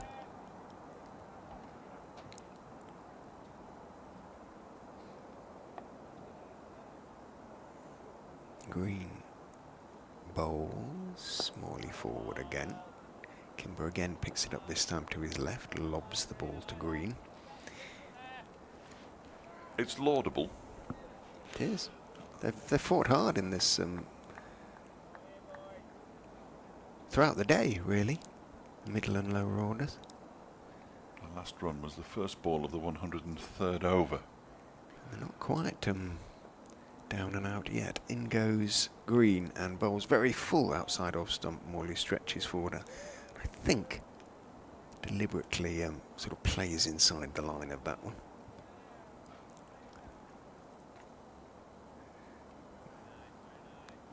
Run rate required to win has crept up.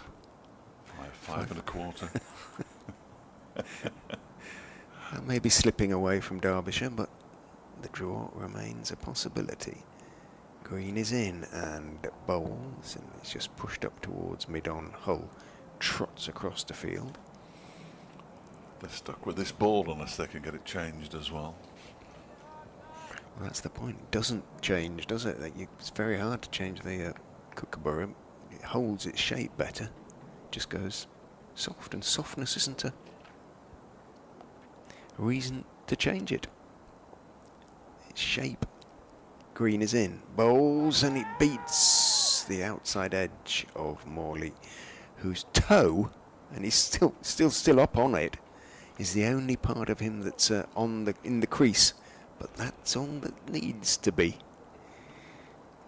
He wobbled a little bit as he stretched forward there, but he kept that toe on the ground. Look who's back. Indeed. He knows. Perhaps Leicestershire know. I don't know, I'm sure it was Peter Hanscom's decision, but he was there really quickly, wasn't he, Rehan Ahmed? Cap off. Ready to try to pick up this 8th wicket of his 8th wicket of the innings. The ghost of Dick Power is up there watching, do you think? No such thing. Okay. Spirit, I should say. That sounds a bit. The soul.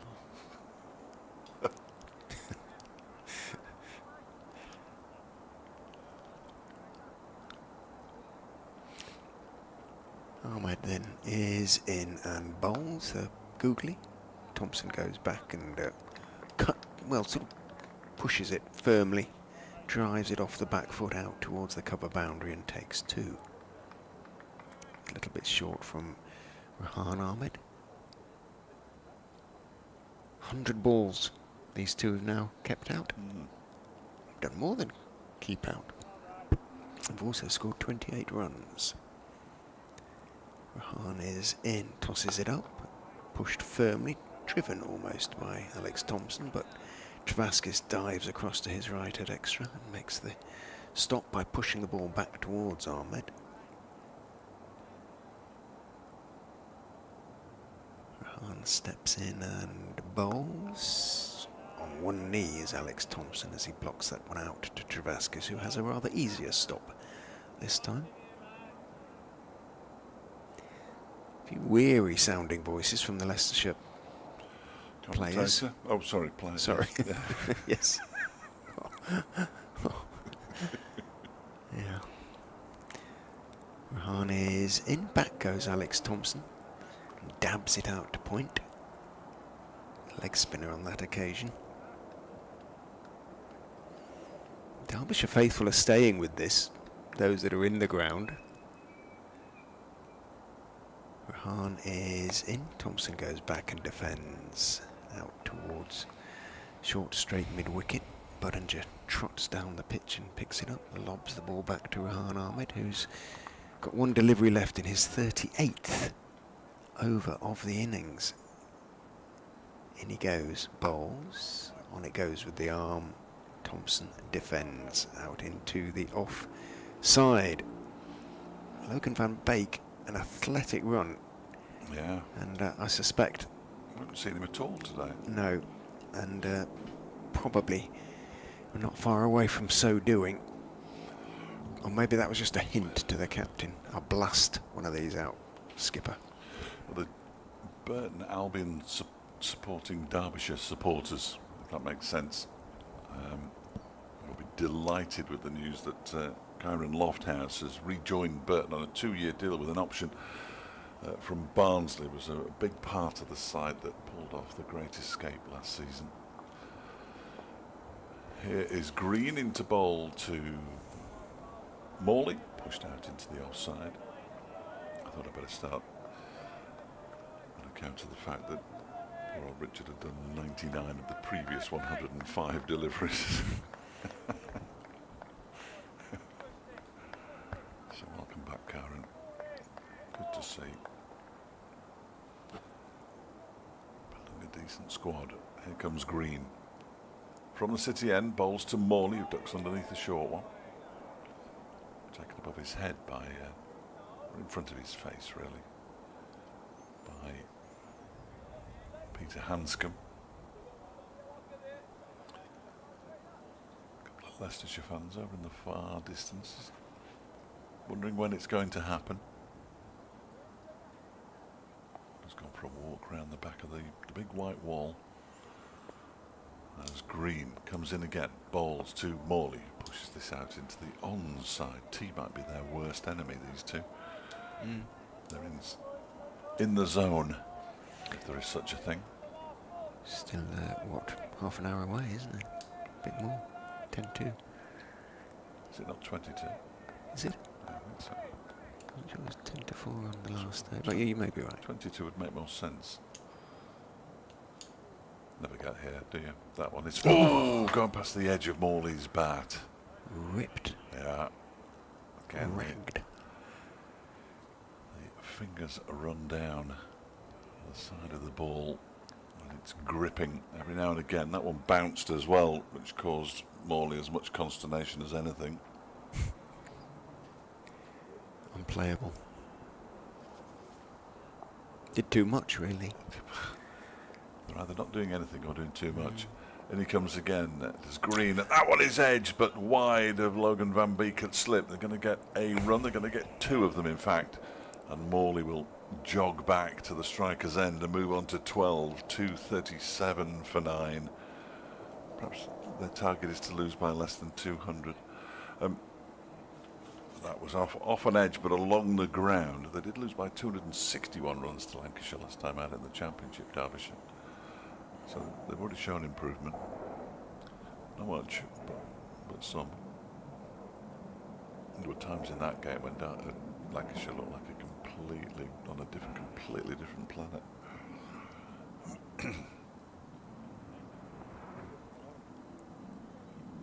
says it was Green's overs finished, unless the scoreboard stopped. This one is defended by Morley.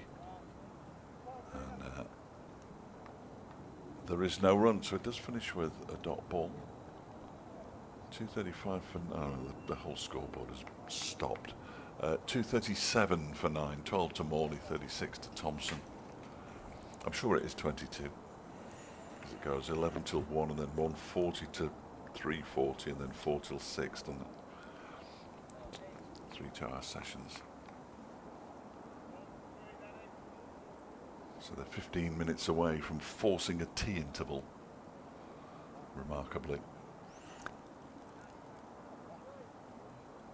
Rehan Ahmed from the racecourse end is into Thompson, who just steps forward and calmly lets the leg spinner go through to Peter Hanscom behind the stumps. 2 slips and a short leg. Now the only close fielders for Thompson. As Rehan goes in, bowls to him. There's an appeal for a catch at slip. It is not going to be answered in the affirmative. Rehan Ahmed was appealing for leg before, I am pretty sure. It came off the pad and bounced to second slip. It was a comfortable catch for, there's a few teapots out there, but, well, presumably close fielders thinking an inside edge onto the pad. But umpire Pratt said nope, not out. There's a slightly desperate element to that appeal. In goes Rehan and bowls. Thompson steers firmly out into the offside where the ball is fielded by Liam Travaskis.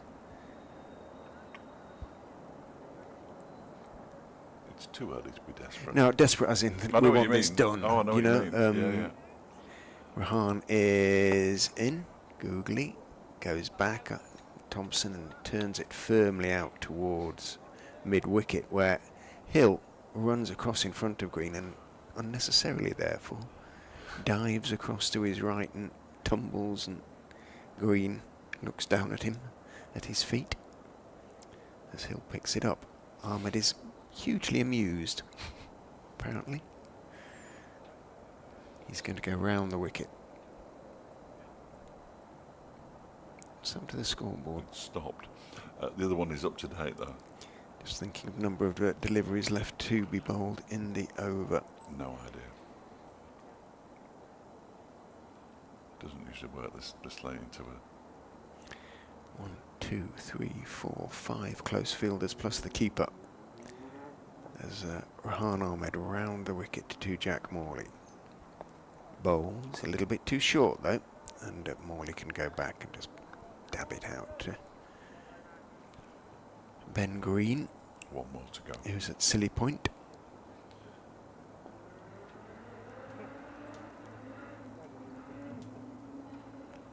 A little shuffle before stepping in and bowling. Nice googly, but again touch short. Even so, Morley played it off the front foot, but the turn was so slow and low that he was able to adjust and just dab it out past second slip towards short third, where Josh Holt picks it up. End of the over.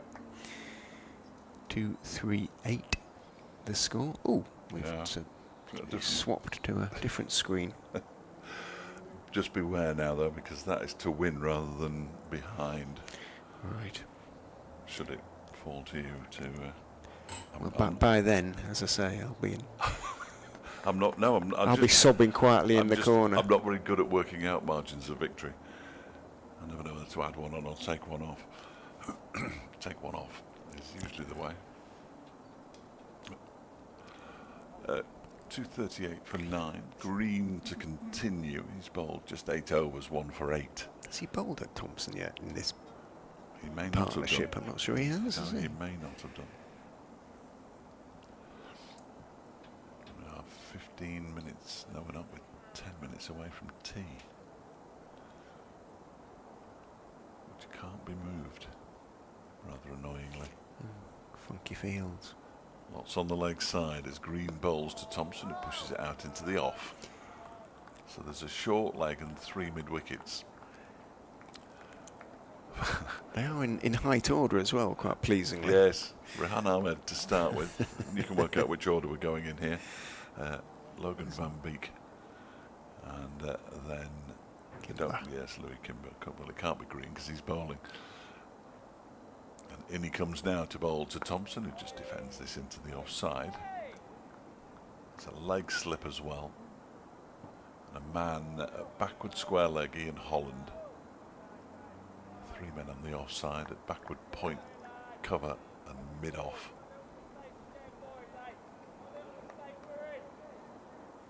No idea.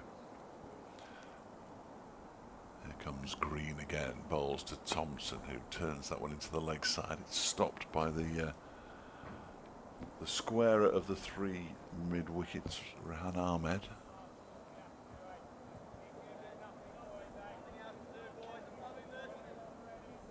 Still going solid. Must be exhausted. Cheerleader supreme. You'd think his throat must be in ribbons by the end of the day. He crouches down now. Green balls. That's whipped into the leg side. Backward of square by Alex Thompson. He might get 2 here if he wants them. He doesn't. As Ian Holland gets there, throws the ball in. He settles for 1. Thompson moves to 38. 239 for 9. Scoreboard stops again, just as it goes back to its more familiar layout. Jane tucks into an energy bar. She probably thought she'd be home by now. And Green around the wicket to the left-handed. Jack Morley bowls to him and he defends it out into the offside. There's no run.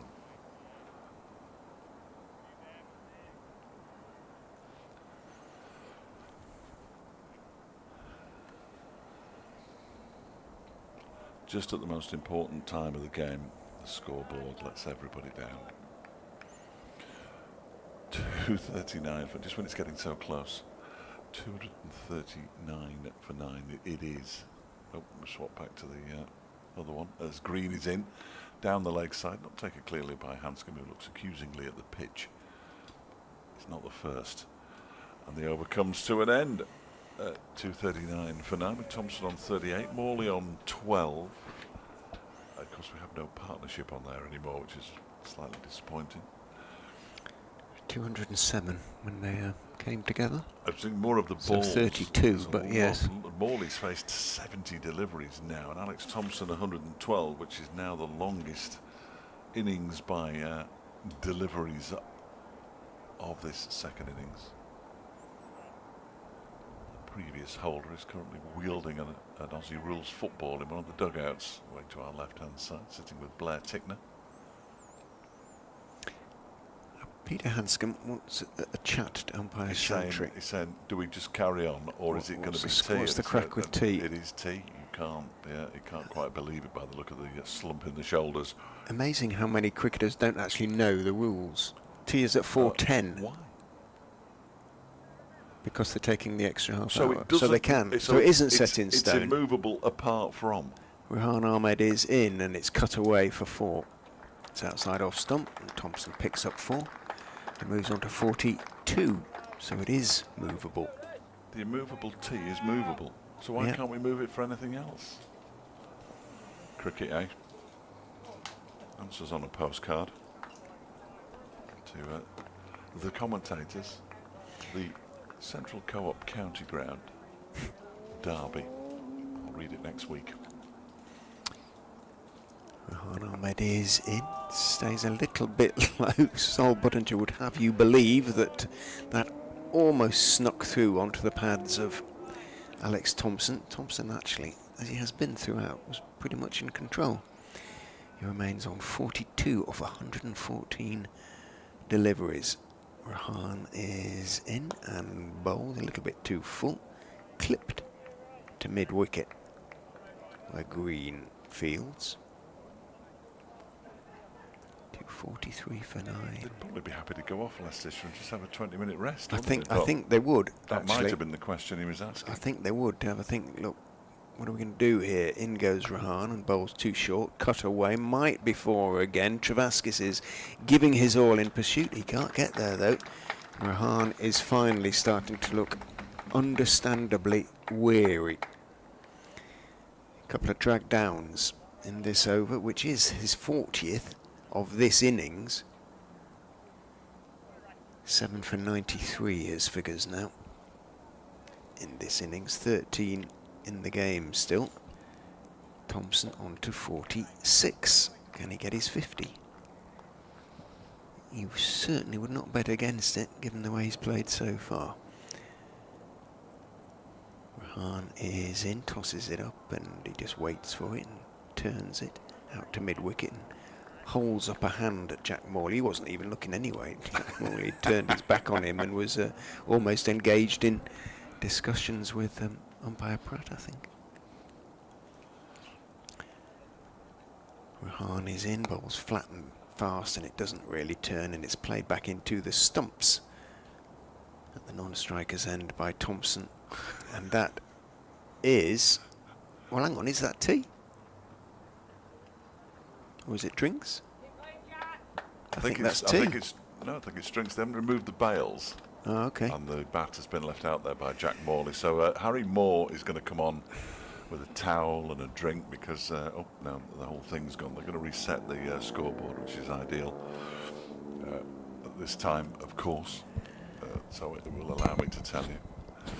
There's Richard Ray.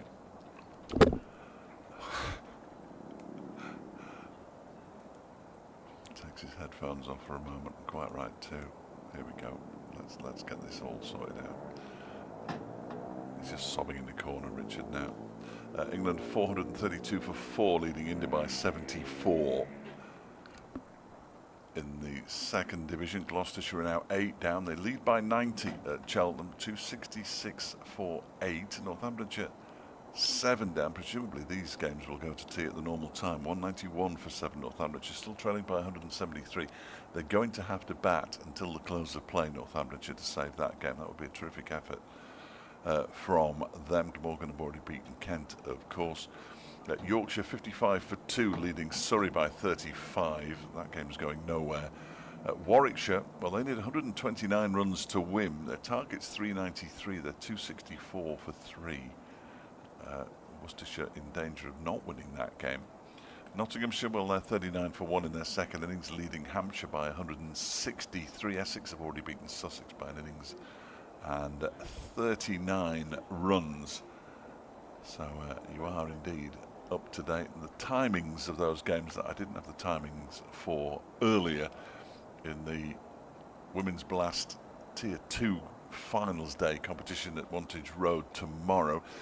Leicestershire women take on Middlesex at 11 o'clock tomorrow morning. And at 2:30 it's Yorkshire, who are almost certainly going to win the competition, you'd have thought, because they're pretty much full-time professionals, against Glamorgan. That's at 2:30, as I say, and then the final is at 6:45 tomorrow evening at Wantage Road. So 3 games for the price of 1 on Tier 2 T20 Finals Day. Of course, this drinks break can take as long as it likes because the over rate's plus 21. So just crack on, boys. People who want to see some international T20 cricket. It's been a decent enough series. West Indies against Australia. They played twice over the weekend. The Basseterre, I have no idea where that is, but they play at midnight tonight and tomorrow night. That might be worth staying up for. Then again, it might not. So don't hold me to it. Looks like we're going to get an outbreak of cricket here at the Central Co-op County Ground. It's a really good effort by Gloucestershire. Let's have a look. Todd Murphy's on 29. He didn't bowl particularly well against Derbyshire, I think it's fair to say, in that drawn game down at Bristol, in between the T20 Blast. The major run getters: Ben Charlesworth made 71, Joe Phillips 56, 20 from Zamanakta. Ajit Singh Dale is on 10. They're going to lose their entire bowling attack, it would appear, Gloucestershire, over the course of the winter. All being picked off. Ajit Singh Dale and Zamanakta. Obviously Todd Murphy, the overseas, will return to Australia, you'd have thought. A bespectacled cricketer, though, which is always good to see. I do like a bespectacled cricketer. Did well in the blast last winter. Ben Green. We've got a lot closer to tea now with that drinks break. We're half an hour away. 3 slips behind Jack Morley as Green bowls to him, and he reaches forward and is beaten on the outside edge. We have Logan van Beek at first, Louis Kimber at second, and Rishi Patel very close at third. They're so staggered, they're almost sort of in a line away from us. We've got 2 short covers and we have a short leg. Van Beek's been doing a lot of warming up. I think he's going to take over at this racecourse end. Green bowls and forward goes Morley. Well bowled, Greener, well bowled, boy, says the irrepressible Saul Budinger, clapping his hands at short leg.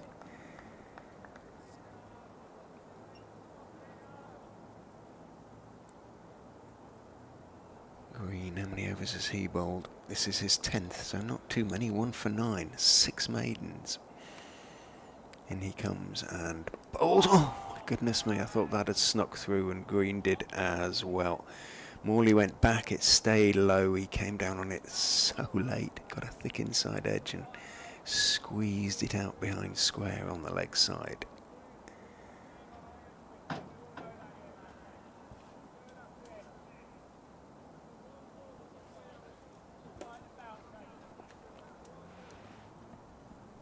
.5 overs. In goes Green and bowls, and well played by Morley. I thought that had gone through as well, but it didn't. He played it off the back foot out towards Ahmed. Van Beek comes running towards us, basically, because he's looking to warm up.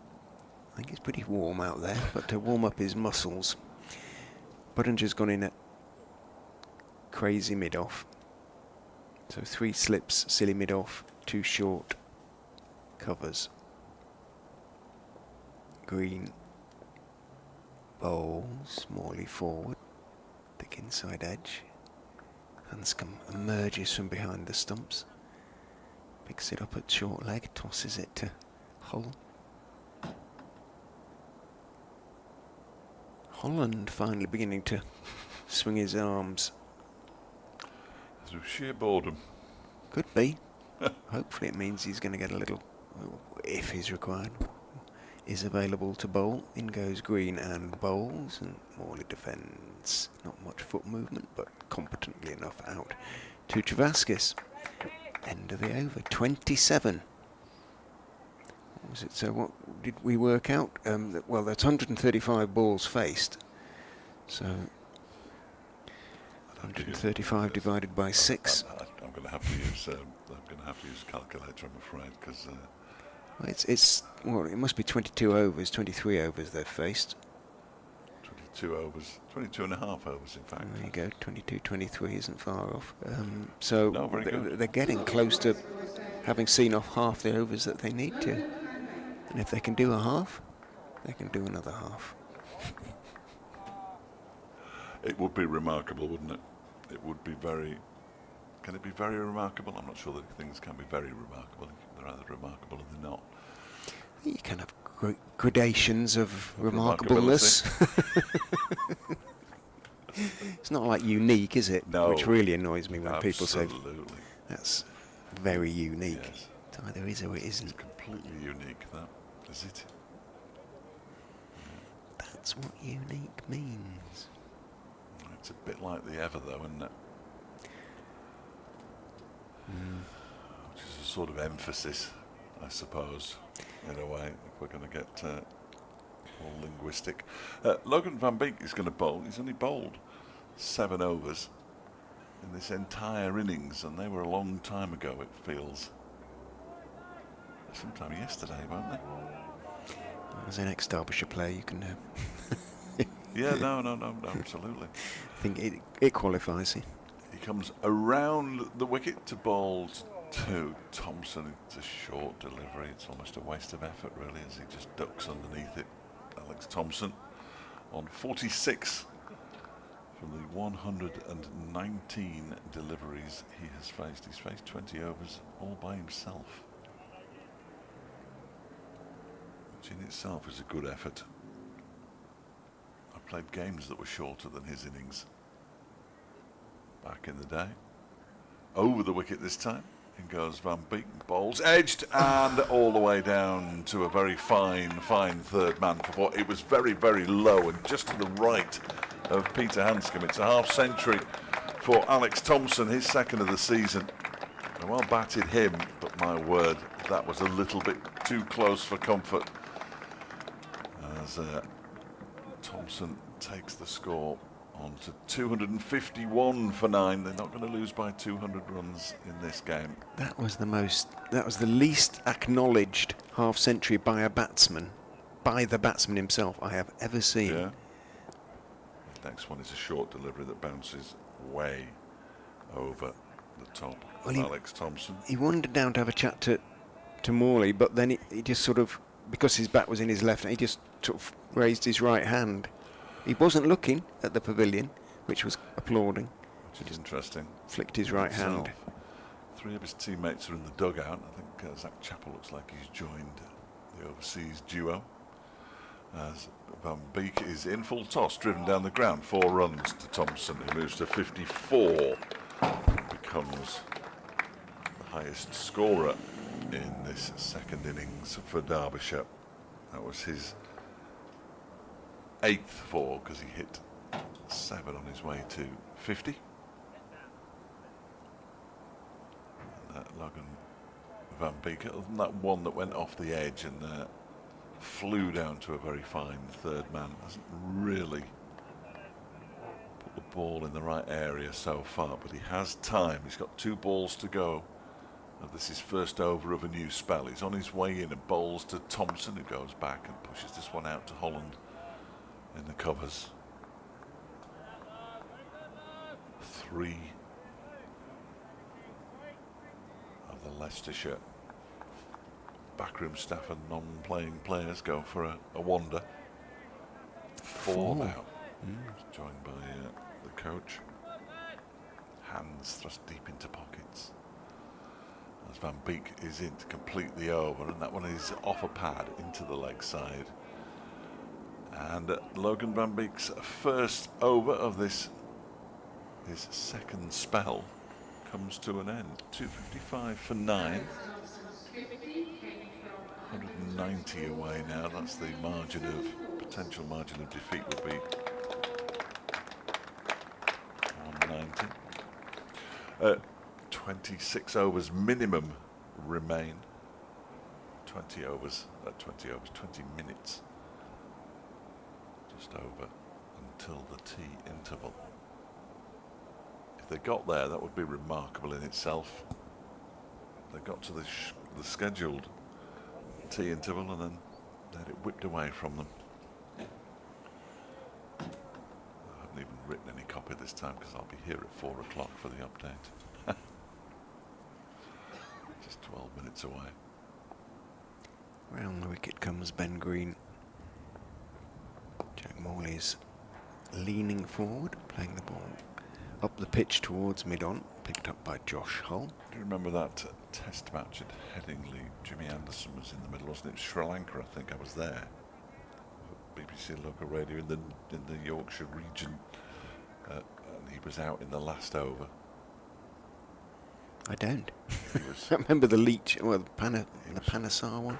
In goes Green and feeling for that one. Jack Morley, first time really that he might have gotten himself out almost, just by reaching for a slightly wider delivery. Fortunate not to nick it through to Hanscom or to Van Beek or to Kimber or to Patel.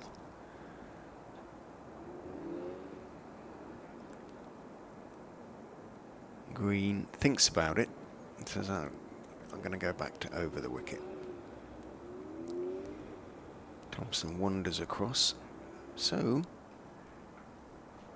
does Budinger, who was at silly point and is now at short leg, and Patel is going to go in at leg slip instead. So it's a slightly more balanced set of close fielders now.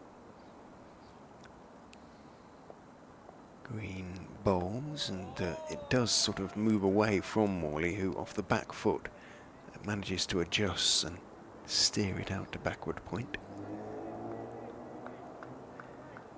Derbyshire only 190 behind. It's a lot less than it looked like it was going to be at one stage. Yes, no, that is true.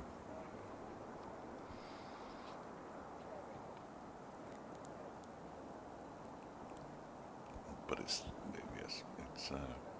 margin of victory / defeat if it comes to that. Which doesn't make a lot of difference, but it just looks better on paper if it's not as many for the side that loses.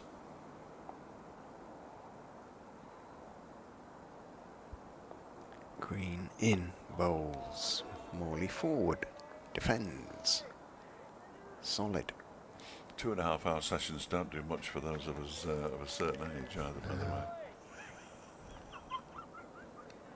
No, they don't. Well, we dash off.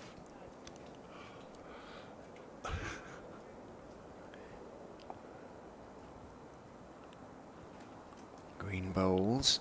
Morley back foot defensive shot this time. Pitch slow.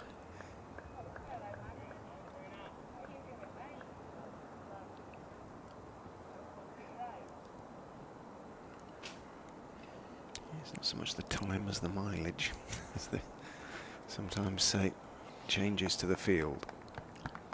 Pottinger desperately tries to keep Leicestershire's spirits up. It will just take one delivery. 3 slips, and because he's gone back round the wicket, Green, and the result, however, is precisely the same. Jack Morley goes forward and blocks it back down the pitch, and that is another over ticked off. 25 minimum remain, and the best part of 25 faced, so they're pretty sure they are past halfway in terms of what they needed to do, these two. Well, just about, yeah, 150 balls minimum remaining, and these two have been together for 147, so there you go. It's been a superb effort by these two, and from Zach Chappell before them. Aaron Donald lasted a fair while at the start of the day as well. Brooke Guest out there for 117 deliveries, so actually he had the previous longest innings by number of deliveries faced. And Logan Van Beek to continue from the racecourse end. 255 for 9. 1 wicket required by Leicestershire. Van Beek bowls a short delivery, bounces and then dies after it goes over the back of a ducking Alex Thompson, who just has a little walk into the leg side.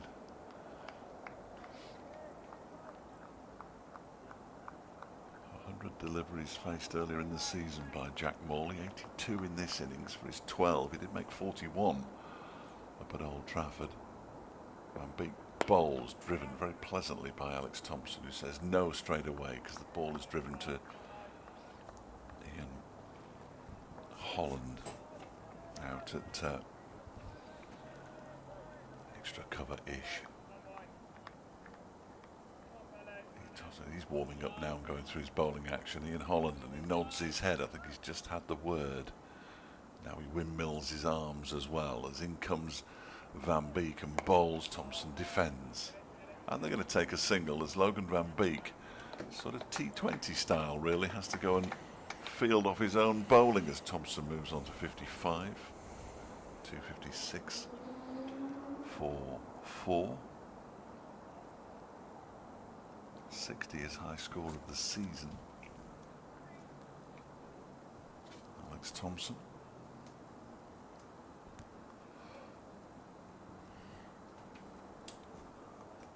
'60 is high score in first class cricket as well. That came against Glamorgan in the first innings down in Cardiff. So it's Morley with 3 balls potentially to face from Logan Van Beek. And Ian Holland going through his bowling action still. Van Beek is in. That's a short delivery. He sort of ducks underneath it. He doesn't have to duck very far. Jack Morley, of course. He remains out there. One more wicket, Leicestershire. One more wicket for the 6th win of the season to extend that lead at the top of the 2nd division. The sun beating into the commentary box. I can smell electrical burning. No, that's my head. As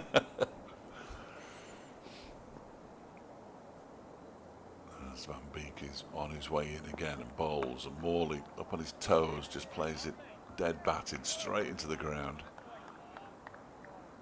Budinger urges Van Beek to greatness. Holland continues to warm up as he has been pretty much since the start. He's going to bowl the next over at the City end, by the way. He's already nodded at Peter Hanscom. The yes, I'm ready skip if required nod. And he will be bowling for the first time today as well. Over the wicket then, Van Beek to the left-handed Morley, who jabs down on that one. It's nicely fielded by Budinger. I think it was Budinger. Rolls the ball at the stumps, but Morley hadn't left his ground. And another over comes and goes. Minimum of 24 left now. 256 for 9 at Derbyshire. 1 wicket away, Leicestershire. But they've been 1 wicket away for a while. The partnership up to 49 for the 10th wicket now. Off 153 deliveries.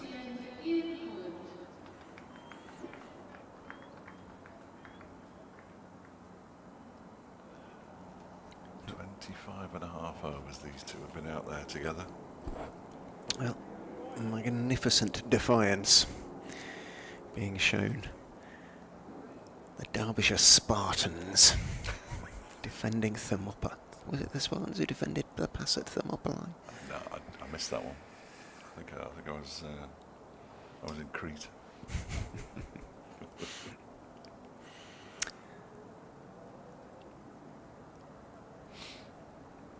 Holland will have a slip, a short leg and a silly mid-on in the form of Rishi Patel, Sol Budinger and Logan Van Beek as he comes in, bowls over the wicket to Alex Thompson on off stump. Thompson leans forward and calmly, and he is the very essence of calmness for the most part, just blocks it out to Travaskis in the covers. A word for John Mallett, who has been training his long lens from the steps away to our left. Every ball. Every ball. Holland is in, bowls, and again, solidly defended by Thompson. I think he's deleted a few. Yes, gosh, it must save photographers, the arrival of digital photography. He sends another roll of 36 exposures off to be developed by Pigeon. My word. Holland is in. Oh, bowls it, takes off. Is it caught behind? I don't think he hit it. Yes, he did hit it. And in this very first over, he has taken the wicket. Holland has taken the wicket of Alex Thompson, and Leicestershire have won. At long last, they have got over the line and forced their 6th victory of the season. It did so much, as so many balls have done, that for half a second I thought it had not taken the outside edge, but it was a good catch in the end at first slip, I think it was. Let's just have a look at that one.